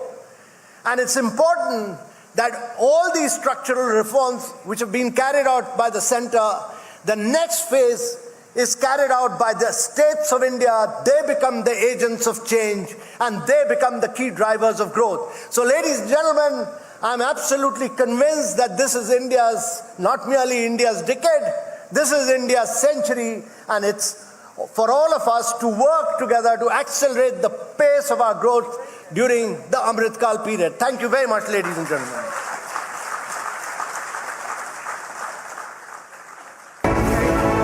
Please come up on stage to have an interaction with Mr. Sanjeev Goenka, who joins us virtually.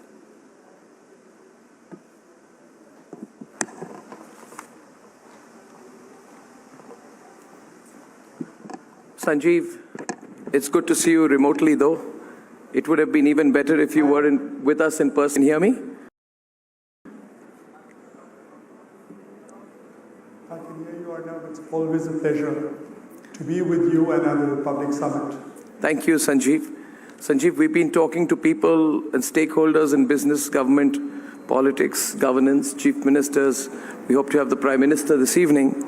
How have things changed for you? I mean, you're one of the biggest business houses, most diversified, probably one of the largest from the eastern part of the country, and spread out in India and globally now. You're also doing a lot of work globally. You have global aspirations as well. So can you just look at your story and how have government policies impacted you, if at all, in the last, say, 10 years? And how do you look to the next 10? Quite honestly, India under Modi is a different India. It's a confident India. It's an aspirational India. And it's an India that wants to not only conquer the world, but rule the world.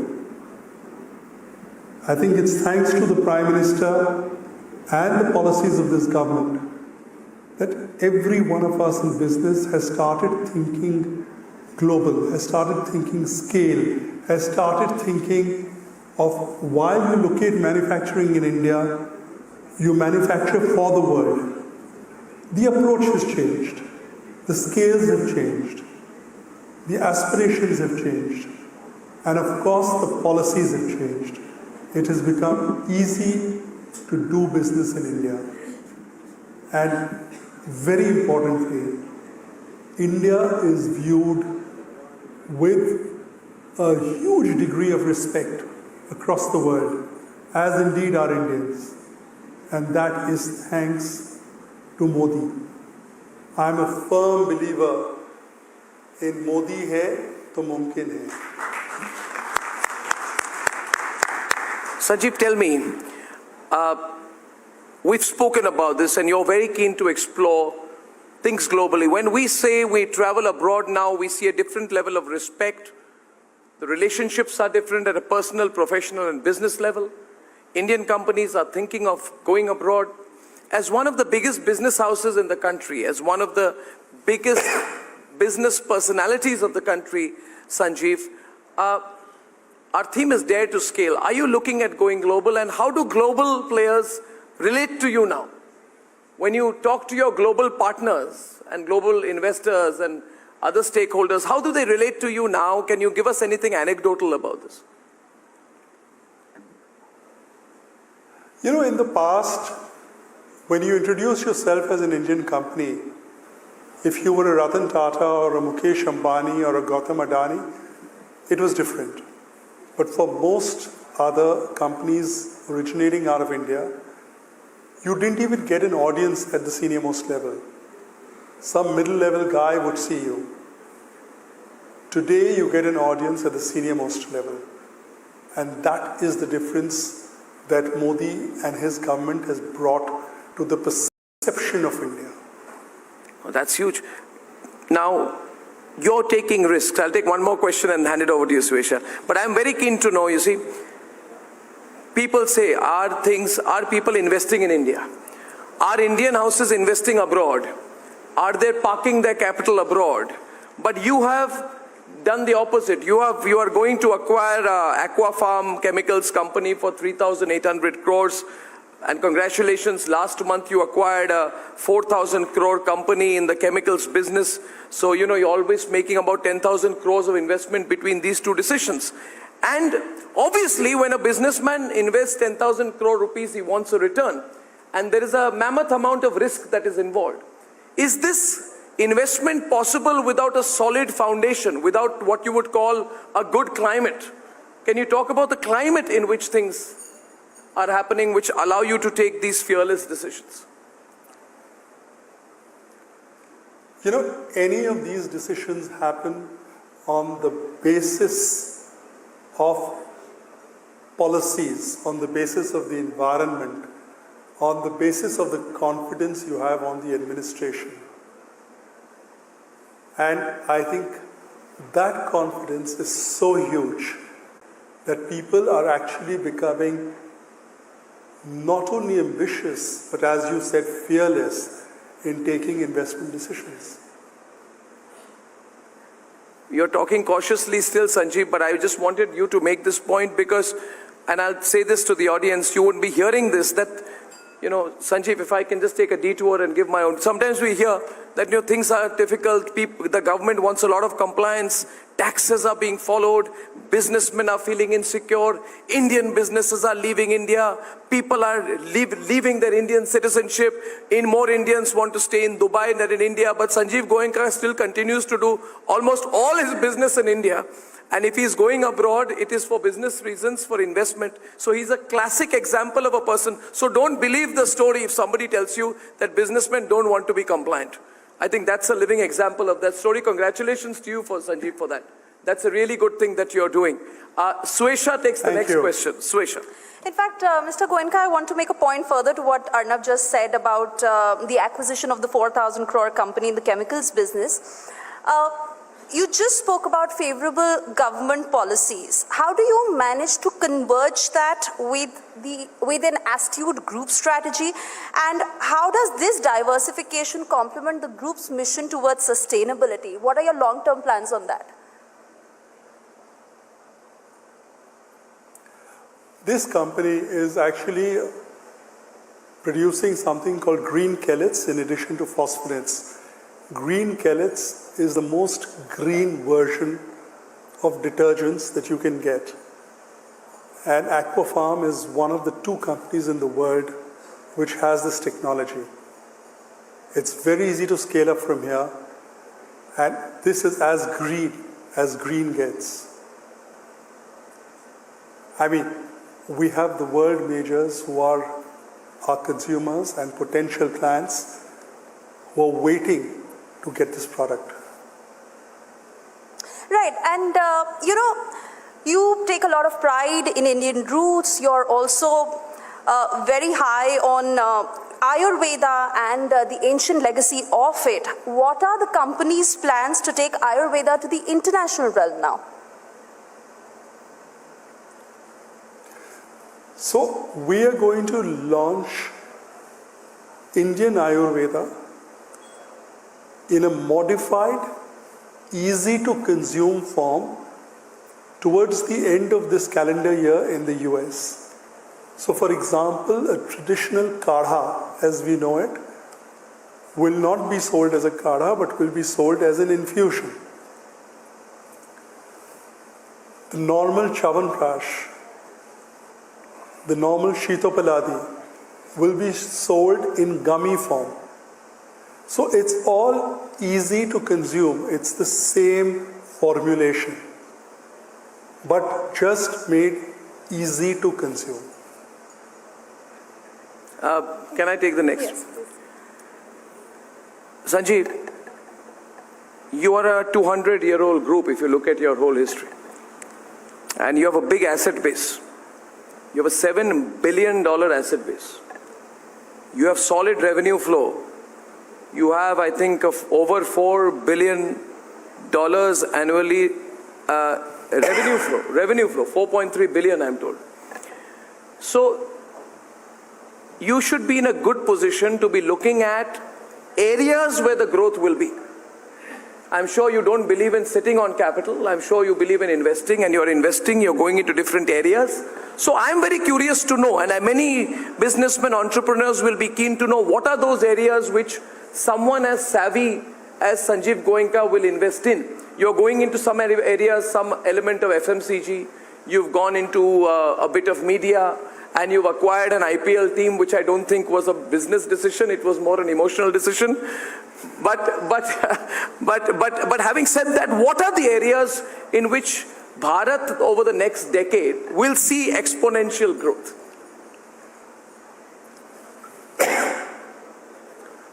You know, green energy is one business where you will see huge growth. So we are investing in solar generation, in wind generation. In fact, we have said that about 60 to 70% of the power that we distribute in the 6 cities that we have the license to operate will be green. We are going to get into hydrogen electrolyzers. We are exploring this area in a very strong way. That's one. Green chelates is another form of completely green product. Ayurveda is, again, as green as it gets. So we are looking at green as the path forward. We do believe that is the way to go. I'd just like to mention your comment on the IPL team. Yes, meant to provoke you. I heard this before, that it was not a business decision. Yes. But let me just say that I paid 7,000 crores for the license. 2 years later, I sit on more than one offer at a value of 14,000 plus. So you're saying that investing 7,000 crores in Lucknow Super Giants is a business decision? Well, out of the 7,000, I've said this before and I'll say this again, 6,100 was something that came out of a calculation done by our advisors and financial consultants. And 100 crores per year was the passion element. Don't worry, I'm just provoking you. I'm just pulling your legs, Sanjeev. Don't take me seriously on this one. Let me have some fun. It's been a day of serious conversations, and I think I have the ability to pull your leg once in a while. We go back a long enough way to do that. But what are you doing? Are people like you and Gautam Adani, Mukesh Ambani, I'm sure, and other major, the Birlas, are you doing enough to generate entrepreneurship? That's my first question. And my second question is, how do you view people who are running behind valuation? You see, Sanjeev, you're a 200-year-old company. Today, everybody wants to be a billionaire within 6 months. Everybody's after this valuation game. And running behind the valuation game, you've seen what happened to certain companies in recent days, like Byju's and others, So, please answer both these questions. It's important that we must have the right ethics when we are running a business. So, 2 questions. Are you really doing enough to grow entrepreneurs from your side as a company, as an individual? And C, what do you make of this running behind billions instead of building sustainable businesses? Arnab, if you build sustainable businesses which are profitable and growth oriented, you will make billions. A concept can give you a head start. But if it is not sustainable, if it is not cash accretive, if it is not stakeholder remunerative, you're not going to get valuations which are sustainable. So I, for one, am not a great believer in these very fancy kind of media hype that gets created over certain companies. But having said that, look at the number of companies which have started from scratch and have done so admirably. There's so much to be learned from that zeal, from that spirit, from that never say die attitude. You talked about Mukesh and Gautam Bhai and Kumar. They're in a scale way above mine. Mukesh is somebody I've unabashedly said is like my guru. He's somebody I look up to. He's somebody I try to follow. But they are there, I'm here. So, as far as I'm concerned, as far as we are concerned, we've started a small venture capital fund for FMCG, where we are not investing in startups, but second stage startups.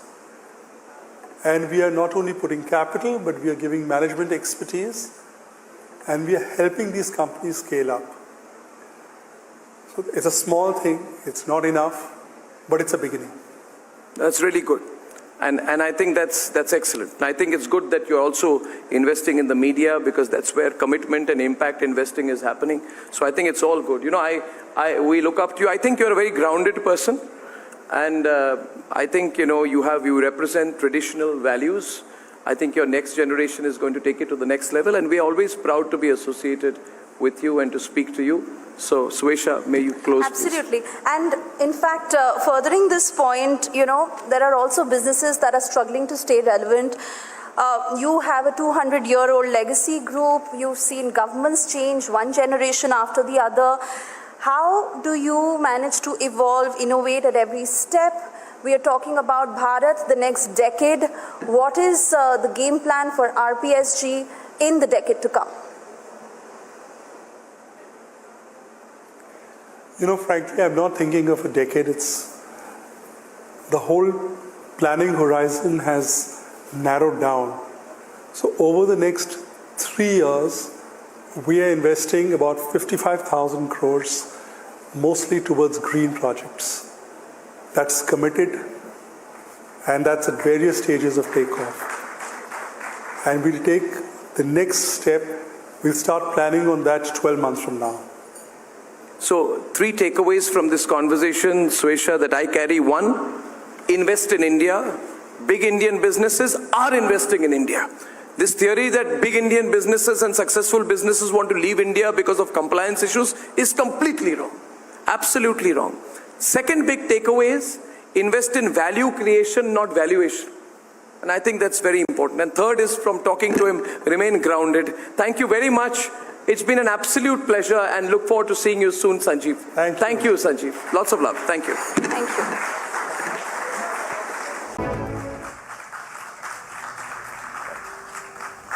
Thank you so much. I'm extremely grateful to Arnab and the Republic TV for giving me the opportunity. I have certain predictions about the future of my country. I believe India will become the first country in the world to dissociate healthcare from affluence, from wealth. And I believe, I'm sure, now you must be thinking, oh, we heard this before. It's going to take 50 years or 70 years to happen. It is going to take less than 5 to 7 years. I am optimistic because of the changes what is happening in our country.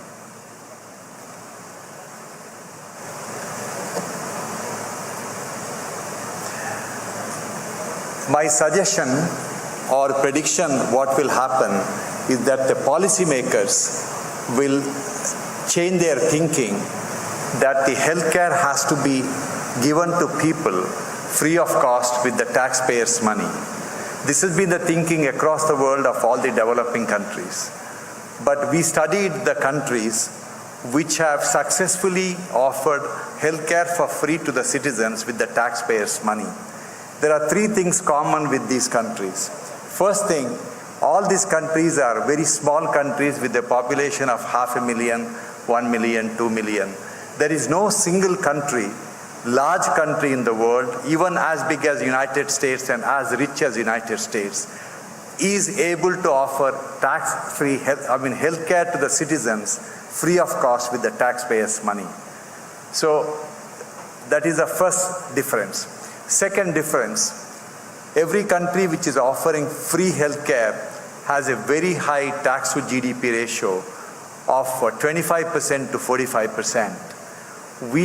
Our country has a tax to GDP ratio of 11%, 11.5%. It's simply not possible. And the third reason why India can't dream of free healthcare is because these countries are already spending more than 10% of the GDP on healthcare. And we are hardly spending 1.5% of the GDP. We need to look at some other option. And the other option is universal health insurance to everyone at a price what people can afford. Now, you must be thinking, if health insurance is the way forward, why this transformation has not happened?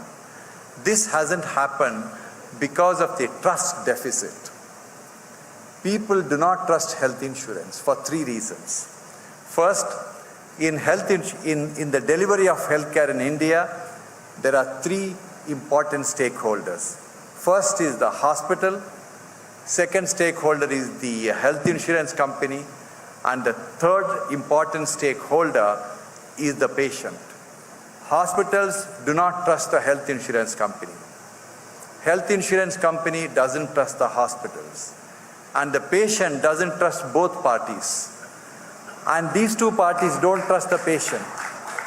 So we have a situation wherein the three important stakeholders of delivering healthcare do not trust each other. And that business cannot be scaled up. But it is going to change when the hospital become health insurance provider. Today, about 16 to 18% of the heart surgeries in the country is performed by us. More people develop heart attack, it is better for my business. I have absolutely no incentive to prevent people from developing heart attack. But situation will change when I become a health insurance company. Today, when I tell a patient that you need a bypass grafting, first thing what goes to the patient's mind is it really required or he wants to make some money out of me? Whereas when I become a health insurance company and tell the patient you need a bypass, he will happily agree because I'm going to pay for it. Now, is the hospital going to become a health insurance company? Yes. Thanks to IRDA, which is the Insurance Regulatory Authority, it took us just 4 months to get the permission from IRDA, which would normally take more than 2 years to become a health insurance company. And all this transformation has empowered hospitals like us to become a health insurance company at a pace what is unbelievable. And this is new India, and this is what is happening, where future is going to be dramatically different than what it is today. Now, how will the health insurance help? India has about 300 million households. If people trust the health insurance, top 100 million families can afford to pay whatever the premium is. Next 100 million families work for the first 100 million family directly or indirectly. If they can nudge the second 100 million families to buy the health insurance, because I would like my driver, my cook or the gardener, everyone to buy the health insurance, because if they don't have the insurance, when they fall sick, I have to pay for it. I can't just ignore it. So by nudging, 200 million families will get insured. When 200 million families get insured, we will become the world's largest health insurance market. We will become the world's largest healthcare market when the cost of everything in healthcare will come down dramatically. Now, how will the insurance help? Health insurance will help every aspect of healthcare. Surgery is the most unwanted stepchild of modern healthcare. Every government is talking about, developing countries' government, talking about malaria, TB and HIV, and they spend millions of dollars in treating them. Malaria, TB and HIV every year kills 3 million people. But lack of access to safe surgery kills 17 million people across the world. Now you must be thinking this must be one of those complex heart and brain operations. No, I'm talking about bellwether surgeries. Surgeries like cesarean section for obstructed delivery. Surgeries like the burst appendix surgery and surgery for compound fracture. These are basic surgeries which can be done, which is not available. Now, India with a population of 1.4 billion needs 70 million surgeries a year. Now, I want to ask you, do you know how many surgeries are done in India today? Only 20 million. We need to do nearly 4 times more surgeries than what we are doing. And this is what is required. And once the health insurance becomes popular, all these numbers will become a possibility. If the healthcare of the country has to be transformed, we need to wake up the sleeping giant. The sleeping giant is the government hospital, which has over 7.5 lakh beds. These government hospitals are located in the best location. They are most well equipped. They are very spacious, but the productivity is very poor. Now, if these hospitals can be converted like an academic institution for a postgraduate training program under the National Board of Examination, believe me, transformation will happen. Thanks to the Ministry of Health, now this transformation of government hospitals becoming a postgraduate institute is happening. Like why postgraduate institute will make a difference? The entire National Health Service of England is managed by postgraduate residents, mainly from India. I went to England not with the intention of treating a white man. I went there to learn cardiac surgery. In the process, 7 years I took care of all of them. And today, the younger doctors from India are going there for learning. Now, if only we can convert all our big government hospitals as a postgraduate institution, we will have amazing skilled doctor workforce. The other important thing what the policymakers have to do is to just, the Ministry of Health of every state must ask one data from every government hospital.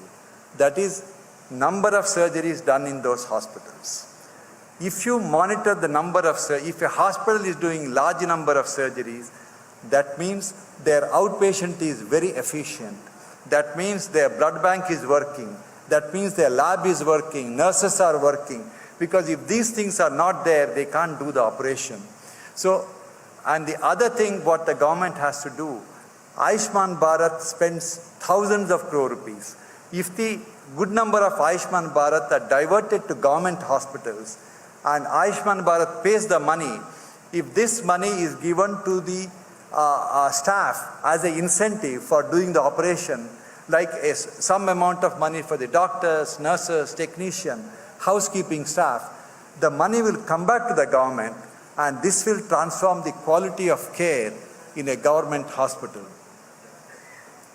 The world's largest healthcare provider of the future will have no beds. It is going to be a software with few beds attached to it. The transformation what you have seen with Airbnb, then the Amazon and all these organizations where software is the main asset, same thing will happen in Indian healthcare and the global healthcare. The question is, everyone thinks this software will be developed by US. It is not going to be developed by US. This is the picture of US healthcare. You look at in US, the software called EMR, Electronic Medical Records, cost over $1 billion. It is very, very expensive. And these are built for the laptop and the desktop. They are not built on a mobile platform. Doctors look at the laptop and desktop 5 to 6 times in a day. They look at the mobile phone 200 times in a day. If you want the doctor to take care of the patient, develop the EMR for the mobile phone. So in US, as I said, their software doesn't work on the mobile device. But America is a very innovative country. They have put their desktop on a trolley with the wheels and they lug it around the hospital and they call it as a mobile platform, which is computer on wheels.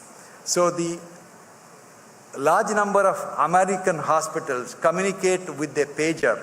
You can see the doctor intensive care unit still using a pager. In India, if you want to see a pager, you have to go to a museum.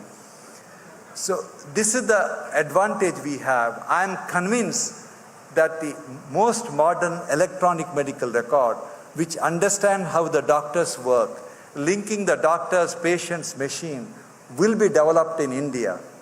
Because we are a country which is blessed with amazing software engineers. You just tell them one problem, they'll come up with 10 solutions. India is going to be the production house for the global doctors. It took 70 years to build 55,000 medical seats in our country. And our government, in the last 7 years, doubled the number of medical seats from 55,000 to 108,000. In just 7 years, we have doubled the number of undergraduation seats and the post-graduation seats. Now, for a country like India, when we produce doctors, we cannot think of what is the Indian requirement. India, when it manages the skilled workforce, we have to look at the global requirement, because an American doctor will never work in England. An English doctor will never work in America. But the Indian doctor is happy to work in any part of the world. And British Medical Journal published an article from Harvard which clearly mentioned that the American patients who were treated by Indian doctors lived longer than the American patients who are treated by American doctors. This is the brand which India has as healer of the world. Now, if we want to increase the number of doctors, there is only one country in the world which can just one government order can add 70,000 undergraduation seats to produce 70,000 additional doctors a year just by allotting 100 extra seats to existing 700 medical colleges. All they have to do is allow the medical college to take extra 100 students. Now, how this will work? Our medical colleges have an intake of 100 or 200, but they are occupying 20 acres of land with phenomenal infrastructure. If they get extra 100 seats, the preclinical work can be done in the existing place. For a clinical work, they can adopt a government hospital. And all this can be done with very little investment. Now, one question what the experts will ask is, where is the faculty? Existing hospitals, medical colleges don't have faculty. How are you going to get the faculty? All we have to do is to redefine what faculty is. I will, in a simple term, I'll explain to you what is the current definition of faculty is. Let's look at faculty to teach cardiac surgery. Now, when you talk about cardiac surgery, generally about 3 or 4 names come to your mind. One is Dr. Naresh Trihan of Medanta. Other senior cardiac surgeon is Dr. Ramakant Panda from Bombay, who are operating on very influential, wealthy people, and people who were never operated by them also claim that they were operated by them. They are very popular. And also they name me as a surgeon who always operates on the poor people.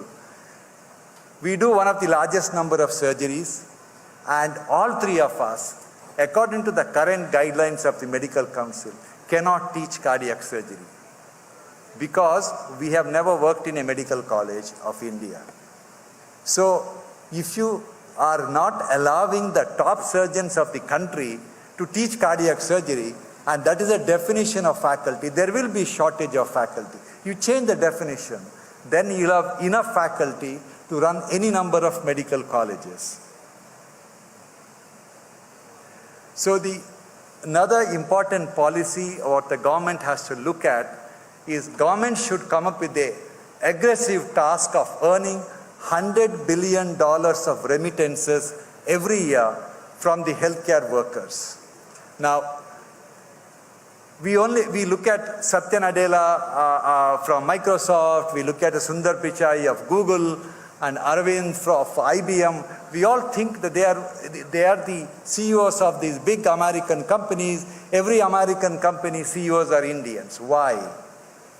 They are brilliant people, no doubt, but the board of these companies made them as the CEOs not only because they are the brilliant people. The people in those companies who are building the product of the future, which will define the future of all these companies, are Indians, and board knows that the Indian knows how to get the best work out of the other Indians. That is the reason why they have become the CEOs. Believe me, the hospitals of the future across the world, the doctors, nurses, technicians, administrators, everyone will be from India. They have no choice. The reason is Indians are genetically designed by God as the healers. Who wants to work in a building where from morning till evening patients are only complaining, they are in pain? Indians are genetically made to work in those places. So it is a matter of time. We will be forced to manage hospitals outside the country. Now, for that to happen, we need to take one policy decision. That is, we should allow every 100-bed hospital to become a nursing college. If we allow 100-bed hospital to become nursing college, every year we'll be able to train few lakh young nurses. And these nurses, because they are working in a hospital, when they come out, they will be very skilled. You always hear the complaint that the nurses who are graduating, they have no skill. The reason is, if you look at a pilot training institution, at the age of 18, some boys and girls join a pilot training institution. At the end of 10 months, these students of a pilot training institution are given a license to fly a plane with passengers in it in 10 months. But a girl coming out of the nursing college at the end of 4 years, she may not be skilled even to check the blood pressure. What is the difference? The difference is if a nurse has to be trained, she has to be trained in a hospital. And most of the nursing schools are not part of the hospital. You cannot train a swimmer in a classroom. You want to train people to swim, they have to get into the water. Now, why we need to aim for $100 billion of remittance a year? This is because when these remittances coming from the nurses, doctors, technicians working in US, European hospitals, where does the money go? When a software company earns 100 billions of profit, that money goes to the shareholders. When $100 billion of remittances come to India, that money goes to millions of households, poor households in rural India, where the nurses come from, directly to their household, transforming their life. This is the power of remittance compared to the money earned by a company. This is the photograph of a young nurse who was trained by us in Bangalore. She joined us as a A&M, then a GNM she did, then BSc. When we started our hospital in Cayman Island, she joined the hospital as a nurse. There are over 100 nurses who are trained by us working in our hospital in Cayman Island, and they are sending home every month over 1 lakh rupees. And they are only in their 23, 24-year-old. Tell me which profession in India, at the age of 23, 24, a girl from poor family can afford to earn and send home over 1 lakh rupees a month. There is only one profession, that is nursing profession. And this is what we have to accomplish. So I would like to end my talk saying that nothing is more powerful than the idea whose time has come. And I am a kid who was born in India soon after the independence. So as a kid, I was passionate about reading the newspaper. And there was always a news that any overseas delegate coming to India, the one statement they all used to make is, India is the country of future. And that used to make me very happy and proud. But I waited for 70 years for the country of future to announce its arrival. Thanks to Mr. Modi and his very passionate government, now I can hear the knock on the door. Few more steps, we will be there, and the world will never be the same again. Thank you.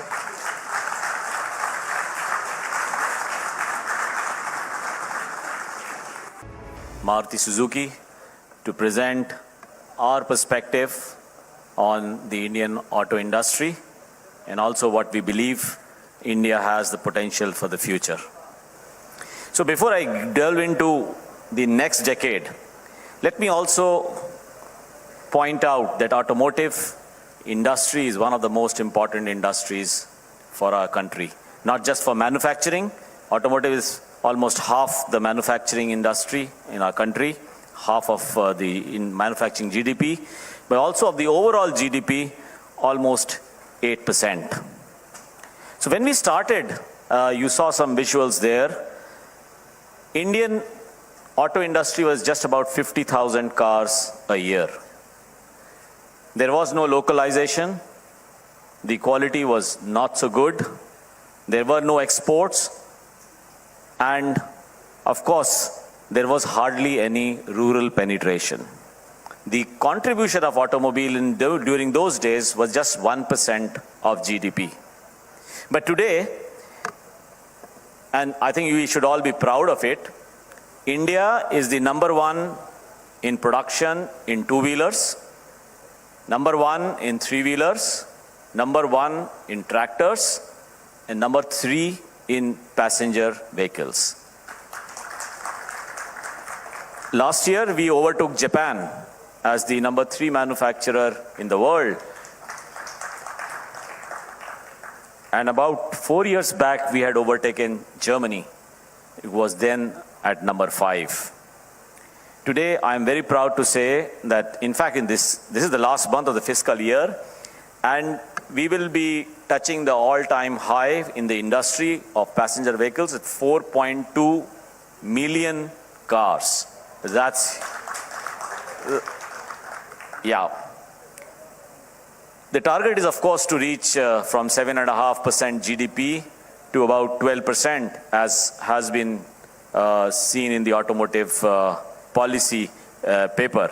And also the manufacturing itself should go up from 15% to 25% of GDP. Of course, automotive industry is employing almost 30 million people directly and indirectly. We do 7 lakh of exports. And by the way, Maruti Suzuki is also the largest exporter of passenger vehicles in the country. Almost 40% of the exports of cars comes from Maruti Suzuki. I have a happy news, of course, and which is that this year we should also cross the 2 million mark as one company for the first time ever. Yeah. But what is tomorrow? Tomorrow, the auto industry is going to be even bigger. We talk about the next decade. Passenger vehicle industry in the next decade will be about, in 2030 actually, not 10 years from now, 6 years from now, will be 6 million cars. And that's a huge number. By the way, we will still be only at 32, penetration will be only 32 per 1,000 people, as against maybe 700 for the more developed countries. So the upside is really huge. To look at it in another way, Maruti will be doing 4 million vehicles by 2030. And what took us 40 years to reach this 2 million mark, the next 2 million should come in 6 years. That is the big change that you see, not only in the industry, it is across industries in India. And that is what we should all be proud of for what has been done in our country. Component exports, also huge, almost 1.6 lakh crore. Component business is now almost 8 lakh crore. So why are we so confident about that 6 million? Why are we so confident India will be continue to be the third largest? Because of 3 reasons. One, we have very good manpower, skilled manpower, and that is something which the government has really pushed in the last few years, the upskilling and the reskilling of India. That should really help us going forward. Second is that in terms of technology, the digital, the industry 4.0 as they call, where digital is the base, in technology adoption as also in technology talent, India is the leading country in the world, whether it is terms of design or whether in terms of actually having such things as software for connected cars or software for autonomous cars. Nowadays, you may be knowing that earlier we used to call cars as wheels with data. Now we call cars as data with wheels. That is the extent of digitalization that has happened. And third is government policies. Of course, government policies have been really good when you look at manufacturing support from the government, PLI scheme, FAME for automotive. I think it's really good. And finally, I think the most important, a lot of investments coming in. The scale is huge. And that's because it's been driven by 2 things. The urbanization, which is now expected to be 41% by 2030 from the current 35% level. And the disposable income going up because the economy is doing so well. And they say that a lot of manufacturers, a lot of companies across the world, they are looking at what they call China +1 strategy. And China +1 में जो 1 है, that will be largely, India will have the largest component of that +1. Yeah, but the thing to clap for is not that India will have the largest part of that +1. I believe, Maruti Suzuki believes, that actually later on, people will be talking of India +1. And that is what, and you have seen a lot of investments coming in. That's why we are so confident our industry will do well in the next decade. The Bharat that we are building, Maruti Suzuki has announced 2 new plants, one in Kharkhoda, investment of 20,000 crore, one in a EV plant, 20,000 crore again, and a 10,000 crore investment by Suzuki in battery and battery-related components. Hyundai has announced 20,000 crore, as also MG. I think we are moving towards global quality, and that means India will become a hub for even export of cars. And 2 things which we believe will drive is the sustainability and the safety, which is increasingly becoming the most important criteria for different aspects of business. So I think overall, you heard the Chief Minister of Assam speaking. I think we are looking at a new India, and I'm not talking in political context, I'm talking only from a pure manufacturing and a pure industry context.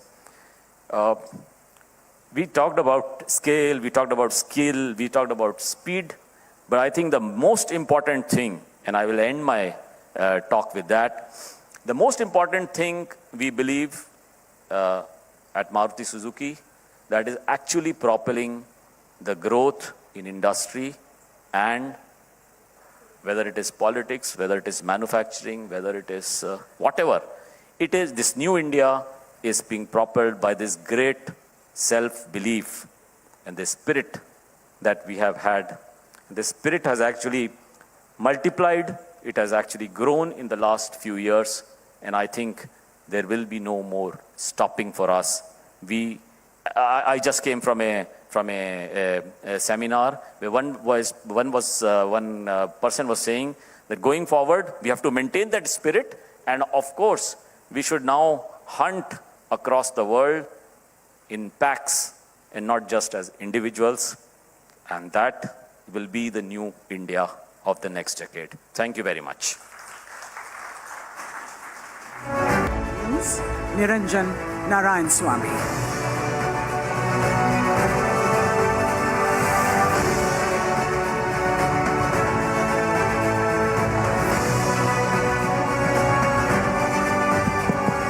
Check. So, President Nasheed here, he's not just the former president of the Maldives. He's a friend of India. I don't know how many of you know about the story of Mohammad Nasheed and his relationship with India and New Delhi especially. He's also survived an assassination attempt because Maldives also has been battling with radicalism. He was targeted by his rivals. He was jailed, almost tortured when India had to intervene. The government had to intervene and ensure that he's freed. There was political intervention from India. He's popular in Maldives, but he's also controversial. Before we start the session, President Nasheed, I'll just ask a question to all our friends who are here. How many of you in the auditorium have been to Maldives in the past? If you can just raise your hands, please. Far too few. Far too few. Okay. Let me ask them another follow-up question. How many of you will go back to the Maldives after the recent controversy? And there's a reason why I asked that question, President Nasheed. So let me start with the headline today, and before we get to the tourism aspect of it. Maldives and China have now, come to a defense agreement. It's been signed. Maldives will now obtain non-lethal weapons and training from China, right? Why is Maldives falling for the China trap, President Nasheed? It didn't happen during your tenure. Why is it happening now? Well, firstly, thank you very much. It's a pleasure to be back in Delhi. back in India. I've been away from India for far too long. It's been 6 months. This business of a former president is an awkward affair. You can't just go to places. You have to be invited to come. So thank you very much for inviting me. Thank you, the editor-in-chief, and thank you to the whole team. I love it here. I've always said, I am a friend of India, and the vast majority of the people of the Maldives are friends of India. This is a very, very wrong perception that there is an anti-Indian sentiment in the Maldives. We do not have an anti-Indian sentiment in the Maldives. It's a small minority of people who, for their political benefit, have coined the phrase and have gone with this rhetoric. So, but before coming to your question, as you pointed out, I immensely admire your Prime Minister, Honorable Prime Minister Modi, and the work that the Prime Minister is doing. It is not only lifting the people of India to prosperity, it is giving a source of strength and honor and proudness to all of us. We want to rise with India. We want to plug into your development. We want to have prosperity in our islands, in the neighbor, and whatever good happens here will overflow to our neighbors, to your neighbors. And therefore, it is very important for us that India keeps on rising. I have no doubt that this will ever stop. The coming decade would certainly be the decade for India. Now, coming to your question, why has the Maldives signed a defense agreement with China? To start with, I have my doubts if they have actually signed anything other than a supply contract. In 1988, there was an attempted coup in the Maldives. India instantly stepped in, aborted the coup, and brought back the government again. Every time when there's been a defense or a security issue in the Maldives, it's been India who has come to our assistance. The number of defense agreements and military exercises that we jointly have are far more than anyone else can ever have. So it's unfortunate that the Maldives has thought, or the president has thought, that he needs to buy tear gas and rubber bullets from China, and I am afraid that this will be again used against us. So this is not something that I would ever celebrate. I think stronger democracy, rule of law is how you govern, not through the barrel of the gun. So whatever equipment that we have bought is unnecessary, and I hope that they will remain unnecessary. And the institutional links between our two countries are far stronger than just one equipment contract. President Nasheed, now Muizu, right? He's come to power with an anti-India sentiment. He came to power with the India Out campaign, right? But is that the Maldivian sentiment? Is that what the people of Maldives feel? I do not believe that he has come to power because of an anti-India rhetoric. He came to power because my old party was weak. Our sitting president was weak. Our party was fractured. We couldn't unify the party. And we went into a presidential election thinking that they could win with one section of our party. So it was very unfortunate that this had happened. Anti-India sentiment is not a Maldives sentiment. I have to stress this again and again and again. We, as I keep saying, we read the same books, we watch the same films, we eat the same food, we have similar cultures, and we are very, very united. We are the same people. You cannot divorce us. You cannot marginalize us from India. And I never would believe that a sensible thinking Maldivian would ever believe that there can be any political gain by having an Indian sentiment. Most of our doctors are Indians. Most of our teachers are Indians. Most of our accountants are Indians. the middle establishment is very much assisted by India. So it is foolhardy for us to think, outrageous for anyone to think that an anti-India sentiment is a Maldives sentiment. I've come here at a very difficult time. Yes. And especially having to sit with journalists like, high-flying journalists like you. So we're not high-flying, sir. And trying to defend, trying to bat it out would be, I know, difficult. But I really do want to say that this is not a Maldives sentiment. We are your friends and we will continue and remain as your friends. Fantastic. So when for example, Muizzu says there will be no Indian troops on Maldivian soil, he said that. He's given a deadline of May 15th, if I'm not wrong. He says, I think there are roughly about 89 Indian troops in Maldives as of today. And when he says on the 15th of May, there will be no Indian troops in military uniform or in civilian clothes, how long do you think it's going to last?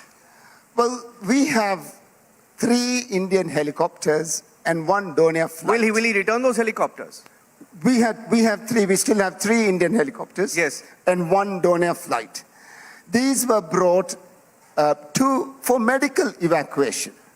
When our people get ill in our far-flung islands, these helicopters bring the patients to our hospitals. We have few developed hospitals. So these are in few islands. So to have medical emergency evacuation, India has helped us to bring these people to hospitals. And they have benefited our people immensely. They have alleviated a lot of pain. And I believe that they should continue and they will continue. Now, but President Muiz kind of feels that there has to be another mechanism through which they would like to bring them. I personally don't believe that this should happen. He wants civilian Indian personnel to do the job. The whole idea, even from the very beginning, was that they would train our people to do the work and they would remain until the training was done. And I think we should continue with that, and I believe that we will continue with that. I can't see this rapidly changing in the near future. But you see the kind of statements that are coming out, President Nasheed. For example, there was a recent statement where he called India a bully. I mean, I can't imagine a Maldivian head of state call India a bully. Why would you do that? You've had our External Affairs Minister, Mr. S. Jaishankar, who gave him a befitting reply. And he said, while responding to that statement, he said, a bully in the neighborhood wouldn't give you $4.5 billion in aid, right? Well, I'll add to what Dr. Jaishankar said. When Little Maldives asked India that they would want the troops gone, you know what India did? They agreed. There was no muscle twisting, muscle display. There was no arm twisting. They just wanted to have a conversation, find out how this can reasonably be done. That's not an action of a bully. An actions of a bully would be to display your muscle. Of course, you do have far more stronger than anyone around in our region, or for that matter, the planet. That's not what India did. What India did was they respected a small island nation for whatever, right or wrong. They respected it, spoke to them, they are speaking to them, and they are finding ways of how to hand over.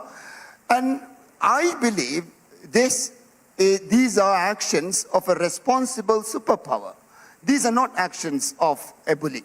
Money is just one thing, but how you act, how you behave, how you treat your small neighbor, that is where a definition of bullying would come. And you would never see that. If you go back to the 70s and 60s and the United States and their neighbors and what was happening there, you would see the difference. Here is a responsible superpower rising, and I like it. I want to see India rise, and I strongly believe that our safety and our security is linked. Yes, the $4.5 billion, the COVID vaccine, the 1988 coup, When we had water shortage, India also came with water. So there's numerous incidents when India has always come and helped us out. And I don't think these are actions of a bully. That's very wrong to say it. Yeah. No one should say it. And I will condemn this all the time. And when you speak of bullies, how would you describe China? Would you call China a bully, or would you call China or refer to China as a honey trap? I'll tell you why. Because see what's happened to Sri Lanka, and you have friends in Sri Lanka. See what has happened to Nepal, what they're trying to do in Bangladesh, for example, and in Bhutan, right? Now, all of them are wary of China today. Why is Maldives suddenly taken this still? You know, throughout the region, we swing from one side to another after every election. This is a habit. But we must try and see that we have stable foreign policy, where we have more center and not keep on swinging from one side to the other. But this is happening. It's part and parcel of multi-party democracy. If I say it's white, my opposition would instantly come out and say it's black. So there is that element to it as well. But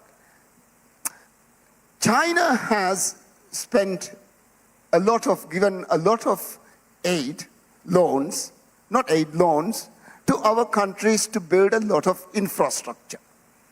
Now, I do not think that we should measure development with concrete.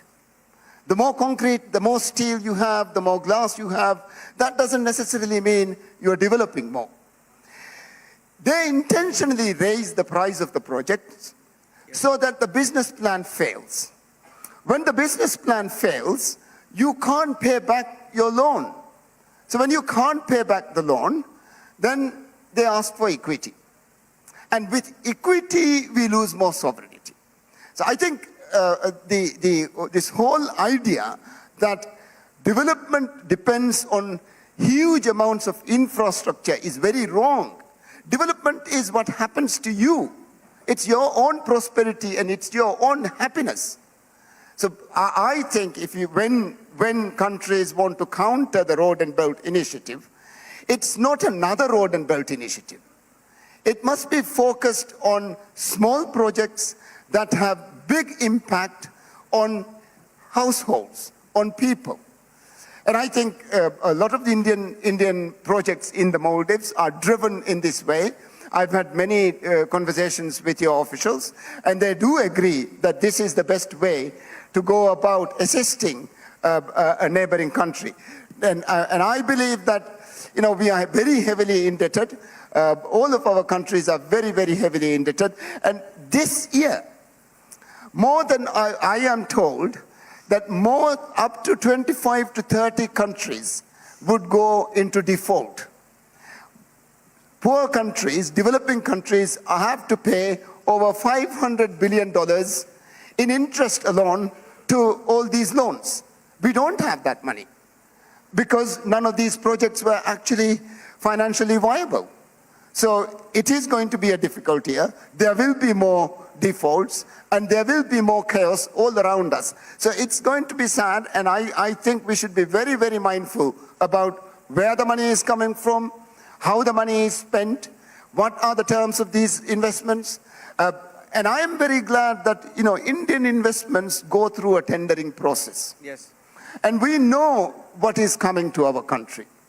It's not just some vanity project for a minister.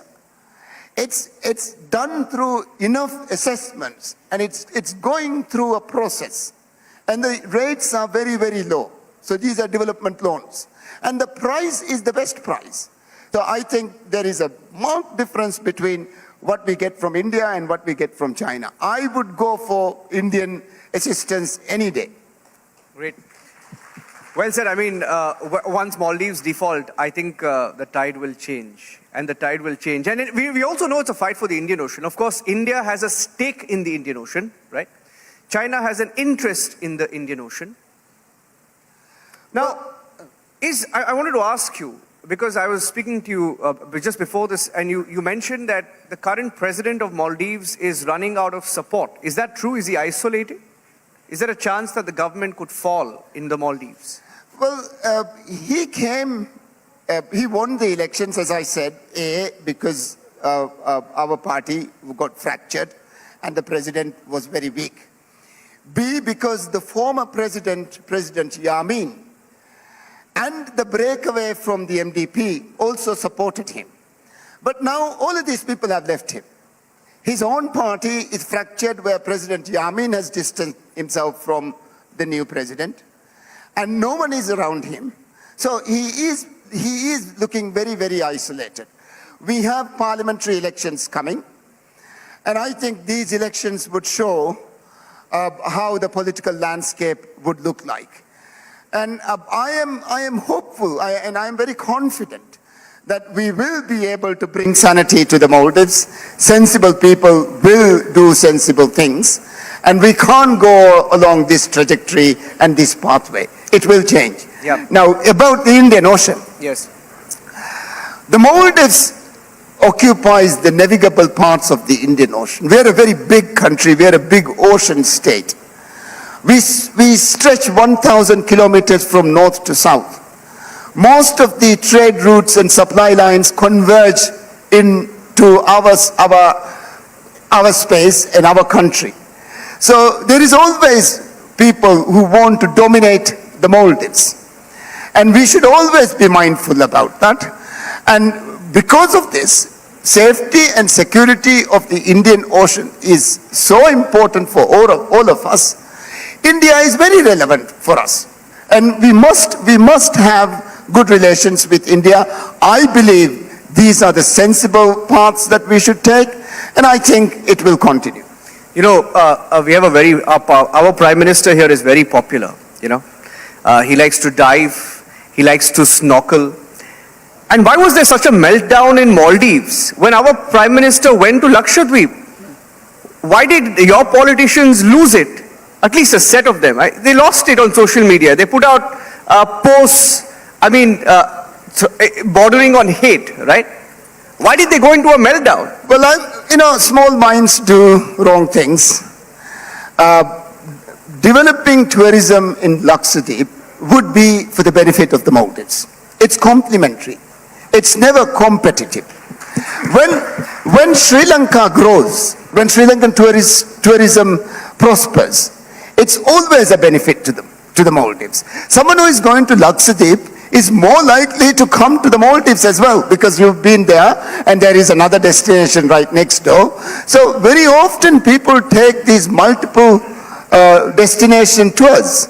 So I think it was wrong even economically. We've understood this about Maldives tourism industry and how it helps when Sri Lankan arrivals increase, Maldives arrivals will increase. So I think tourism development in Lakshadweep would benefit us all. There is nothing wrong with having tourism in the Lakshadweep, and it would be beautiful. I am sure it can be done, and I believe a lot of our own entrepreneurs, because they have a very good experience on developing resorts, they probably have better experience in this region in developing resorts, and they would jump to the occasion. Yes.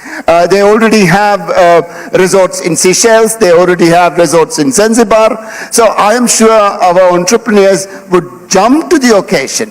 And they do want this. They've been wanting tourism development in Minico Islands as well. So I think, to start with, this was wrongly thinking, and it was small minds talking about silly things. And I'm glad that these low-level government officials have now been removed. And these are activists who suddenly was brought into government, and then they just kind of ran on the wrong side. Sad, and I am sorry. Yeah. I am extremely sorry that they have done this. Now that's it's graceful of you. But is it true that tourism industry has actually taken a hit because of the boycott by Indians? Well, yes, a lot of Indian tourists have stopped coming to the Maldives, and even if the aggregate number remains, we must understand that resorts specialize in destinations. There'll be resorts who specialize in Indian tourists. And for them, it would be a very, very big hit. So the boycott campaign here has hurt us. And again, I've come here to tell you, please come to the Maldives. And you must win our hearts and our minds. They are with you. To hit us back is, I am sure that's not the view of the Honorable Prime Minister. I know the Honorable Prime Minister very well. I tell you, I don't know if I'm allowed to say this, but Laila, my wife, when she asked the Prime Minister not to come to the Maldives while I was in prison, the Prime Minister not only not came to the Maldives, but got me out as well. So I can go on saying so many instances, and our relationship with the Honorable Prime Minister is very rich, very friendly, and I am sure it will continue. Yeah, finally, I had a classmate. I had a few classmates when I studied in Bangalore, a city in Karnataka. And, they're back in the Maldives, and some of them are in the tourism business. And they tell me it started with India out, but the mood now is Muizu out. Is that true? Is that going to happen? Well, you see, when you go against entrepreneurship, when you actually hurt your own people, it will be difficult to win their hearts. It will be difficult to get their support. So I think the President, Dr. Moise, would realize what has happened, and he will have to change course, redirect himself, and see that we remain strongly together. This is not the path that we should take. All right, he's traveled all the way from Ghana in Africa to be with us at the Republic Summit this year, and he's going back to Ghana after this, so big round of applause for President Nasheed. There's one more little thing, right? Going to the topic, what should India do in the coming decade? India, I believe, will save the planet. I am very sorry, this hasn't come up here. We have to decarbonize. We have to find a low carbon development strategy that would give us the same economic outcomes, but without damaging the planet. The biofuels that your energy minister was talking about, I was very excited about it. The renewables that you are bringing, your net zero targets. So India will be the leader in saving the planet. That is bigger than anything else. So I believe what India would do in the next 10 years, decade, would be actually find a pathway to save the planet. And I thank you for that. President Nasheed, thank you for joining us here at the Republic Summit. It was a pleasure to host you. Big round of applause, ladies and gentlemen, for President Nasheed. Thank you. Thank you very much, Your Excellency. He is the mind. When I was in jail, I remember his arguments, and I can only even tell you the policemen, the prison authorities, and everybody inside was also following what Harish Salve was saying in the court. So thank you very much, sir. This is a very emotional moment for me, and I wanted to say thank you. In that lies the hope for this country, that even the common people now have started looking beyond your politicians. Sir, the theme is Bharat the next decade, because we have very limited time today. And that is Bharat the next decade. Beyond the politics of India. Yes, sir. This growing nation, a nation which is now anxiously waiting for its day in the sun. And I think that's where we are headed. Today, when I walk in the streets of London, sir, it's not, ouch, here comes an Indian, it's, wow, here comes an Indian. Wow, that's amazing. Sir, from where you are India's #1 jurist, legal voice, one of the biggest international lawyers. How do you view Bharat the next decade? And from the point of view of jurisprudence and law, what needs to be done to get us there? We need to get our courts in sync with the rest of India. You don't think they are? They are. You cannot run a 21st century India with 19th century mindset courts. And that's what we have to do. Wow. You believe our courts are not with the times? No, they are not. And I say so because I'm a part of the system, and I say so in a positive sense, not to denigrate or degrade anybody, because that doesn't help. But there is a lot of catching up to do. There is a lot of catching up to do at all levels. Domain expertise has been brought into government. domain expertise has to be brought into the judicial system. Can you expand on that? So if you have commercial courts, you must have judges who understand commerce. You cannot have judges who look blank when you talk of competition. You cannot have judges who look blank when you talk of financial services. And that domain expertise has to come so that the lower rung of judiciary is repaired. Our Supreme Court has to go back to being what it was meant to be, the Supreme Court of India, not yet another court of India which pokes its nose in everything. Wow, that's going to make headlines coming from you, Mr. Salve. Rhythm would like to take that forward. It should, because today, unfortunately, the Supreme Court is hearing appeals from amending of pleadings, hearing appeals from every small little case which gets decided that way. You know, I now work in different jurisdictions, India and another jurisdiction. In United Kingdom, 9 out of 10 cases come to an end in the court of first instance. Yeah. We have to get there. Otherwise, this disrepair in our judicial system is not going to get sorted. The common man's interface with justice, you've seen this for yourself. Yes, sir. The common man's interface with justice is first in the criminal justice system with the magistrate, and in the civil justice system with the district judge. And they have to be of fine fettle. Yeah. And when they are of fine fettle, the pressure on your high courts will go down. And then your high courts have to be brought up to mark. The commercial side of the high court, today Delhi High Court has some very good judges, but some very few very good judges. We need a lot more, we need a much wider base. And we have to get back the legal system into a pyramid. Today it's like a rectangular block. Everything goes from floor to floor. That's not how legal systems can work. Right. There has to be a pyramidal structure. Bulk gets sorted out at the lower level, a much smaller at mid, and right at the top, important questions Very of few. law. Rhythm. Mr. Salve, simple question. The sedition law, whether it's the privilege of breach, alleged privilege of breach parliamentary motion case that you fought for us, whether it's words from the Supreme Court or the High Court also needs to understand that they cannot keep intimidating or getting intimidated when there are pleas before them, the bail applications. I want to ask you about this certain narrative that's created where the democracy, they say, the constitution, they say, is under threat. I remember your words when you spoke even about your guru, Palkewala, that it's time, only time India ever suffered was the emergency. Do you think that this narrative that continues to be created in the courts needs to stop, and what's going to get these vested interests to stop? Whose constitution under threat? The constitution of certain political parties or the constitution of India? Yes. I don't see any threat to the constitution of India.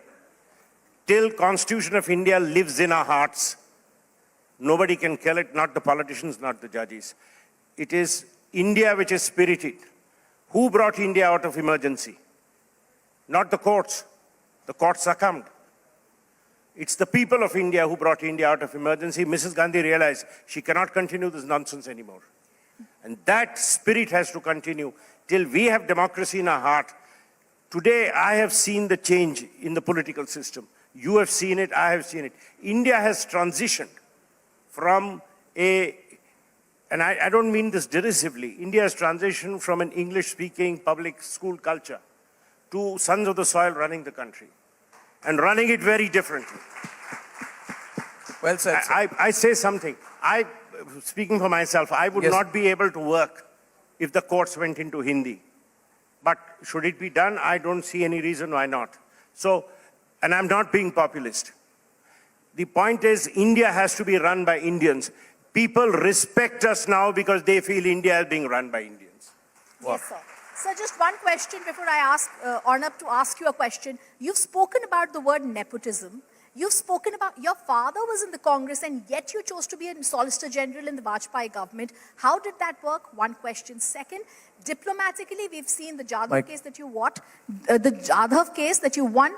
I also want to know today, when we get diplomatic victory in the Navy officers who've now been brought back, how is this system in India really going to be seen? See, it's always, today I don't think you see any real nepotism. And it's only, hopefully, it's in the fossils of history. that it has now been put away. Yes, sir. I don't think any appointments in recent times you can point a finger and say so-and-so's nephew or so-and-so's uncle has been made. When I was to be made Solicitor General of India by the Vajpayee government, it mattered little to Vajpayee that my father was a member of parliament in the opposition party. And that's the mindset which they have to get. If you want talent, you can't hold people to silly ideas like of their ideology or their parents' ideology or their uncle's ideology. Family should become irrelevant to your movement in life. The second is, how are we seen today? Today we are seen as a powerhouse. Today India is seen as a powerhouse. And the world, look at the United Kingdom, the economy is in shambles and there is no hope in sight. Today they are most worried about their wobbly political system. We don't know the next elections. Will Labour win? If it wins, will it win a clear majority? Right. Or are they going to be in this mess and in the meanwhile everything dwindles? People in England today worry about heating their homes in winter. And they call themselves a developed country. So, believe me, I mean, the infrastructure in United Kingdom is in shambles, absolute shambles. And look at us, we are changing by the day. Yes, so, sir. India is seen as a powerhouse and India is a powerhouse. Yeah. And it's about time we showed the world we are one. I just have a couple of minutes because the Prime Minister is coming and, you know, the security clearance. But I must ask, do you agree with the collegium system? In Bharat, the next decade, should the system of judges selecting and electing judges continue to be? I really want you to speak straight on this, sir. It should never have been, and it should certainly not be. The collegium system should be scrapped. The collegium system was a band-aid on a wound. The political system at that time had started completely destroying the judicial appointment process by deviating from convention. Believe me, some of our finest judges came from appointments by the government. Where did Chinnappa Reddy come from? Where did D.A. Desai come from? Where did the great Krishna Iyer, the jurist, come from? Krishna Iyer was a communist from Kerala. He was in the communist government. He was made one of the finest judges ever. Who appointed him? Government of India. Are you willing to engage in a public debate with CJI D.Y. Chandrachud on this? What is there to debate? Show me one country in the world where judges appoint judges. And show me one authority, one sociological research which says if judges don't appoint judges, the independence of judiciary is compromised. Incredible. Today I'm getting a lot of headlines from this spot. No, but that, I've always said this. Wow. Let me take that. I don't agree with the premise. You are also on the committee on one nation, one election. Yes. Therefore, you are advising on whether we can have all state and government elections together. Will we see it happen? The committee is not me. The committee, you. But will we see it happen, or is it going to be deferred and deferred? Because I would like to comment. But would it happen? Would you like to see it happen? Well, let's see. Can 2029 be a simultaneous election for states and central? You'll know the report will be made public shortly. By when? Shortly. When shortly? Shortly. Quite short. Quite short. Yes. But possible, in the realm of possibility. No, I don't want to comment. I don't want to comment. One last one, Rhythm, and then we have to close. Sir, exactly what Arnav was asking you. This is something we're very fond of. We want to know whether there'll be simultaneous elections, but also shifting away from here. You're now living in the UK, a lighter question, a piano-playing lawyer, someone who should actually be called here to play the piano for us once upon a time. How are you, other than this, looking at your work? Do you think the Indian courts and the way they're working virtually is there to stay? See, a lot of people miss him here as well. No, I should tell you the basic difference, and I put it in one sentence. You have to start working by a calendar and a diary. You have to stop working in a way where this is the problem with the Indian mindset. Your time is valuable, everybody else's time is hopeless. So a judge will fix your case and make you wait till 4 o'clock. Unheard of. I knew 2 months ago that on 11th, Monday at 10 a.m., I'm appearing for the Enforcement Directorate in the High Court, Chancery Division, against Nirav Modi. Okay. I knew that 2 months ago. Yeah. So that's how the system works. And the case is fixed, the time is fixed, you go to the court, either somebody drops dead or the case settles or the case goes on. So the extradition is going to happen? This is not the extradition, this is attachment of some properties. But do you think for Malia and for Nirav? Extradition has been allowed in both the cases. Yes. It is waiting for a political sign-off. All right. Well, we feel so proud when we see you arguing at The Hague, and we feel so inspired. I have one last question. You'll see me now arguing in the European Court of Justice for the athletes Wow. You know, the athletes against whom they've said where their testosterone levels are high, that's Semenya. Yes. And others. And we challenge it on the ground that that is discriminatory Yeah. because gender has to be binary. You cannot create a third. Yeah. We had success in the first round, but let's see. Well, I mean, even all the judges wait for your every word when you're speaking. Your stature is incredible. But I have one last question. How do you say thank you to someone who has taken you out of jail? By staying out of it. No. No. Don't do anything which puts you back there. No, you never know who puts me back. I'm going to call you. And I'll tell you how you can do that. You have to give me a hug on stage for that. Thank you. That I will, happily.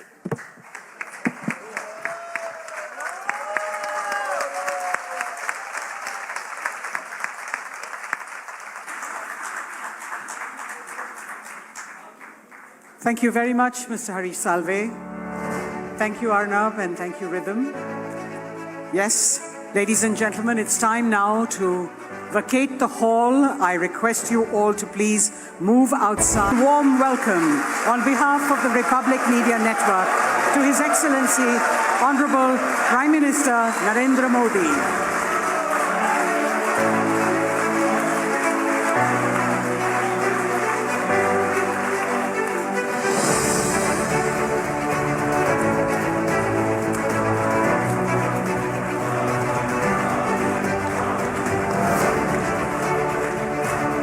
Prime Minister, sir, in honor of your presence here, we have with us the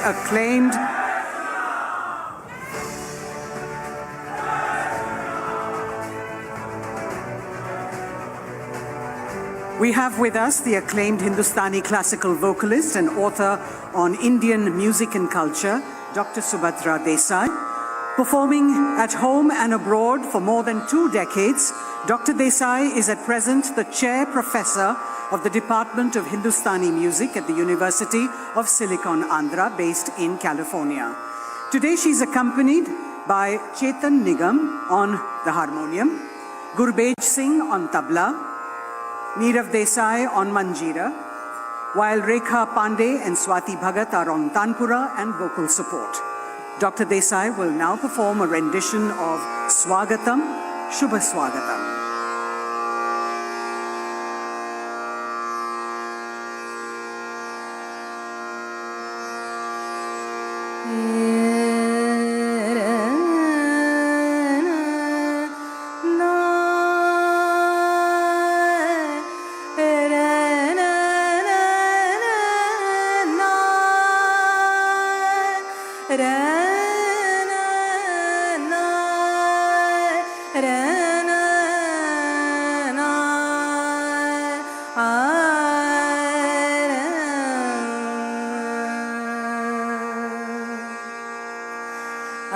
स्वागतं शुभ स्वागतं अथ स्वागतं शुभ स्वागतं आनन्दमङ्गलमङ्गलम् आनन्दमङ्गलमङ्गलं नितप्रियं भारत भारतं स्वागतं शुभ स्वागतं अथ स्वागतं शुभ स्वागतम्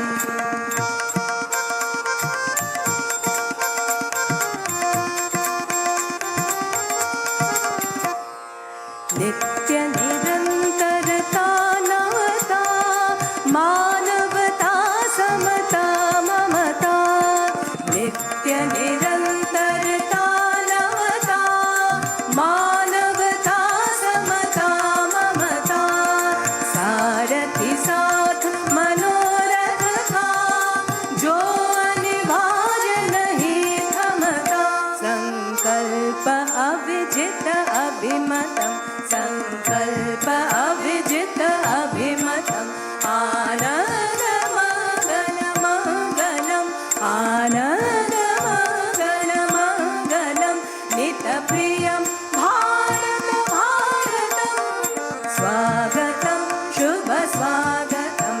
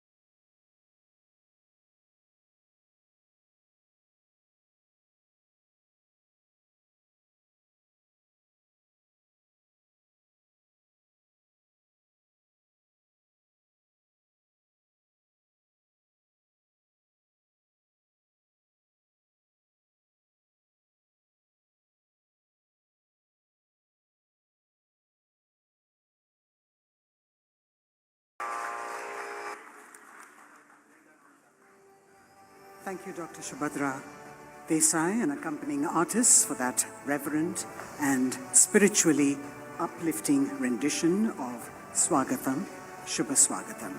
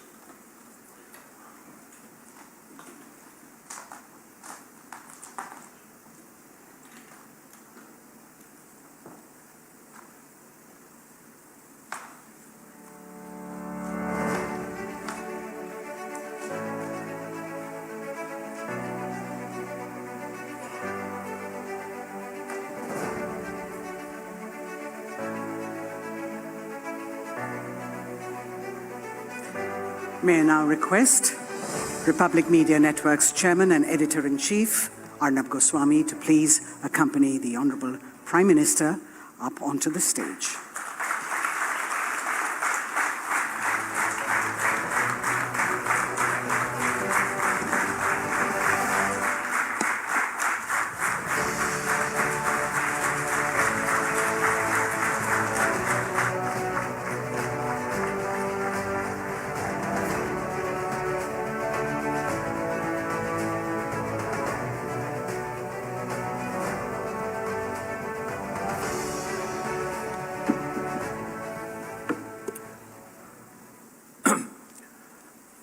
माननीय प्रधानमंत्री नरेंद्र मोदी जी,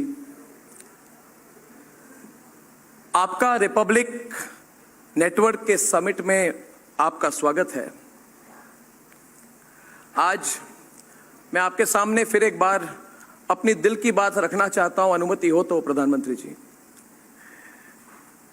जी, पहले तो मैं कहना चाहूंगा कि इस रिपब्लिक नेटवर्क का बहुत बड़ा सौभाग्य है और सबसे बड़ा सौभाग्य है कि हर बार रिपब्लिक समिट में आप मौजूद रहे।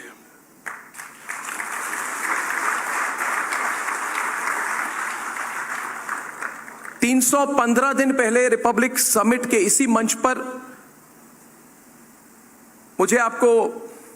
आप थे और मुझे आपको बताने में बहुत खुशी हो रही है प्रधानमंत्री जी कि इन दिनों हमने एक और न्यूज़ चैनल लॉन्च किया है, रिपब्लिक कन्नड़, और रिपब्लिक अभी दक्षिण भारत में भी हमारी एंट्री हुई है। प्रधानमंत्री जी, आज हमारे नेटवर्क की रीच 45 करोड़ क्रॉस कर चुकी है। प्रधानमंत्री ji, this means that republic is reaching 1 in every 3 Indians, और मैंने सुबह ये कहा था कि मतलब we still can reach 2 out of every 3 Indians. And I want to tell you, Pradhanmantri ji, that this has started 7 years back from a very small co-sharing space of 500 square feet in a private mill in Mumbai with me and only 2 or 3 believers in me. और प्रधानमंत्री जी, हर भारतीय के पास हमेशा सपने थे, हर भारतीय परिश्रम करता था, लेकिन आपके आने के बाद ऐसा माहौल, ऐसी पॉजिटिव एनर्जी मिली जो आपने तैयार की है। And I have no hesitation in saying this that it is because of the environment that you have created that companies and dreams like Republic can come to life and become a reality. And we are very grateful to you because all that we had a dream, Pradhan Mantri ji, was a dream of professionals who believe they can get the job done. आपके vision और आपके leadership ने ऐसा माहौल बनाया इस देश में जिसमें पहला तो लेवल प्लेइंग फील्ड मिली है, सेकंड एक पॉजिटिव इन्वेस्टमेंट क्लाइमेट मिली है, और थर्ड एक प्रोटेक्टिव इकोसिस्टम मिली है which keeps भारतीय dreams secure in an environment of economic stability. प्रधानमंत्री जी, 10 साल में आपने एक बिलीफ सिस्टम बनाई है इस देश में, आपने एक बिलीफ सिस्टम खड़ा किया है जिसमें एक स्टार्टअप, और रिपब्लिक बिल्कुल एक स्टार्टअप है, और ये अमेरिका में नहीं हो सकता है 7 सालों में प्रधानमंत्री जी. It can happen only in India, and under your overall vision.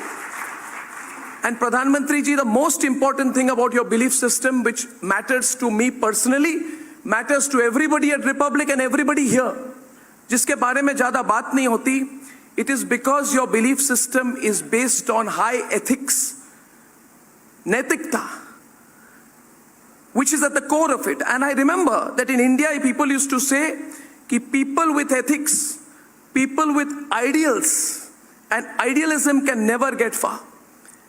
It is because of your vision and your leadership that ethics are today the baseline of success in this country. चाहे राजनीति हो, चाहे corporate culture हो, चाहे media हो, ethics, नैतिकता के जरिए सफलता की सीढ़ी चढ़ी जा सकती है. This is what we have personally benefited from. प्रधानमंत्री जी, आपके विजन से हम प्रेरणा लेते हैं. अभी हमारा लक्ष्य है कि हर साल एक रीजनल लैंग्वेज में एक चैनल लॉन्च करना चाहते हैं. हमारे पास उतनी पूंजी नहीं है, अगर हो सके तो हम 2 लॉन्च करेंगे. And I want to share with you that this goal of republic, प्रधानमंत्री ji, is not backed by any foreign money, foreign investment. I tell you frankly, there is not 0.00001% foreign investment in this company. I can tell you it is the purely Swadeshi company from the soil of India, Pradhan. हमारी asset सिर्फ हमारा मेहनत है, क्योंकि at a personal level, जैसे परिवार से हम आते हैं, जिस परिवार से मैं आता हूँ, my mother who is in the audience here, she's been a school teacher. My father was an army officer. हम मध्यम वर्गीय परिवार से आते हैं, हम कोई डायनेस्ट नहीं है, और हमने अपने करियर के पहले दशक में अपने सपने को टूटते हुए भी देखा है अलग सिस्टम के अंदर. अभी जो माहौल है, the sense of stability that you have given has changed everything. और प्रधानमंत्री ji, I want to share something with you which I was waiting till today to tell you.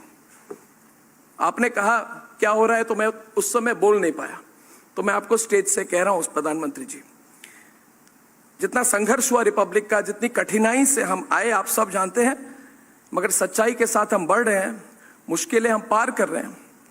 And it is this conquering of struggle, प्रधानमंत्री ji, from this hall, 25 kilometers from this hall, प्रधानमंत्री जी, सिर्फ 25 kilometer दूर, I am proud to share with you, प्रधानमंत्री ji, that the republic media network is building and is almost completing the building of the largest news complex network and studio in Asia.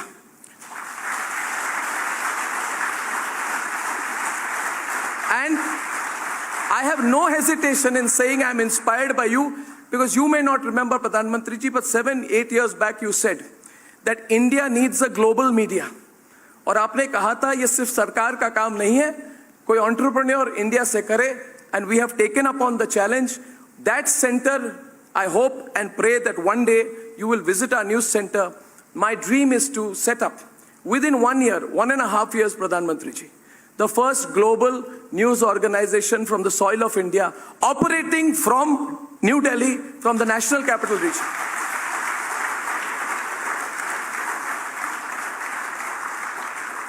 Finally, Pradhan Mantri ji, the theme of the summit is Bharat the next decade. लेकिन मैं एक और कदम बढ़कर कहूंगा कि आने वाले दशक जो है वो भारत का है. हर भारतीय के लिए विकसित भारत एक लक्ष्य है. आपने रेड फोर्ट से कहा था, वहां से it really went into our hearts. People are believing it, and the belief makes things happen. Everybody is talking about it today. Everybody believes it. In fact, I'll tell you, Pradhan Mantri ji, you have set a target of 2047. But I'm sure today you were in Kashmir. I congratulate you for your Kashmir visit. I'm sure you believe. I'm sure. 2 days back, I saw the video of you in Bengal, Pradhan Mantri ji. We run one of the big channels, the Republic Bangla. We saw how people were lined up. We saw the people were responding to you. So I believe that in this country, every Indian has absorbed the idea of Viksit Bharat. And our commitment to you is, we will not even believe in 2047, Pradhan Mantri ji. If all of us come together, then I believe that we can do it even earlier. Your vision is our vision. Your vision is the vision of 1.4 billion Indians. And what they say about pro-incumbency. I am not a psephologist. I don't believe in psephology, Pradhan Mantri ji. But I'll tell you one thing. Pro-incumbency for me, as a citizen of India, is when I see things happen in my lifetime, in our parents' lifetime, in our children's lifetime. We are seeing the changes. It is not a far-off dream. We are seeing what is happening in the next half decade, in the next decade, and it is all because of your hard work and your vision. And therefore, I feel proud to invite you. I feel overwhelmed that you've come for my event. And Pradhan Mantri ji, I invite you to take the stage today and inspire all of us who have been waiting since morning with your vision,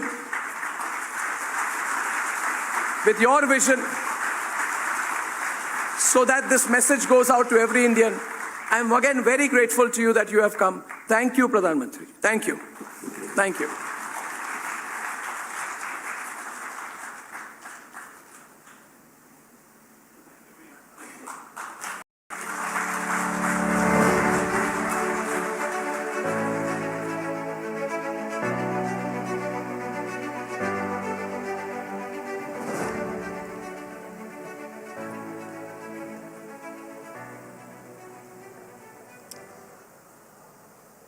आप सबको नमस्कार।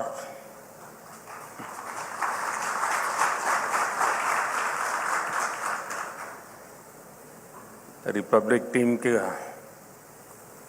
भी मेरी तरफ से विशेष इस summit के लिए मैं बहुत बहुत बधाई देता हूं और मैं मानता हूं कि अर्नब ने जो बताया वो दिन भर जो मंथन चला होगा उसी में से निकला होगा।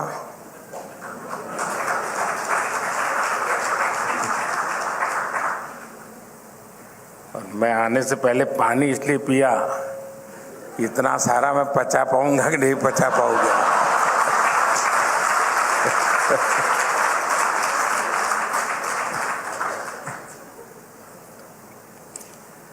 कुछ साल पहले जब मैंने कहा था कि ये दशक भारत का है, अब जब हम पॉलिटिकल लोग बोलते हैं तो लोग यही मानते हैं कि ये तो पॉलिटिकल स्टेटमेंट है, राजनेता तो बोलते रहते हैं, लेकिन ये भी सच्चाई है। आज दुनिया ये कह रही है ये दशक भारत का है।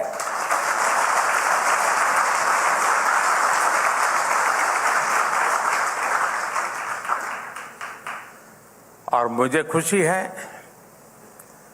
कि आपने एक कदम और आगे बढ़कर अब Bharat the next decade for चर्चा शुरू कर दी है। ये दशक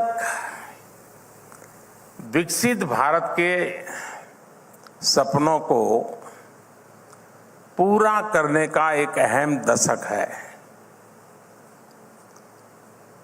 और मैं मानता हूं कि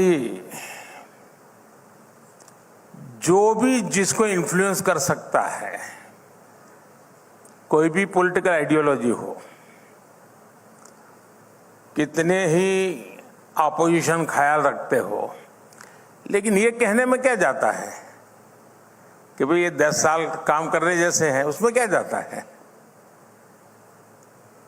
लेकिन कुछ लोग इतनी निराशा की गर्त में डूबे हुए हैं कि उनके लिए न ये सोचना, न ये सुनना और न ही ये बोलना बड़ा मुश्किल हो गया है। कुछ लोग खास हंसी शेयर कर रहे हैं तो स्वाभाविक है मेरी बात सही जगह पे पहुंच गई है।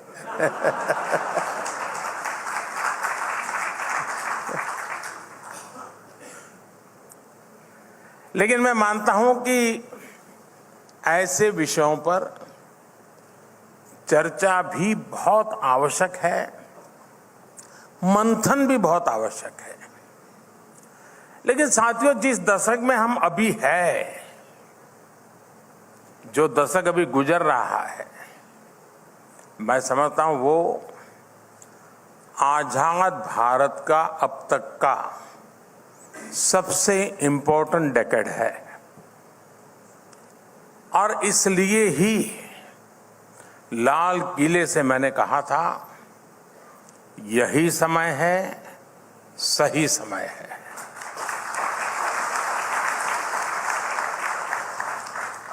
ये दशक एक सक्षम, समर्थ और विकसित भारत बनाने की नींव को मजबूत करने वाला डेकेड है। ये दशक उन आकांक्षाओं को, एस्पिरेशंस को पूरा करने का है जो कभी भारत के लोगों को असंभव लगती थी। एक मेंटल बैरियर तोड़ना बहुत जरूरी है। ये दशक भारत के सपनों को, भारत के सामर्थ्य से पूरा करने का दशक होगा। और मैं ये वाक्य बड़ा महत्वपूर्ण रूप बोल रहा हूं, सपने भारत के, सामर्थ्य भी भारत का।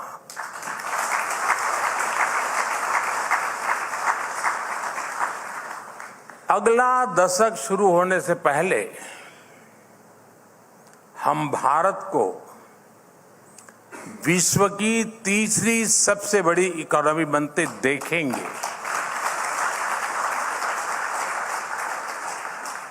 अगला दशक शुरू होने से पहले भारतीयों के पास घर, शौचालय, गैस, बिजली, पानी, इंटरनेट, सड़क, हर बुनियादी सुविधाएं उसके पास होगी।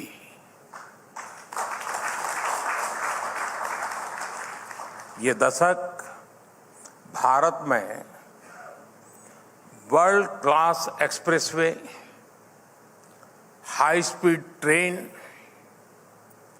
देशव्यापी वाटरवेज नेटवर्क, ऐसी अनेक इंफ्रास्ट्रक्चर की आधुनिकतम चीजों के निर्माण का दशक होगा। इसी दशक में भारत को अपनी पहली बुलेट ट्रेन मिलेगी। इसी दशक में भारत को fully operational dedicated freight corridors मिलेंगे। इसी दशक में भारत के बड़े शहर या तो मेट्रो या नमो भारत रेल के नेटवर्क से जुड़ चुके होंगे।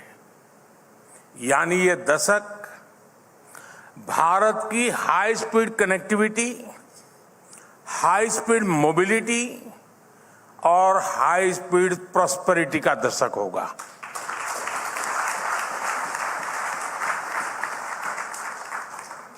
साथियों, आप भी जानते हैं ये समय वैश्विक अनिश्चितताओं और अस्थिरता का समय है। और एक्सपर्ट्स कह रहे हैं कि सेकेंड वर्ल्ड वॉर के बाद ये सबसे अधिक अस्थिर समय अनुभव हो रहा है। उसकी तीव्रता भी और उसका स्प्रेड भी।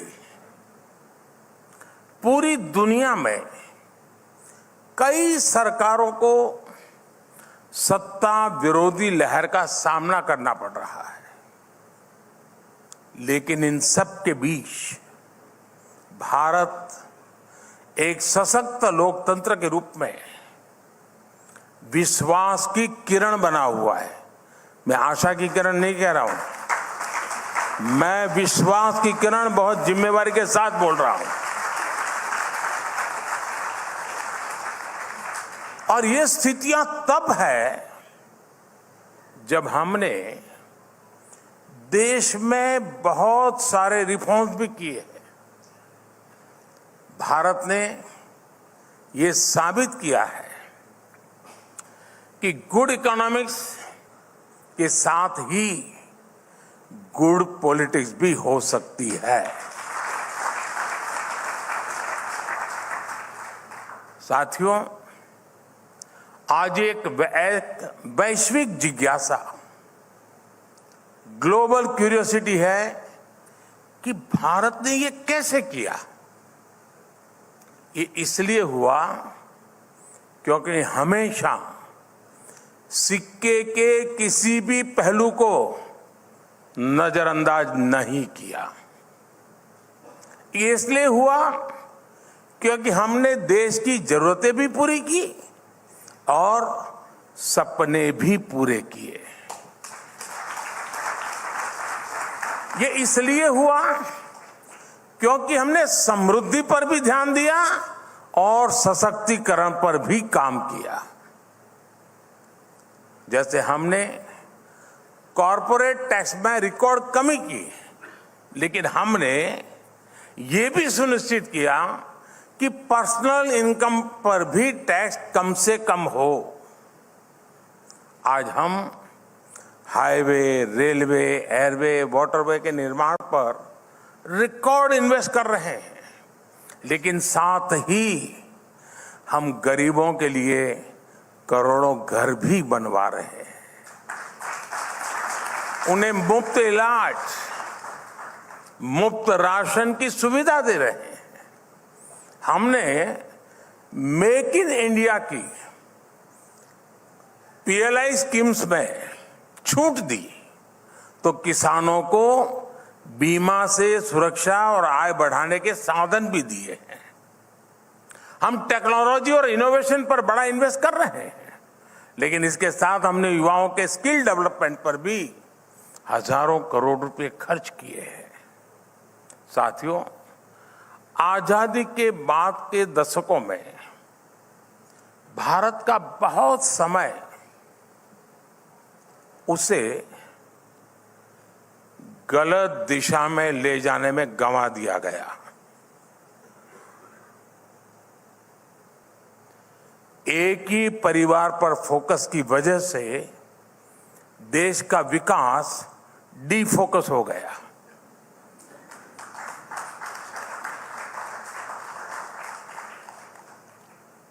मैं इसके विस्तार में नहीं जाना चाहता, लेकिन आप भी ये मानेंगे कि विकसित भारत बनाने के लिए हमने अपने खोए हुए समय को भी रिकवर करना होगा।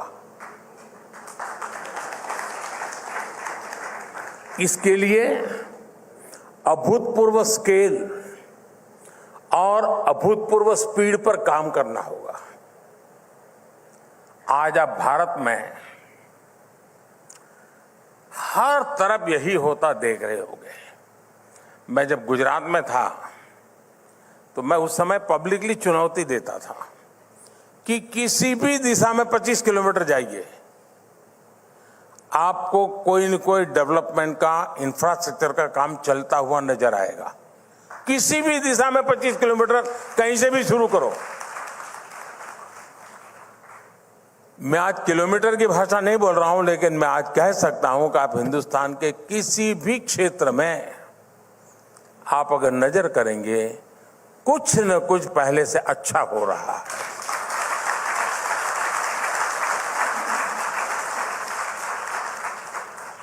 और आप लोग भले इस पर डिबेट कर रहे हैं कि तीसरे टर्म में बीजेपी को 370 से कितनी ज्यादा सीटें मिलेगी।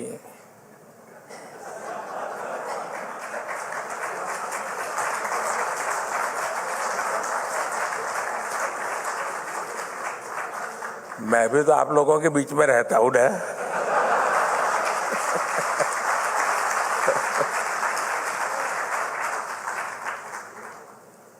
लेकिन मेरा पूरा ध्यान देश के विकास की स्पीड और स्केल पर को और बढ़ाने पर ही लगा हुआ है।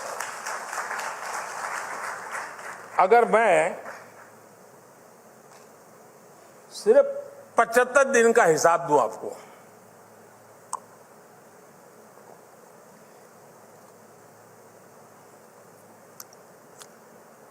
सिर्फ 75 दिन की बात करूं, 75 डेज, तो रिपब्लिक के दर्शक भी हैरान हो जाएंगे, और मैं पक्का मानता हूं हैरान हो जाएंगे।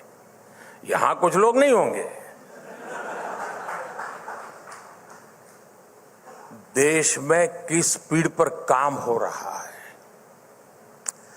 पिछले 75 डेज में मैंने करीब करीब 9 लाख करोड़ रुपए के प्रोजेक्ट का शिलान्यास और लोकार्पण किया है।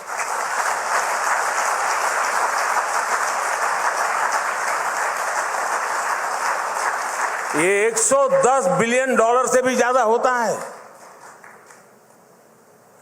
दुनिया के कितने ही देशों का ये साल भर का खर्च भी नहीं है, और हमने सिर्फ 75 डेज में आधुनिक इंफ्रास्ट्रक्चर पर इससे ज्यादा इन्वेस्ट कर दिया है।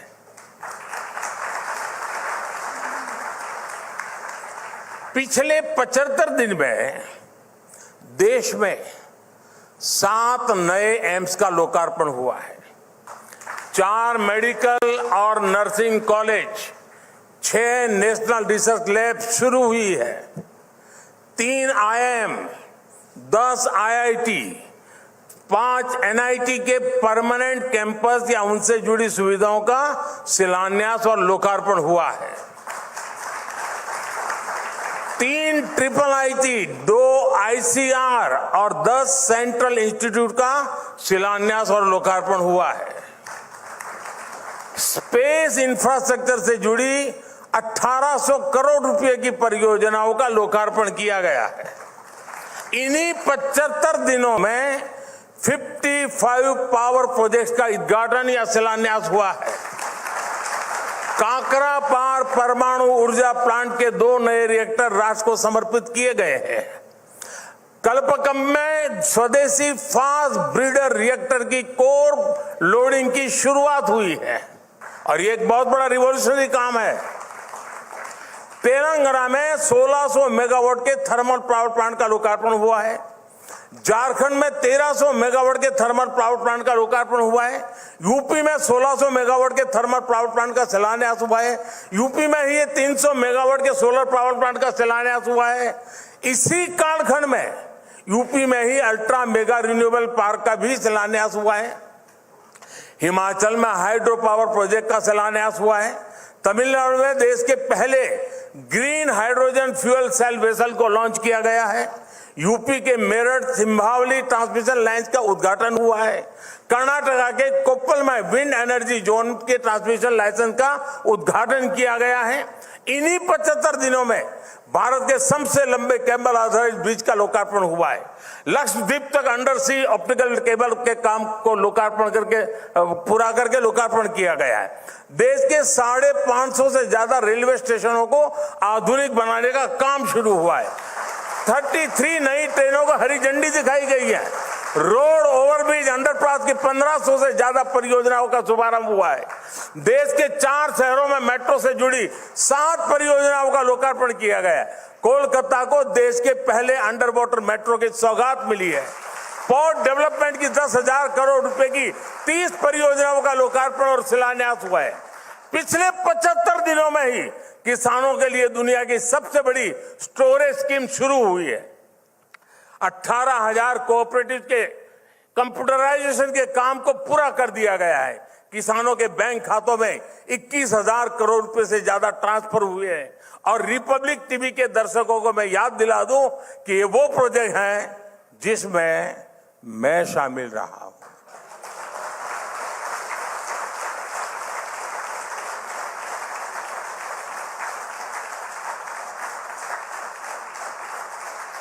और ये मैंने सिर्फ शिलान्यास और लोकार्पण की बात की, और भी तो बहुत कुछ किया है, वो मैं नहीं बता रहा हूं।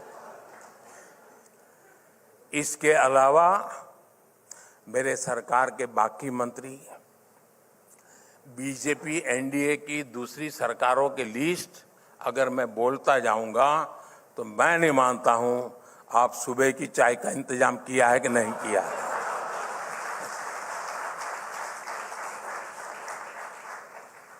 लेकिन मैं एक और एग्जाम्पल दूंगा कि हमारी सरकार की स्पीड क्या है, कैसे काम कर रही है। आप भी जानते हैं कि इस साल के बजट में, यानी बजट तो अभी अभी गया है, इस साल के बजट में सोलर पावर से जुड़ी एक बड़ी योजना की घोषणा की गई थी। बजट की घोषणा के बाद पीएम सूर्यघर मुफ्त बिजली योजना को कैबिनेट से मंजूरी देने में, लॉन्च करने में 4 सप्ताह से भी कम का समय गया है। अब तो 1 करोड़ घरों को सूर्य घर बनाने के लिए सर्वे भी शुरू हो गया है। इस योजना के तहत सरकार की तैयारी 300 यूनिट तक मुफ्त बिजली देने और अतिरिक्त सोलर यूनिट से लोगों को कमाई करवाने की भी है। आज देशवासी हमारी सरकार की स्पीड और स्केल को अपनी आंखों से देख रहे हैं, महसूस कर रहे हैं, और इसलिए ही वो कह रहे हैं, एक बार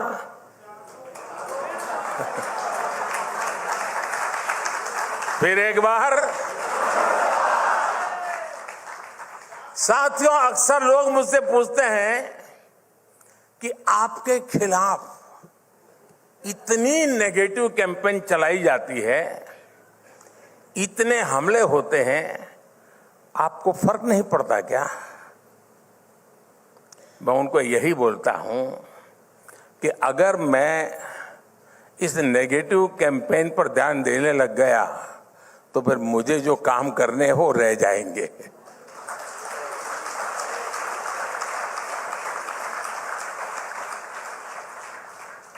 मैंने 75 दिन का रिपोर्ट कार्ड आपके सामने रखा है, लेकिन साथ ही मैं अगले 25 साल का रोड मैप भी लेकर चल रहा हूं, और मेरे लिए एक एक सेकंड कीमती है। इस चुनावी माहौल में भी हम अपने कामकाज को लेकर जनता के पास जा रहे हैं, लेकिन दूसरी तरफ क्या है? दूसरी तरफ गुस्सा है, गालियां है, निराशा है। इनके पास न मुद्दा है और न कोई समाधान है। ऐसा क्यों हो रहा है? ऐसा इसलिए है क्योंकि इन पार्टियों ने 7 दशक तक सिर्फ स्लोगन्स पर चुनाव लड़ा। ये लोग गरीबी हटाओ कहते रहे, ये स्लोगन से उनकी सच्चाई है। बीते 10 साल में लोगों ने स्लोगन्स नहीं, सॉल्यूशंस देखे।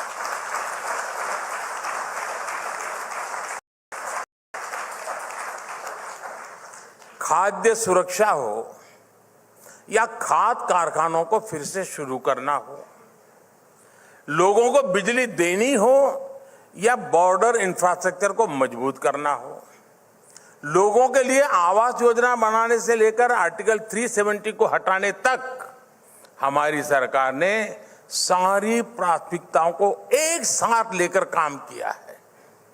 साथियों, रिपब्लिक टीवी का सवालों के साथ बहुत पुराना रिश्ता रहा है।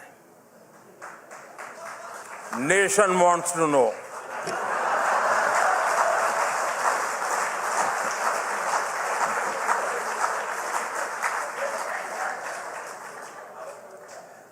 और ये कहते कहते आप लोग अच्छों के पसीने छुड़ा दिए हैं।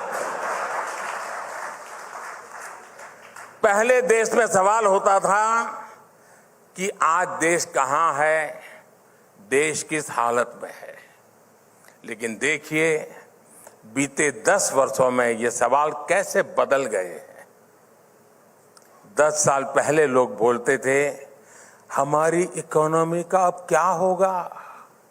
आज लोग पूछते हैं, हम कितनी जल्दी तीसरी सबसे बड़ी इकोनॉमी बनेंगे। 10 साल पहले लोग बोलते थे, हमारे पास ये विकसित देशों वाली टेक्नोलॉजी कब आएगी। आज लोग विदेशों से आने वालों से पूछते हैं, आपके यहां डिजिटल पेमेंट नहीं होता है क्या। 10 साल पहले लोग नौजवानों से कहते थे नौकरी नहीं मिलेगी तो क्या करोगे। आज लोग नौजवानों से पूछते हैं तुम्हारा स्टार्टअप कैसा चल रहा है। 10 साल पहले एनालिस्ट पूछते थे इतनी महंगाई क्यों है।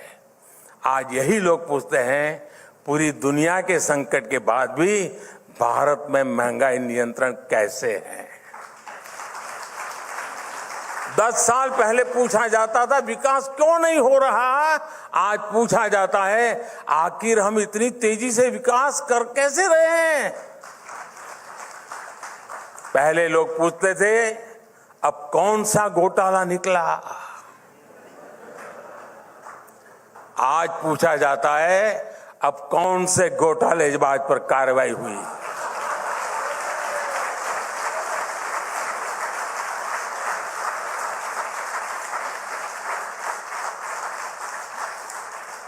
पहले मीडिया के साथी पूछते थे कहां है बिग बैंग रिफॉर्म्स, आज पूछा जाता है इलेक्शन टाइम बजट में भी रिफॉर्म्स कैसे आ रहे हैं।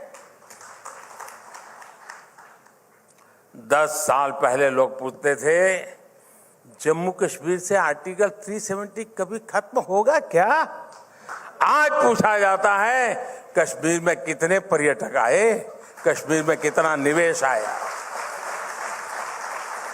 वैसे मैं आज सुबह ही श्रीनगर में था, अनेकों नई परियोजनाओं का शिलान्यास करके और लोकार्पण करके आया हूं, और आज नजारा ही कुछ और था दोस्तों।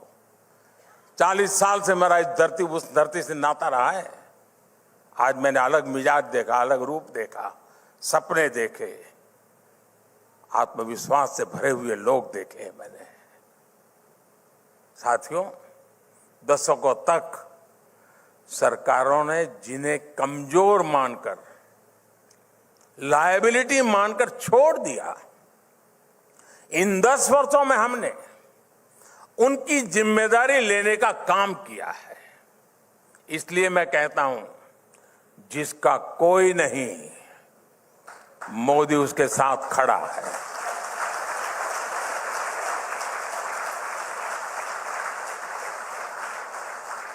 आप एस्पिरेशनल डिस्ट्रिक्ट का उदाहरण लीजिए।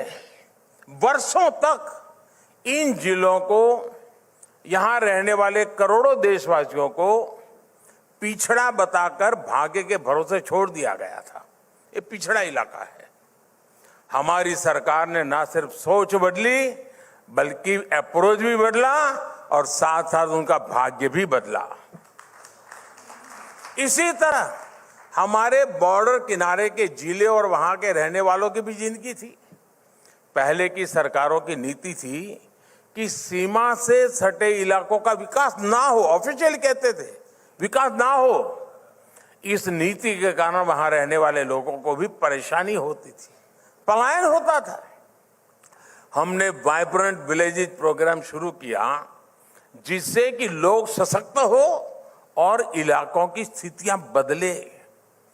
दिव्यांगों का उदाहरण देखिए, वर्षों तक इन पर किसी ने ध्यान नहीं दिया क्योंकि ये वोट बैंक नहीं थे। हमने ना सिर्फ दिव्यांगों को हर क्षेत्र में प्राथमिकता दी बल्कि लोगों की सोच भी बदली। आप हैरान हो जाएंगे जी, मैं कहूंगा ये ऑडियंस को तो शायद बेचैनी हो जाएगी। हमारे यहाँ राज्यों में लैंग्वेज अपने अपने तरीके से विकसित हुई, विविधता है, गर्व का विषय है। लेकिन हमारे जो स्पेशली एबल्ड लोग हैं, जिनको सुनने बोलने की दिक्कत है, उनके लिए साइनेजेस की जरूरत होती है। आप हैरान होंगे, हमारे देश में साइनेजेस भी अलग अलग प्रकार के चलते थे। अब मुझे बताइए कि दिल्ली का आदमी जयपुर जाए और सामने वाला दूसरी साइनेजेस से बात करेगा तो क्या होगा उसका। आजादी के इतने सालों के बाद मैंने उस काम को किया, कमेटी बिठाई और आज पूरे देश में मेरे दिव्यांग जनों के लिए एक ही प्रकार के साइनेजेस पढ़ाए जाते हैं। बात छोटी लगेगी लोगों, लेकिन जब एक संवेदनशील सरकार होती है ना, तब उसकी सोच, उसका अप्रोच जमीन से जुड़ा हुआ होता है, जड़ों से जुड़ा हुआ होता है और जनों से जुड़ा हुआ होता है।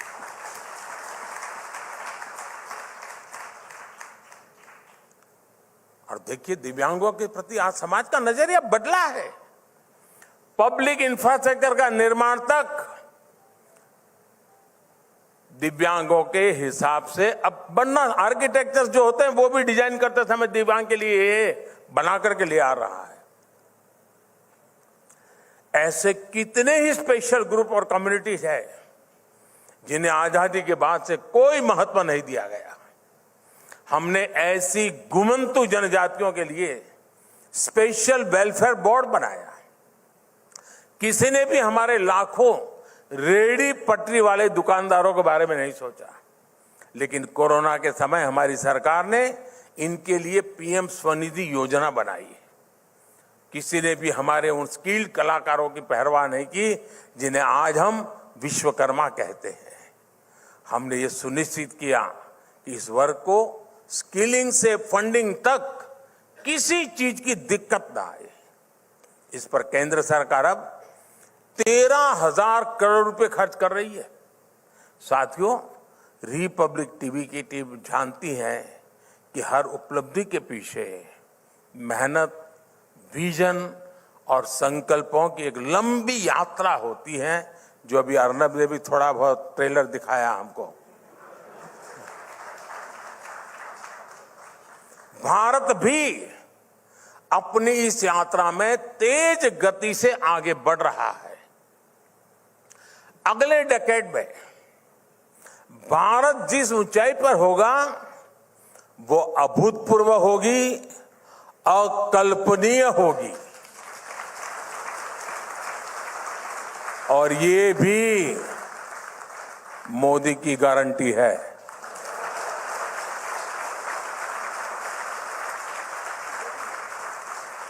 साथियों, मुझे अच्छा लगा आप भी एक ग्लोबल विजन को लेकर के आगे बढ़ रहे हैं, तो मुझे पक्का विश्वास है। लेकिन जो आपने कहा तो मैं विदाउट रॉयल्टी एक दो सुझाव दे दूं। कोई रॉयल्टी की जरूरत नहीं है मुझे।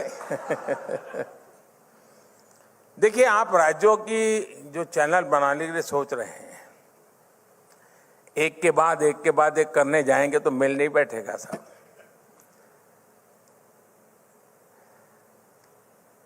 मैं मूलतः मेरा सोचने का तरीका ही अलग है, इसलिए मैं कह रहा हूं आप एक डेडिकेटेड ऐसी चैनल बनाइए जिसमें आप टाइम फिक्स कीजिए कि 2 घंटे गुजराती, 2 घंटे बंगाली, 2 घंटे मलयालम, एक ही चैनल होगी। और आज गूगल गुरु आपका ट्रांसलेशन तो कर ही देता है। और मैं एआई की दुनिया में काफी आगे बढ़ा रहा हूं देश को। अब मेरे अपने भाषण 8-9 भाषाओं में तो आप आसानी के साथ सुन सकते हैं। अभी मैं भाषण कर रहा हूं, सभी भाषाओं में बहुत ही विदाउट नो टाइम मिल जाएंगे। तमिल लोगों को मिलेगा, पंजाबियों को मिलेगा। आप भी, उससे क्या होगा, आपकी एक कोर टीम तैयार हो जाएगी। और जो कोर टीम ज्यादा तैयार होती है, जो इकोनॉमिकली वायबल बनता है, फिर आपको 15 दिन के बाद उसको डेडिकेट कर दीजिए। आप एक दिन में 6 राज्यों की चैनल क्यों नहीं चलाते? टाइम फिक्स कर दीजिए। और टेक्नोलॉजी के लिए सब बड़ा बहुत मुश्किल काम नहीं है। दूसरा, जो आप ग्लोबल चैनल बनाना चाहते हैं, जरूरी नहीं कि हर कोई आपकी चैनल देखे। शुरू में आप एक न्यूज एजेंसी के रूप में 4 देशों पर काम कर सकते हैं। ये मालदीव वाले लोगों को मदद हो जाएगी।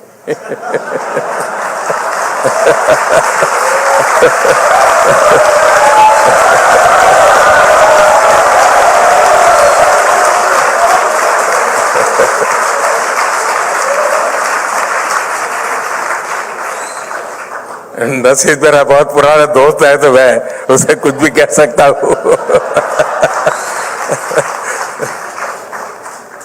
लेकिन अगर आप 4 देशों में कम से कम, क्योंकि उन लोगों को इंडिया के न्यूज में इंटरेस्ट होता है 4 देशों में, उनकी लैंग्वेज एक प्रकार से, फिर बिम्स्टेक में चले जाइए। धीरे धीरे मैं समझता हूं, लेकिन ये काम ऐसा नहीं होता साहब कि इस 5 साल में मनरेगा करूंगा, फिर 5 साल तक मनरेगा के ढोल पिटूंगा। देश ऐसे नहीं चलता है जी। देश तेज गति से चलता है। देश को बहुत बड़े काम करने होते हैं। और मैं मानता हूं आपको तो चुनाव लड़ना नहीं है, अभी चिंता क्यों कर रहे हो? और मुझे लौटना है तो भी मैं चिंता नहीं करता हूं।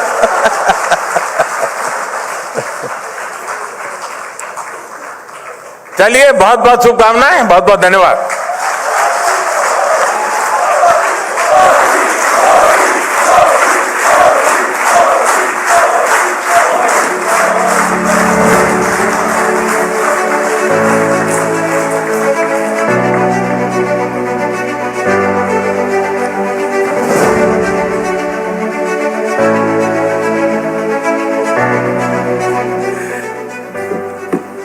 मोदी जी, प्रधानमंत्री जी, नेशन वॉन्ट्स टू नो, पूछता है भारत, प्रधानमंत्री जी ने जो 75 डेज की रिपोर्ट कार्ड हमारे सामने रखी, उसे हमें ऊर्जा मिली कि नहीं मिली? Did we all feel energized by that or not? Louder. Modi ji, pro incumbency यही है, दिस इज द बिलीफ। दूसरी बात कहूंगा Modi ji, I will keep it very short, very short. आपके स्टाइल और आपकी थिंकिंग को कोई ट्रेडिशनल पॉलिटिकल एनालिस्ट या ट्रेडिशनल इकोनॉमिस्ट समझ नहीं पाते हैं, बिल्कुल नहीं समझ पाते हैं मोदी जी। क्यों? मगर आपने जो बात कही, अगर कोई गहराई से समझने की कोशिश करे, you are the first prime minister of the country and of this generation and in the world who understands the macro picture and the micro picture. You are, and it's very, ये इसलिए बनी है क्योंकि आप देश के जमीन से जुड़े हुए हैं। You've been a social worker. मैं आपको जानता हूं बहुत दिनों से मोदी जी, जब आप छोटे से रूम में रहते थे बीजेपी कार्यालय से पीछे, तो आप जी तो मैं,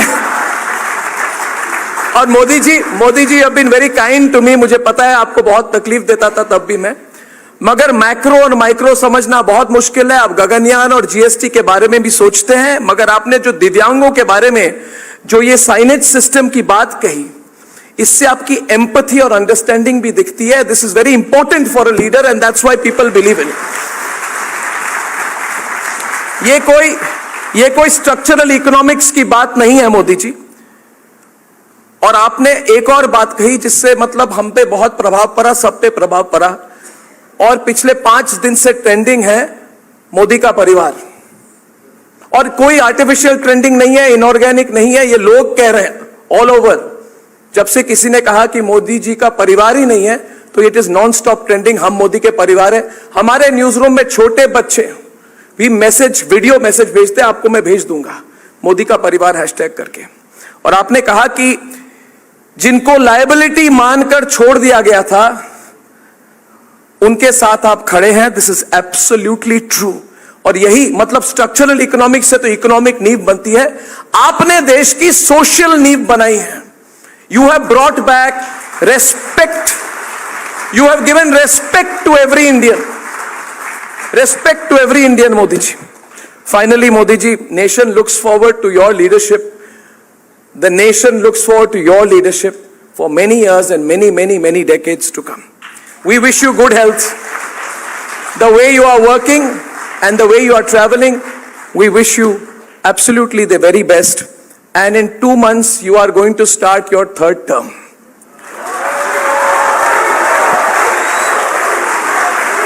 मतलब अभी तो मतलब मोदी जी 7-8 हफ्तों में आप एक ऐतिहासिक मैंडेट के साथ अपने ऐतिहासिक 3rd टर्म की शुरुआत करेंगे। And we look forward to working with you to taking your vision of the country forward. Thank you from all of us at Republic. बहुत बहुत धन्यवाद प्रधानमंत्री जी।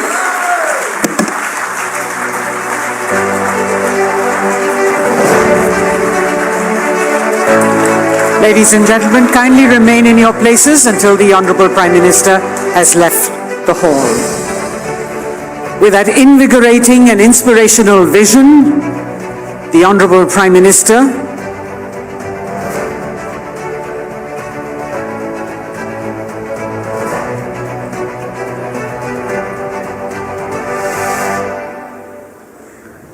The Republic Media Network Summit 2024, ladies and gentlemen, draws to a close. Thank you very much, ladies and gentlemen. Please remain in your places until the Honorable Prime Minister has left the premises.